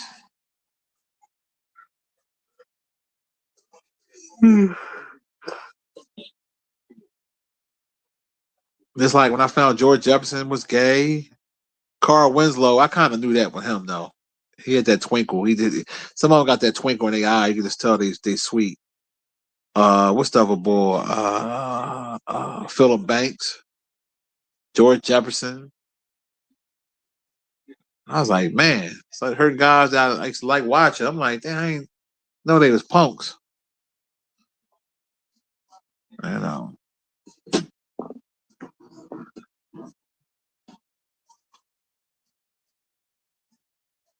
yeah, it's certain. It's sometimes you can just tell. I can't explain it.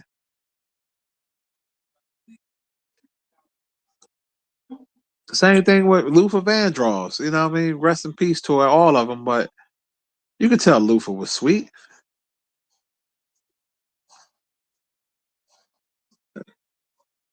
Yeah, you could tell that boy was sweet. A man was singing to. He was singing to a man. The man said, "I won't tell a soul." That's DL talk. Man said, "I won't tell a soul." I'm was singing to another man.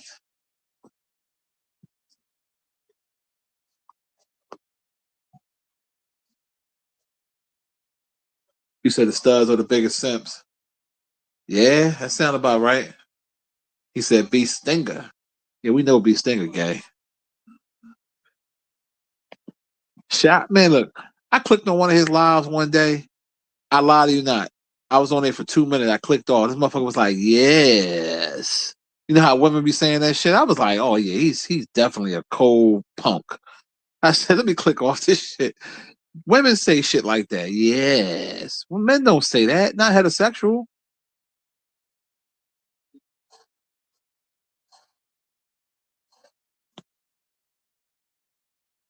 Yeah, Freddie Jackson. Yeah, definitely. Freddie Jackson definitely is a punk. Too many fine women out here, man. Like, you kidding me? And then if you like going up to Duke shoot, there's women there's some women that enjoy that too. I'm not a fan of it. Me personally, that ain't my thing. I remember I had a woman ask me to do that one day. I was banging her from the back. She was like, "Put it in my ass, baby. Put it in my ass." I act like I ain't even here. Bitch, I ain't putting this shit in your ass. Bitch, you better take this shit in this hole. She was begging me to put it in her ass too. You bugging.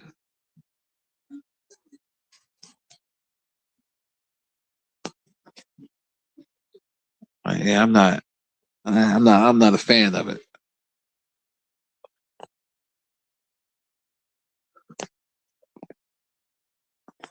Yeah, that's the broad I told you about to try to get me to buy her a TV. That shit was hilarious. The first day I met her, first day we on the phone, talking about when I give her money to get her a TV. Talking about she got 500 other money. I said, well, if you got 500, you got enough to buy a television. I capped up. I'm like, yeah, I got you. I ain't get that bitch shit. She was a little cuckoo for Cocoa Puffs though. She was fine as hell though, but she was cuckoo for Cocoa Puffs.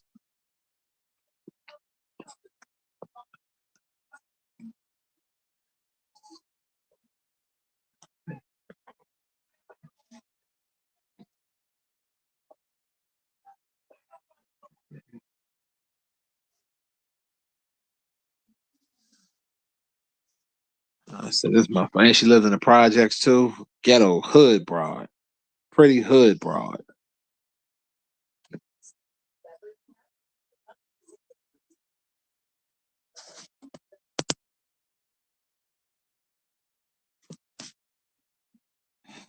I mean, everybody got their own interpretation from it. Levin said that's almost gay activity. I don't know. I wouldn't say it is if it's with a woman. Now, if a woman if a woman pegging you, then that's definitely gay. But to each his own. But it's just not for me. You know what I mean? I don't. I'm if the mouth and coochie ain't doing the trick, then I don't want it.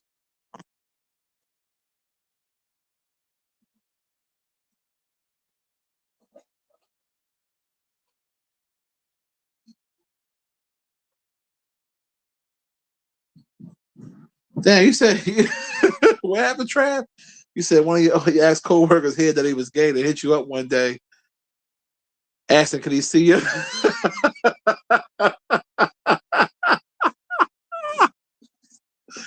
hold up, hold up, time out. So you mean to tell me? Oh man, you working with a nigga, and then out the sky blue, he texts you and asks to see your private part.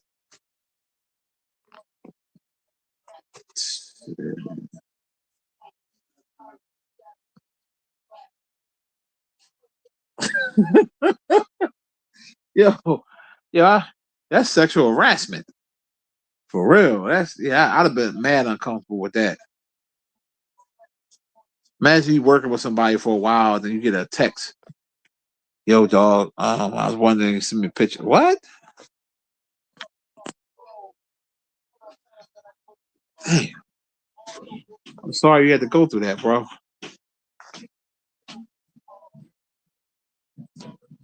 No, he said suck. What? Hold on. Let me read that again. Hold up.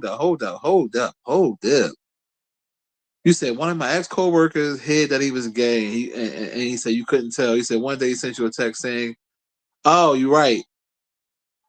Oh, I didn't even see the little S in there." Well, I saw it. I thought you meant C. Okay. So hold on.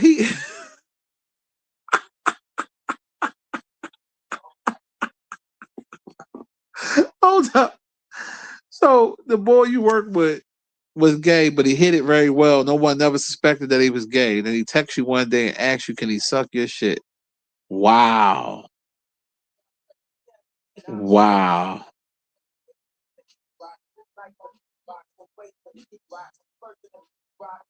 Wow.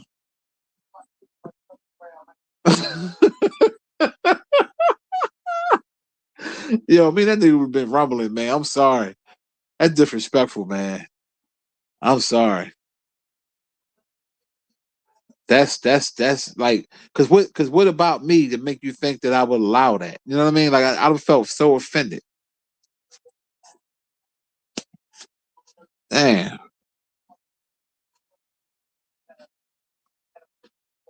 Yeah, I ain't. That's. He said true story. Damn, Trav. Shout out to HR. So I'd have snitched on that nigga or something. I couldn't work with him after that. Cause I'm picturing all the coworkers I work with, and I might have been cool with. I couldn't imagine one of them hitting me up talking about, "Yo, Mont, I was what? Nah, nah,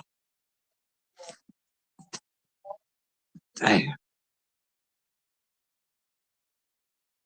But I'm not surprised by that though, Trav, because like I said, when I worked in the prison, there was a lot of guys that would look tough and rough, and guys that you would never think that was like that was like that. So, you know, yeah.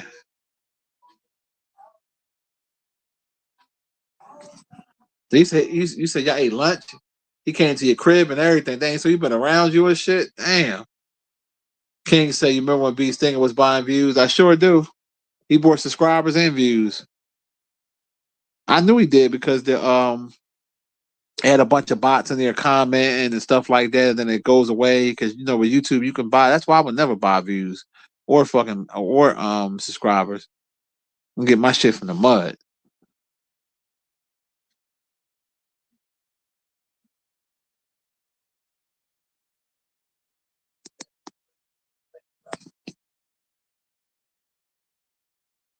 But you said, but he came to your crib. This was before he asked to give you a blowjob, right? This ain't after, right?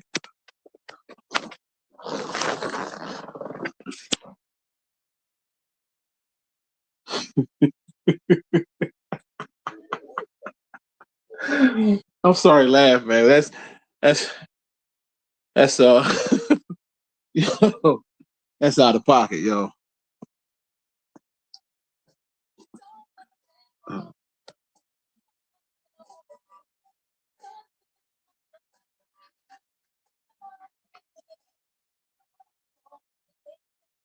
Oh man. Oh, he said well before. Okay. All right, I feel better. All right. But yeah, I mean, what it was, he was scoping you out, and for whatever reason, he thought that you would allow that. I don't know why he thought that, but he thought that you would allow that bullshit.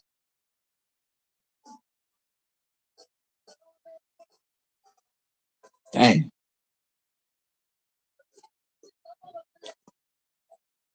Well, I'm glad you. I would have reported him. Be honest with you, I'd have tried to get a nigga fired, man. Because like, it's not like it's a man and a woman opposite sex. You have every right to shoot your shot, and the person saying no, cool. But to try to think that it's okay for you to send me that type of message, nah, nah. Trav said basically went on a date with the nigga, didn't even know it. Teeth Stinger, you ain't never lie, yo. Good old Teeth Stinger.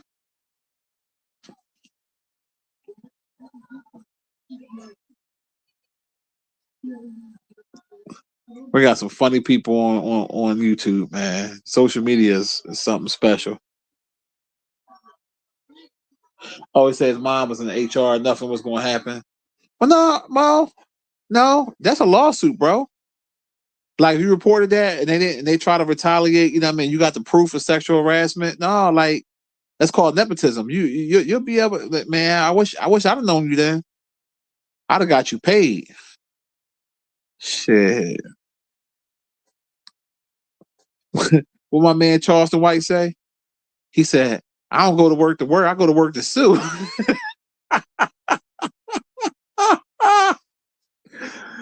That's the first.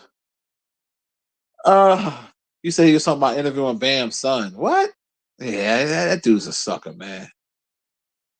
That's the first video I ever seen of Charleston White. That joint had me in tears. He said, "I go to work to sue." He said, "They call me the slip and fall man." Oh God. You say what you want about Charleston White, man. That boy funny, man. He's a straight fool. If some of y'all thought like that too, you'll be better off. Because some of y'all put your heart and soul into these jobs and they do you dirty. They do you real dirty.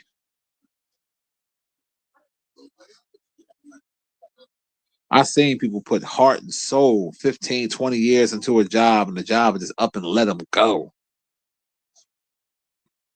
I've seen dudes go to work hurt, knowing they could have got workers' comp, but still want to work hurt because they trying to appease the job. Job don't give a F about you. They will replace you in a minute. Shit. You know, shame my game.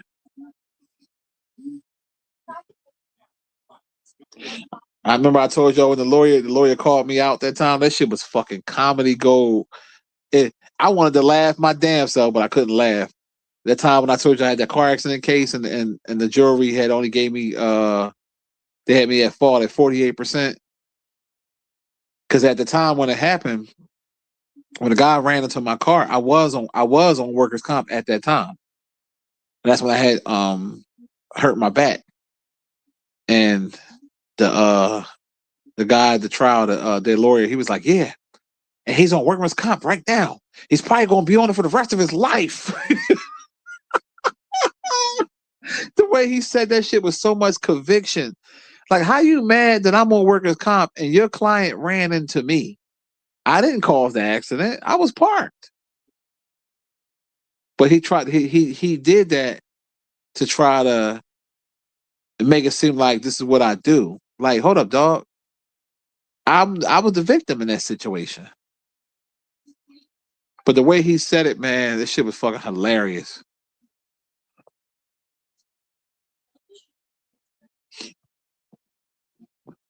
Yeah, but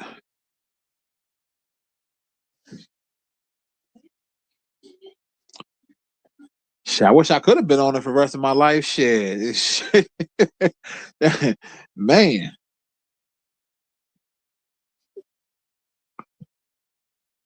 But yeah, all jokes aside, like seriously, like if y'all need any real information on it, I got you. Like, and it's all legit.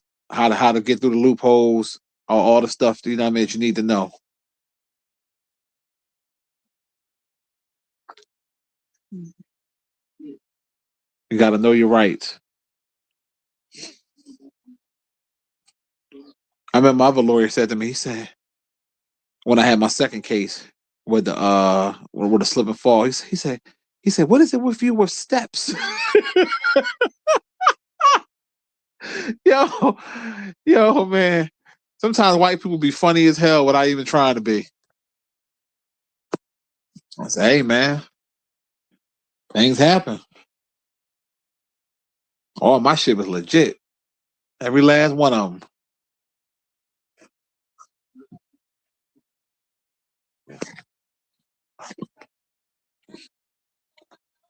But yeah, I do private consultations, all that shit, like on some real shit. Shit, I get you paid. I even find you a lawyer in your state and everything. These jobs don't give a fuck, man. I remember this one guy I worked with. He was a company man. I mean, I'm talking about like company man to the fullest. They did him dirty, and he didn't listen to me. I told him he had got hurt. He really hurt himself, and I told him, to go on the comp for a little while. He didn't want to do it. And that motherfucker kept coming to work. And the fact that he didn't do the workman's comp, they got rid of him. They found a reason. They said, okay, well, since he didn't file work, they thought that he was going to be a liability, and they let him go. I was like, damn, should listen. Oh man, no, I don't want to hear it now. It's too late now. Dummy, you should listen.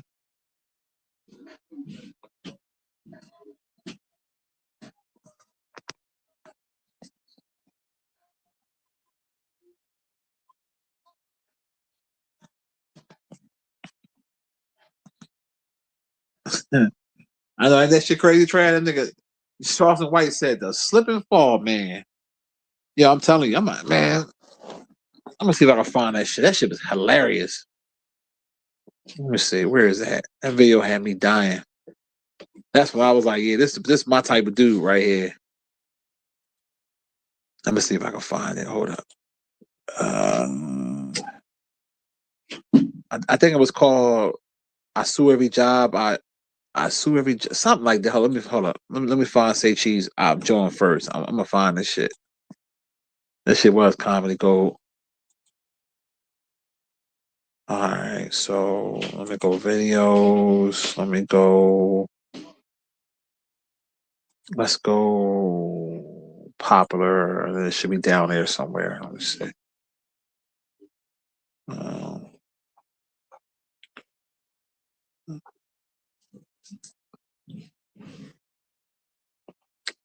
This is what I need to do. What they call that shit? Patreon or something like that. When I give exclusive content on or certain shit like that, because certain stuff that I be wanting to tell you, I can't say out in the open. Let's see. Let me see. I'll find this shit. Where is that? Comedy Gold.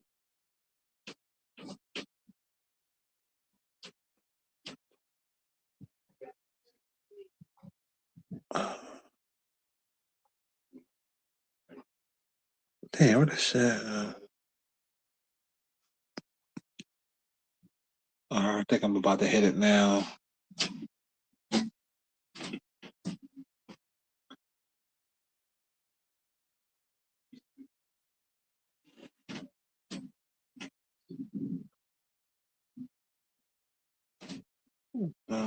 Getting close. I should have just typed it in because I can't. I know it was called something. I sue every job. Something it said. Here we go. I found it. Yeah. I don't like to celebrity rappers. Say I like to before they blow.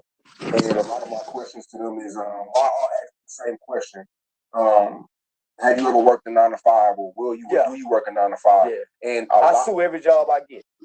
Yeah. What I do, I go on the job. I've sued Singular before, AT&T. I got $40,000 out of them in 2006, July 6, 2006, for race discrimination and sexual harassment. Quid quo pro sexual harassment. Just niggas cracking jokes on the job, right? So what I did, I went and learned employment rights. My last 2 jobs, I got $10,000 out of that one through OSHA and got another $10,000 through OSHA. So what I do, I go find a job because I know they got niggas go be violating safety violations. So I'm gonna go complain about safety violations. I know some bitch ass supervisor go get mad about me complaining and start retaliating against me. Then I'm gonna make a call to OSHA and say, hey, they unsafe over here. And then I'm gonna let them know, yeah, I'm the one called OSHA. And they go fuck with me. And then I'm gonna make them pay me $10,000 for retaliation. I get them every time. I get them every goddamn time. I get the warehouse job. Man, I work for a gun distribution company. I got they motherfucking ass. Yeah, I'm a bad motherfucker with suing jobs. So you go in there knowing you about to get man, if motherfucker know I'm going to go get a job, they already know I'm the slip and fall nigga. I'm talking about I got a 100% success rate in suing every job I done work for, either through the EEOC or through OSHA. And I be trying to tell other niggas, say, homie, get in on it. They be scared. And then when I get them and they get fired, they call me back. Say, man, you think, no, nigga, I tried to tell you. When you read the employment rights, homie, they say race discrimination is broad. It's so open in America, homie. But the average employee is scared to say something. Sexual harassment. It goes on all the time. Niggas in the break room talking about who they fucked over the weekend. I'm sitting over there eating. I don't want to hear that shit. Nigga, I don't care about all them hoes. And you doing this every weekend? Well, at some point, I'm going to go to the HR lady and say, Larry and Leroy talking about women they sleep with every weekend, and they need to stop it. Well, guess what? They ain't going to stop it. After I done already complained about it, because you have to make a complaint and let them know that you are uncomfortable with this conversation. Say, man, I don't want to hear that, homie. They think I'm just being a bullshit ass nigga. They don't know me. So I let them know. So on January 2nd, at 12:30, lunch break, Larry and Leroy were talking about fucking Sheila. So I'm going to keep documentation. So when I go to HR, I'm going to let HR know. Now they going to be fucking with me. Now I'm a snitch at work. So now they going to be talking about me, making my work environment a hostile working environment. By this time, I'm going to the EEOC and get them. We going to go to mediation. They going to ask me what I want. Yeah, and then that's when you tell them what you want. It's so easy to get. I ain't bullshit. And every time you tell them 10 bands? Well, OSHA, let me just say this. The Fort Worth office at OSHA, I asked for $50,000 last time. They told me, take this $10,000 and we go dismiss the case. Now, I had a good case, but they so sick of me winning. Say, this motherfucker so sick of me winning, son. So I can say they so goddamn be sick of me winning. They say, man, take this $10,000 and you, man, that's it. But I'll be having legitimate cases, homie, because companies leave themselves open for that, homie. Yeah. It's going to be a supervisor somewhere want to fuck the new girls, and he going to show a favoritism, especially in these warehouses, homie. So what I try to do, man, I try to coach young girls how to go in there and stain for a good $10,000, $15,000, $20,000, or even a young nigga, homie. So that's a hustle, and it's a legal hustle, and it teach jobs how to better treat their employees. Has this hustle not worked before? No, it ain't never not worked. I done coached my Mexican partner. He got the wood place over there off of Hewlett. So he got 12,000. He give me a little small percentage for teaching him how to do it. But yeah, man, you just walk around with your cell phone in the warehouse. They ain't supposed to leave the pallets on the floor. They gonna have some in front of the exit door. At least once a month, they supposed to let you know where the fire exit is. They supposed to do the tornado drill. They supposed to have the eye water station. They supposed to have all this kind of shit, man. So yeah, man. Now I'm trying to find me a young girl. Who put you onto this list? Man, just being a low down dirty motherfucker, want to get over on white folks. Just being not wanting to work, homie, and being at work and seeing how people get treated at work, homie. Seeing how the Mexican supervisors treat the black dudes, seeing how the black supervisors treat so just sit at work, homie, and I don't want to work. So, because you mentioned how they pillow talk in the cafeteria area, right? Yeah. During lunch. So, what if you heard two black dudes talking about that? Would you tell on them? Yeah, I don't give a fuck about them, nigga. I don't know them niggas. I'm playing for the money. Yeah, fuck them. You gotta love Charleston White, man. You heard what he said, though, right? It's a legal hustle. And he right about the warehouse job. Oh yeah, he right. Them pilots do be on the floor. A lot of safety violations. I worked in a warehouse briefly too, but I wasn't on that tip then. But yeah, oh yeah, that's comedy gold, man.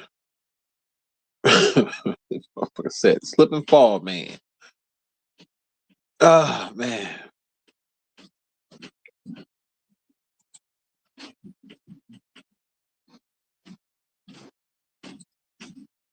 No, I ain't hear nothing on that. Classic, though. Goddamn classic. You gotta know how to. You gotta know how to. You know what I mean? Because, like, just like with sit back. Just like with how a job will tell you, oh, when you leave, you need. Can you give us a 2 weeks notice?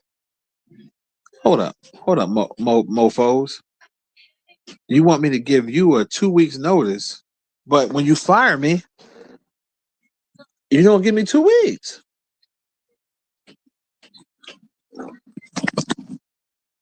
You give me you do not give me 2 weeks.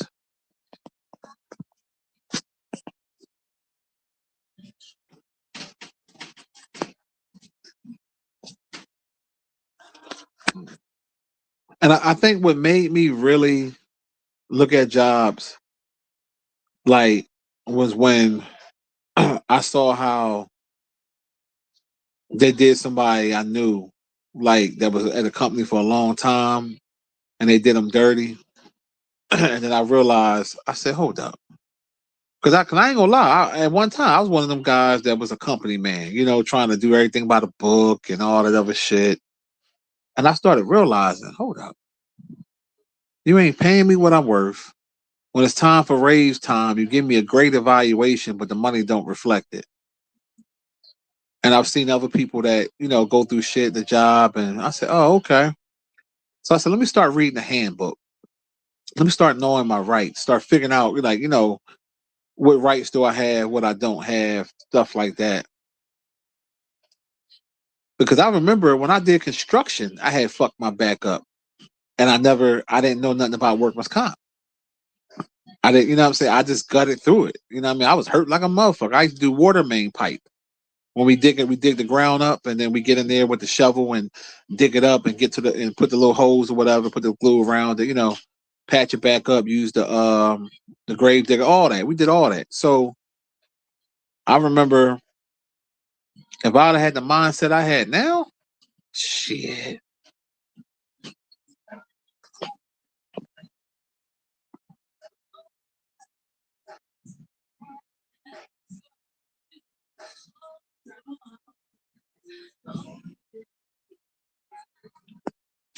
But you live and you learn, man.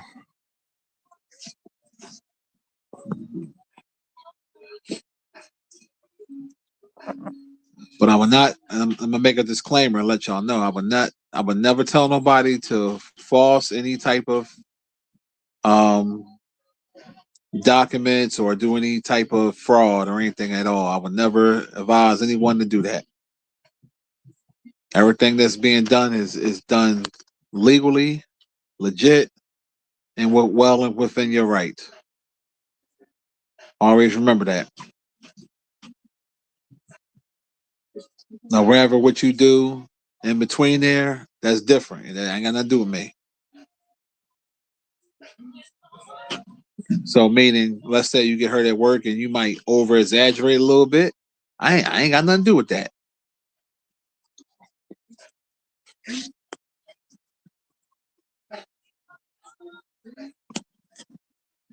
Because what my homie going through right now, he was like, man, he said, everything you told me exactly what they doing. I said, I told you.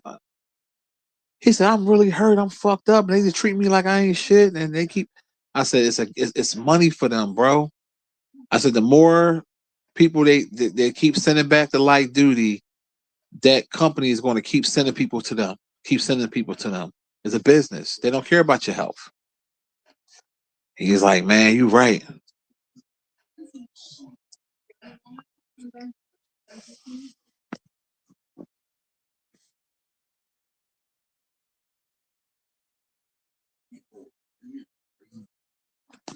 Ain't no fun when the rabbit got the gun. Always remember that. Ain't no fun. Your ultimate destination for sensory perceptions. Creams, sprays, inks and powders, mineral or chemical. As the fact isn't one size fits all. You discover a world of trusted dermatologist recommended formulas. Which I got planned for the holiday weekend. I'm pretty sure it ain't raining everywhere where y'all at. I ain't doing when I get off this live, I'm probably gonna go shave my head, go up there, help them do a couple things, and then just chill, fall back. I don't know what. To be honest, I low key want me a grilled hot dog with some potato salad. That's what I low key want. And make sure y'all pound that like too, man.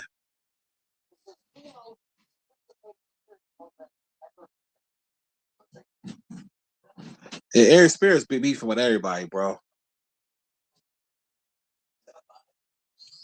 Yeah, Air Spirit. Hey, Dodge, you ever been to that market I went to yesterday, the H Mart? Since you out Jersey, I don't know how many you have in Jersey, but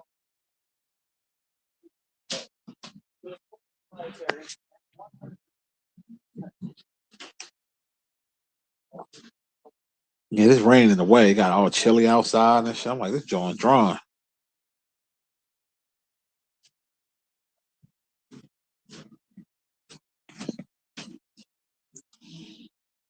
Oh, you close to Trenton? Okay. I don't know if they got them out Trenton, but yeah, you just remind me of I remember I used to go out Trenton back in the day.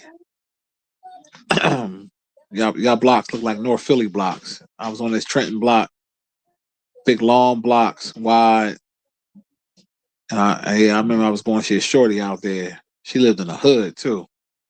Dolo, no gun, no nothing. Scared to death. Niggas all outside. Niggas was mad. They see Pennsylvania plates pulling up.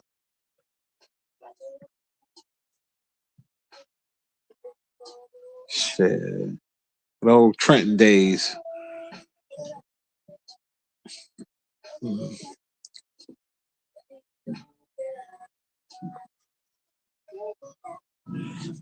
I was like, wow.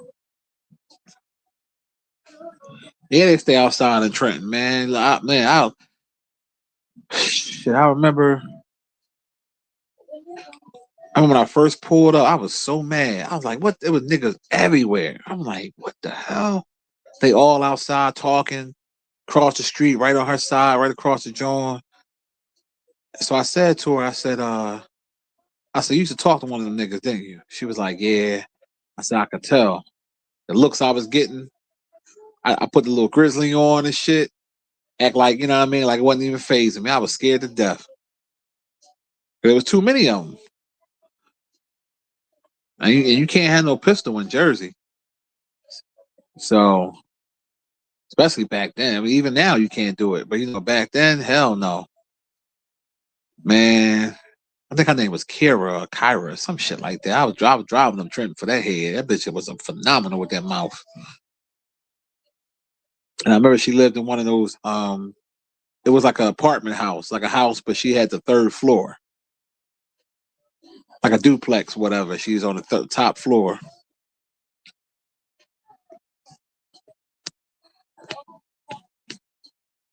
I was like, man, the things we do for Coochie Ball, we're going to slums for it.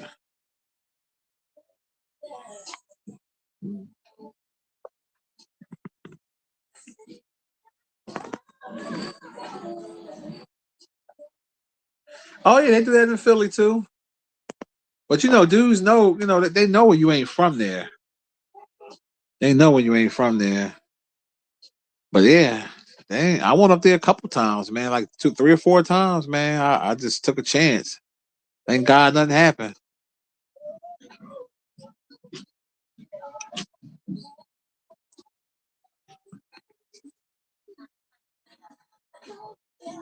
Shit, I had that happen in Philly too. Some shorty I had knew, she was from Germantown, that she moved off of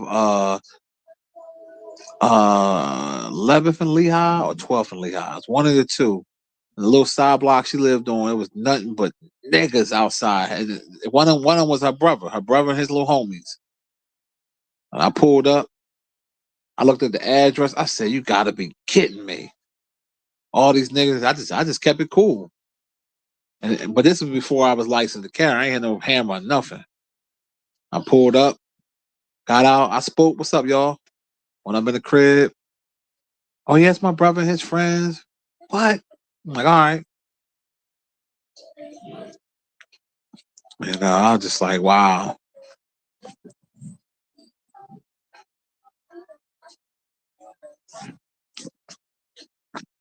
Yeah, shout out to Trenton though. I be out Camden sometimes too. Yeah, shout out to Camden. Motherfucking Corinne's place, good soul food. Yeah, I shoot out there. Shit, ain't that rapper boy from out there in Trenton? Poor Righteous Teachers, that group, Poor Righteous Teachers and shit. I remember them doing the rap video on the bridge.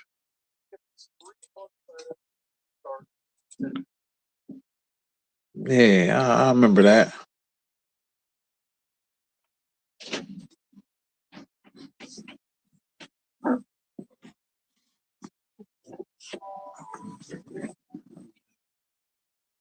Yeah, North Jersey definitely different.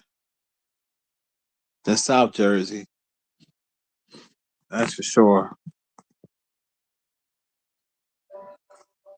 Oh, you saw him perform 2 summers ago in Trenton. Damn, he's still performing, huh? That's what's up. You say you having fish and hot dogs on the grill tomorrow? Okay. Ain't nothing wrong with that, man. Yeah, I don't know where we going. I don't, man. The rain make my body sore. I don't feel like doing nothing today, man.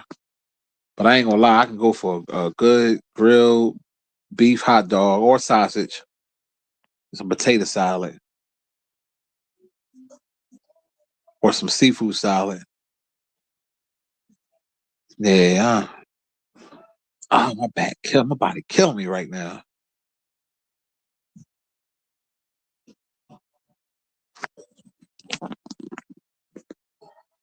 He said, "Pause." You know what I'm talking about, man. Oh man.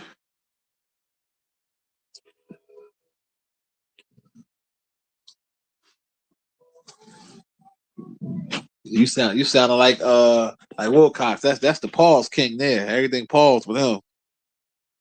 Shit. We need to pause him not getting no pussy yet. He's 30. Shit, that's the real pause.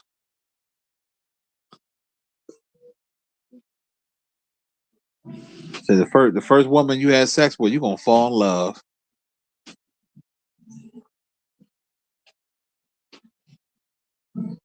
You gonna fall right in love.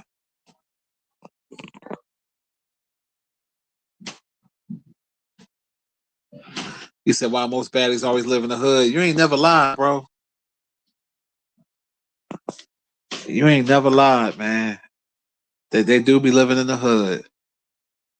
Like when it's warm outside, just drive down in the hood. You're gonna see them all on the porch, especially in Philly. You go all down Diamond Street, North Philly, they be sitting right out on the porch. Hoping and praying somebody a ball or somebody come up and you know what I mean. That was me and Steve's stomping ground. We used to hang in the hood all the time, pulling women, riding around, pulling bitches. That's all we did.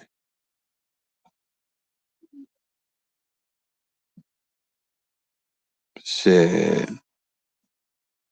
All my Philly people, you know what I'm talking about. You go down Diamond Street, Susquehanna, Cecil B. Moore, all them little blocks, especially on Diamond with them little, now you got different parts of Diamond. You got the part where it's like a sprinkle, I call it sprinkle white, because they got them little brownstone type cribs that they renovated for the college kids.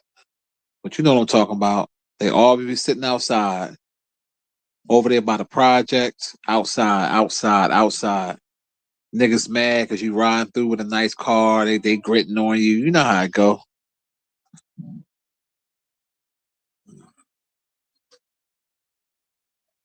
Shit. Yeah, as Hassan was saying, the HUD. The HUD.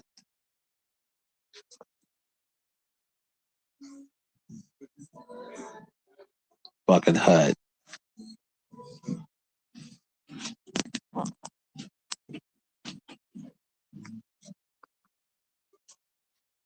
But unfortunately, that's how I go, man. A lot of nice looking women live in the hood.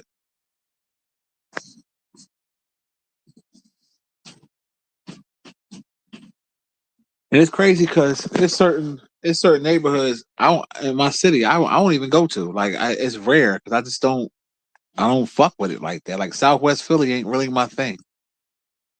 Only time I go out Southwest is if my uncle having like a barbecue or something. He live in Southwest. He live on the same block as where the Fred's Water Ice is. I think that's off of Chester Avenue or some shit like that. But it's not far from Woodland and all that little area. And shout out to Fred's because Fred's be having that good shit. If you want a nice water ice, get you a pretzel or a little hot sausage. You know what I'm saying? Like they always got a line. They always got a line out there. But yeah, it's like I rarely go out there. Yeah, Chester Avenue. Yep, because my uncle lived a couple doors down from there. And then Woodland Avenue out there southwest. All the Africans took that over. That's African City there. African City.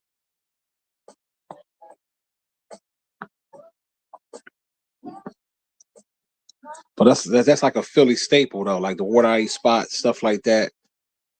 You go out there and get a pizza pretzel or a cheese pretzel. Like that's just what it is.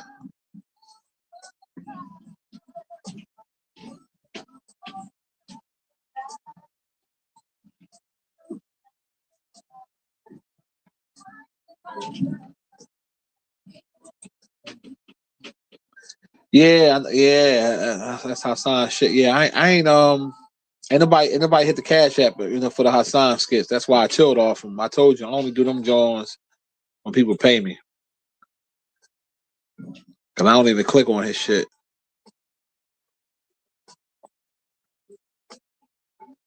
And then one thing about Fred's, his prices is very reasonable. You know what I mean? That's what I like about him. You know what I mean? Like he don't try to rob the hood.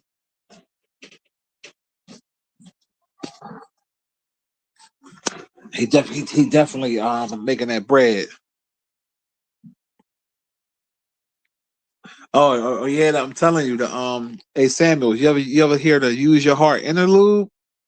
SWV, the interlude. I put that joint back in the day. Put that on repeat and make love to a woman. Classic. Classic. Yeah, I love the way Coco sung, man. The way she sang that song, man. She was definitely my favorite.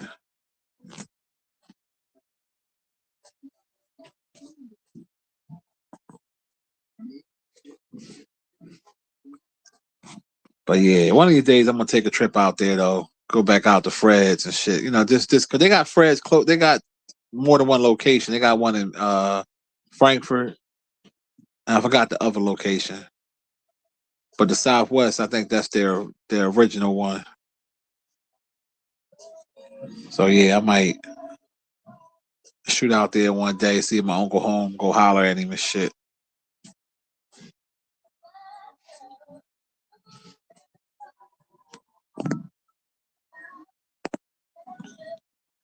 Yeah, I ain't want to have it too loud because YouTube ain't gonna let me monetize it if you got the music, too loud. You know how that go.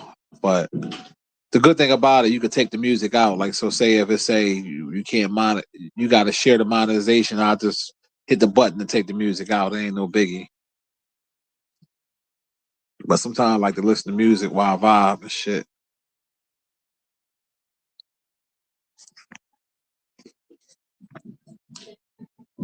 Yeah, the way Coco sing, man,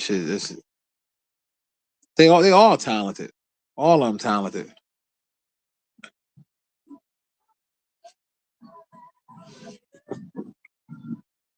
But yeah, crabs, that's a Philly thing too, man. Pretzels, water ice, cheesesteaks, and crabs, blue crabs.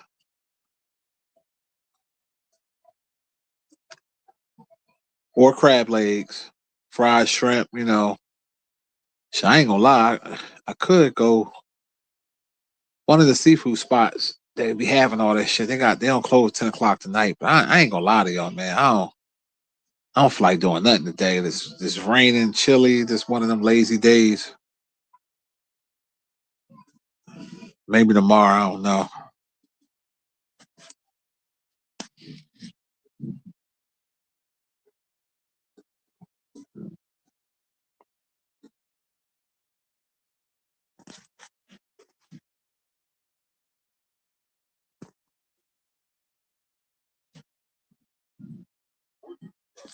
So yeah, I don't know. I want something light. Then again, I can always go for fish too, and then like some good fish.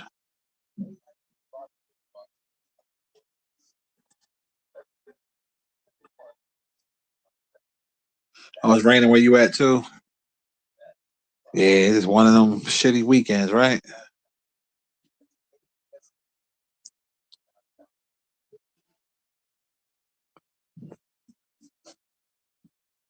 Man, out of pocket.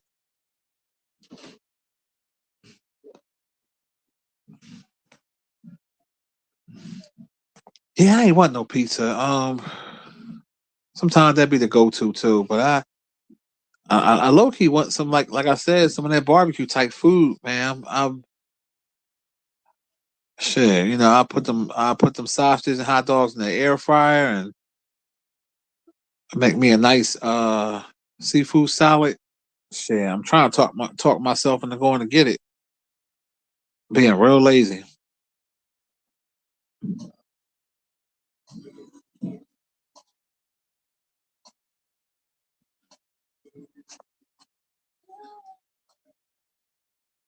Yeah, see, I don't feel that's the problem. I don't feel like making a potato. See, the seafood salad is easier to make. Potato salad, you gotta boil the potatoes, you gotta peel them, you gotta, you know, a lot of, you gotta put love into that potato salad. Put a lot of love. You gotta boil the eggs. So seafood salad easy. I can boil the noodles, season them up, put the mayonnaise, put the crab meat, the shrimp, some seasoning, and you done.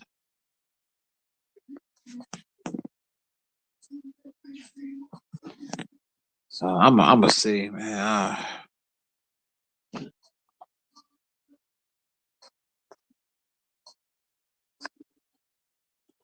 I'll put this thing in here so it should be charged.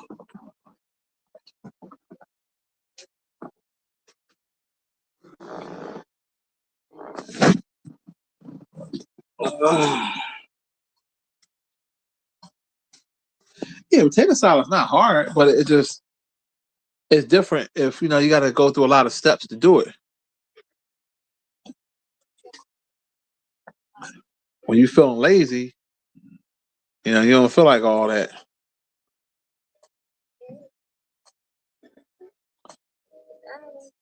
That's the only thing. So I don't know.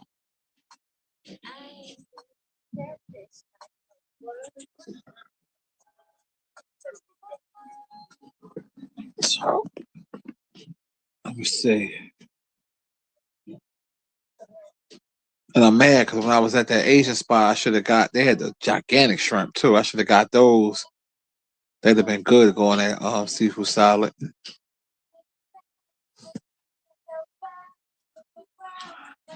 You said pizza lazy time, right? Yeah. I don't know. I might run to the market and grab the size, get some rolls, and I don't know.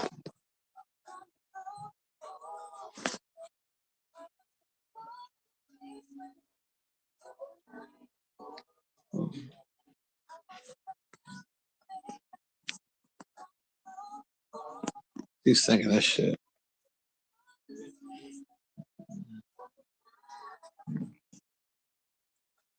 Yeah, the tiger shrimp. They had all types of stuff in there.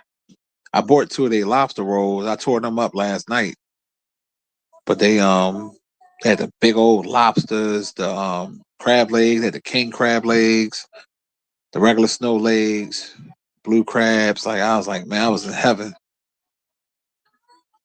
They got one closer too. That's in Philly. I can drive to, but I ain't trying to go nowhere. To be honest.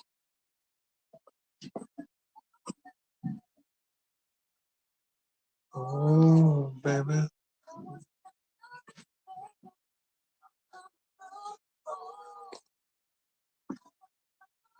Dang, I can't believe I've been live for 4 hours. God damn.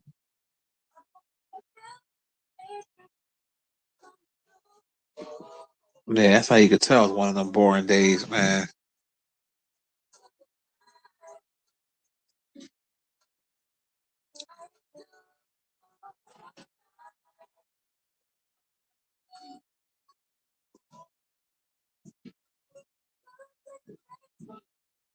Plus, we don't. We don't have a whole lot of good pizza spots in the city. We got a couple, but it's it ain't you know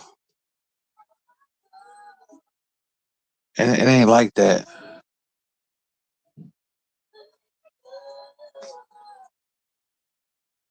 Yes, I don't know. Gotta make my mind up soon. Though it's almost 4:30. So, cause I don't really like buying store brand potato salad. Cause you still gotta do shit to it. Like sometimes you gotta spark it up. But I'd rather just do it myself. That way I know it's gonna be done right.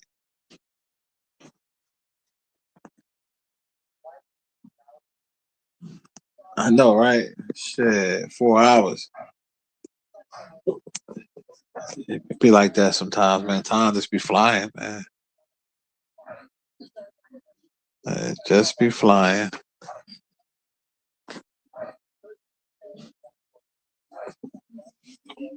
Cause you know how you get tired of eating the same shit sometimes. That's why I'm just trying to think what else could I. So I had Asian food yesterday, today. Um, don't want no Mexican food.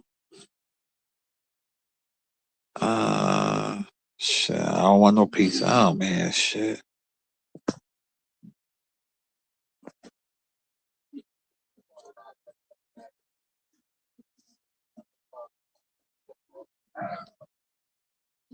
What you call it be good, but I don't feel like going nowhere sitting down. Sometimes I get a mood for the Olive Garden. That chicken Marcella is pretty damn good. Now that sausage they use for their spaghetti, I don't know what kind of sausage that is, but that joint got great flavor.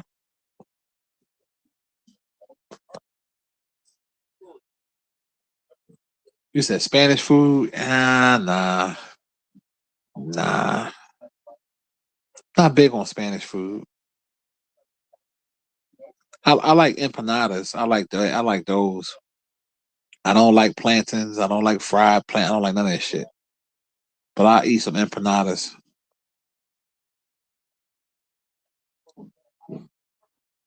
Yeah, I just want some. I don't know. I ain't gonna lie though. I could go for some of them Red Lobster cheddar baked biscuits. Make that shit to a sandwich. Like put something more in it. But you just get tired of eating the same shit. I definitely ain't fucking with no Jamaican food. I'm good. Their food be nasty, man. Like they can't make mac and cheese to save their life. The oxtails be too fatty. Yeah, I'm good. No disrespect to my bubba clots, but I'm good.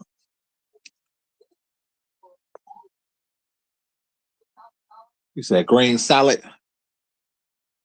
I don't want no damn salad. Shit. Shit. I do a Caesar. I like Caesar salad. That's my shit. Yeah, I like me a nice Caesar salad.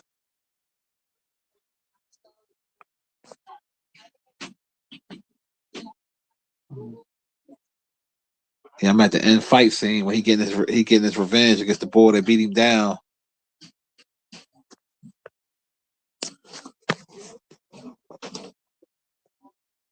Hey Shay, you want a toss salad? You like toss salad?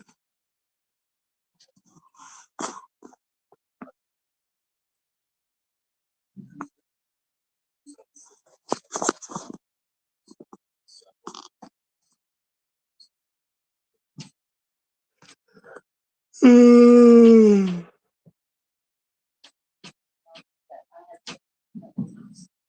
said Mexican food or Jersey Mike's, huh? Yeah, I don't want no sandwich. Jersey Mike's are good though. I like that little tuna hoagie.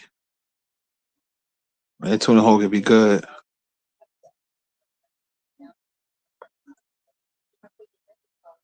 You know what? I then again, if not, I might go get some fried chicken from somewhere and then make my own sides.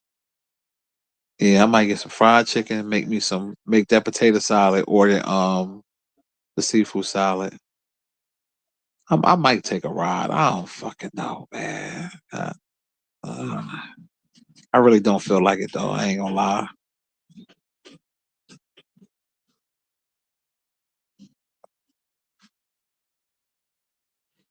No, I don't really want to go to a sit down place. I just don't. I want to pick something up, bring it home. So I might. I'm thinking about going to Royal Farms and get the chicken, and then I'm gonna make the sides. Thinking about doing that. Get some rolls, some good fried chicken, and then make yeah, I think I might do that. And give me a green vegetable, go with it.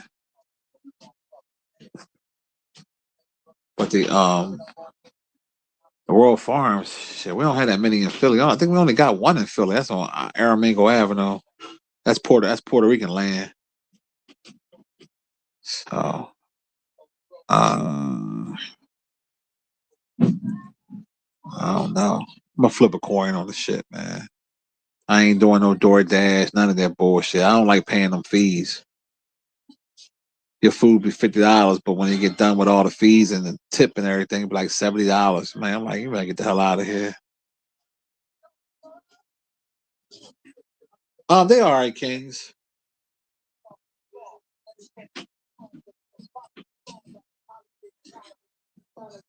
Cause I'm trying to think who else got some good fried chicken.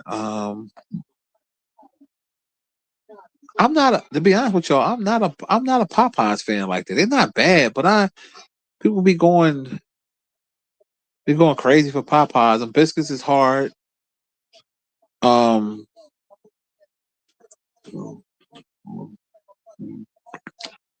I'm like, nah, I ain't. KFC hit and miss. They hit or miss.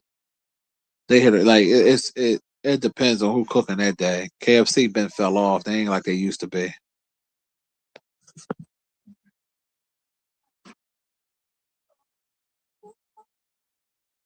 You said shepherd's pie. Yeah, they be good sometimes. Shepherd's pie. I like regular Popeyes. I used to make my own Popeyes from scratch.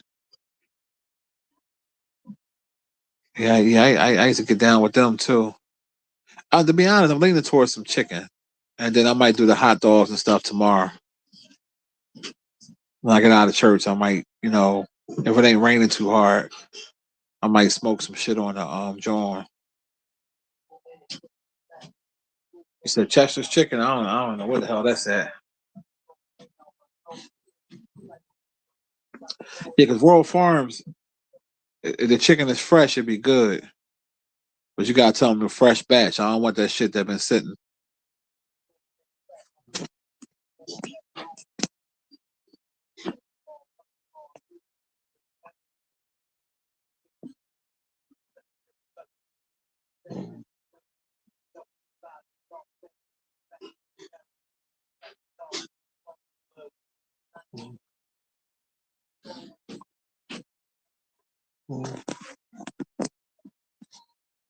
Yeah. Believe it or not, some of the supermarket chicken be good too. Like sometimes Acme chicken be good. Giant be having some good fried chicken. I saw people doing that earlier. They were putting the orders in and picking up the chicken.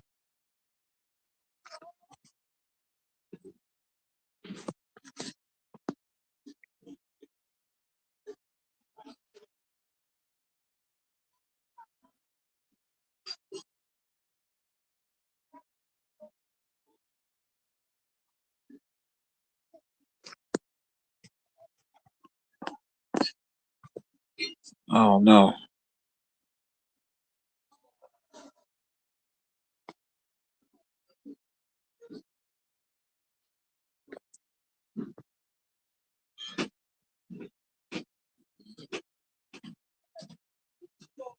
I'll figure it out, people. I ain't hungry yet anyway, so probably eat dinner around 6:37.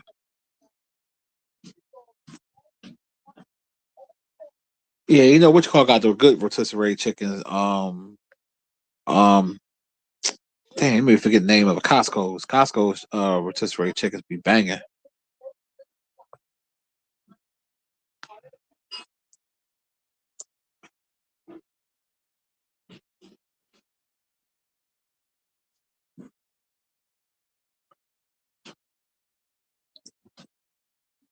Yeah, I think I'm gonna go with some regular chicken and what you call it.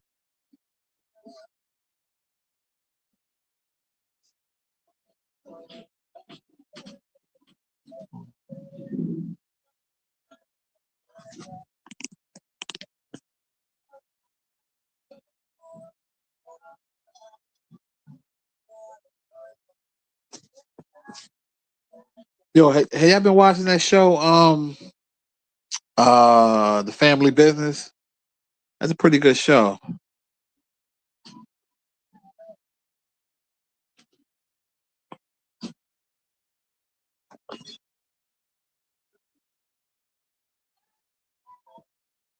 But yeah, shit, I'm about to get my ass. God damn, 4 hours. You've been on this joint 4 hours, 11 minutes. God damn, time is flying.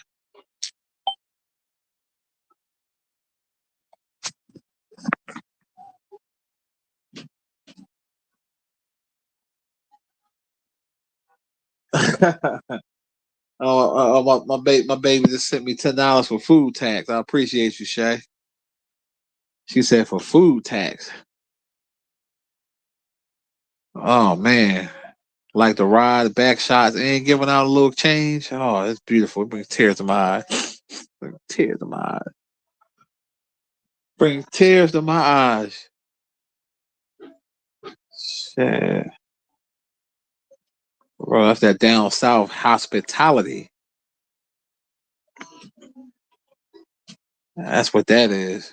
That's why I wish I was down south right about now. Shit, my country cousins, shit, they'd have pulled out that fucking grill. What? Man, we were down that bitch eating good.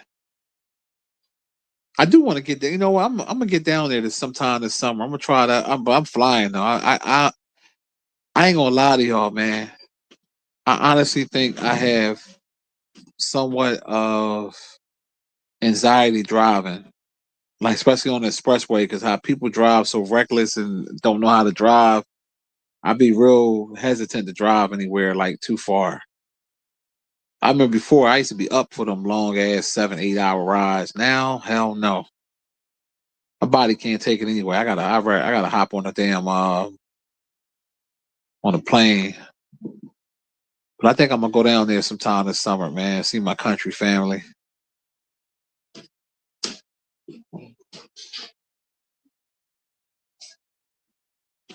No, it ain't no food. She ain't no necessarily food tax. She just this is our way of just showing love towards some food.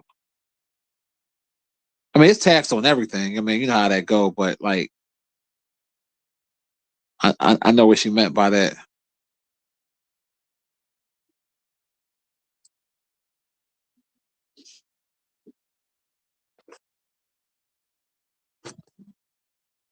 Peace, Will Cox. You about to roll out, bro?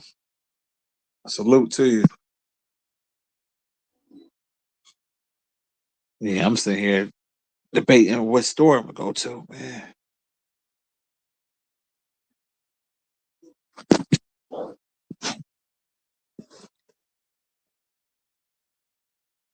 Trying to think who else got good fried chicken.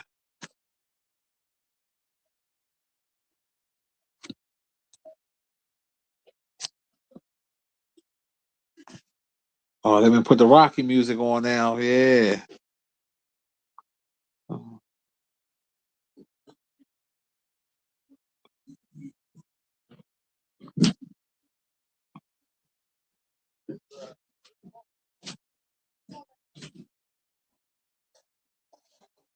They put the Rocky music on. You know, they put the Rocky music on. You know what's about to happen.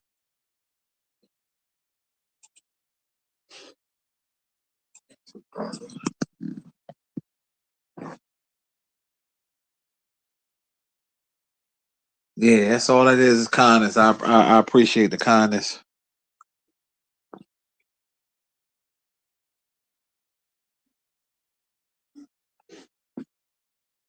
Definitely appreciate it.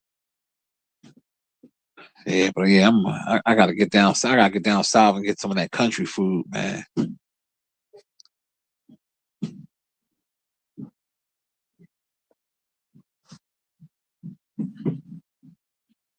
Ain't nothing like getting food from a trailer.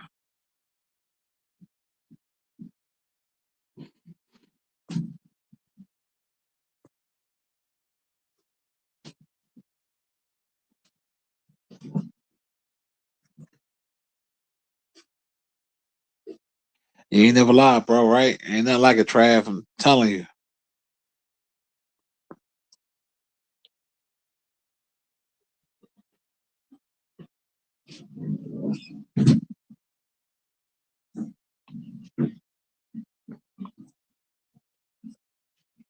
Yeah, I'm gonna try to set it up like ahead of time. Call my cousin, like, yo, get everybody together. I come through, do like a nice little fish fry, barbecue, a little bit, a little bit of everything.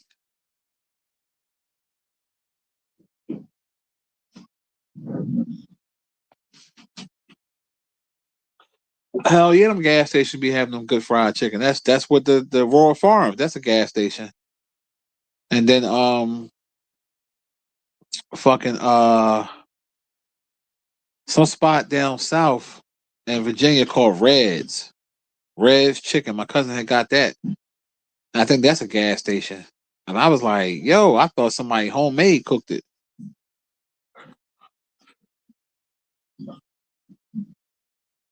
I was like, man.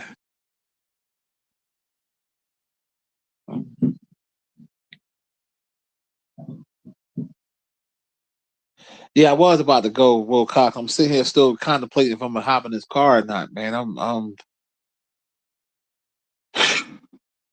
tired, but I low key want to get this, get what I'm gonna get.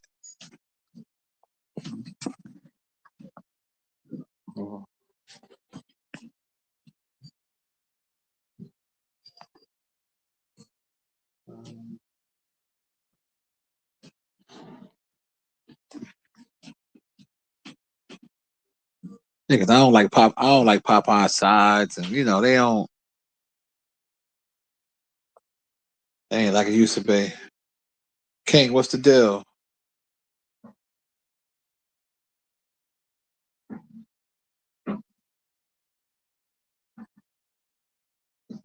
You said who fried chicken? Oh, you said Holden. You talking about the spot I was at? Talking about the spot I was at yesterday?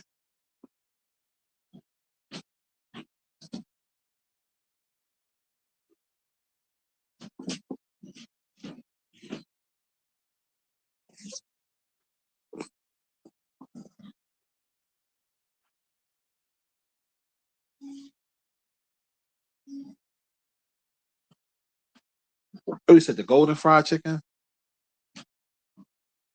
When I did that review, I'm trying to remember what you're talking about. I've been wanting so many places, man. I be forgetting sometimes. Oh, a long time ago in the car. Okay. That's what I'm trying to remember which one that was. Cause which car got some good chicken wings, but I gotta go to it's a lot of driving back and forth.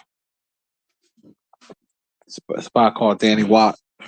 They got good fried chicken wings, but uh, let me look outside and see if it's still raining. First off, see what it's looking like out there. Man, my body sore as shit. That's that getting older shit, man. When it rain, your body be tripping.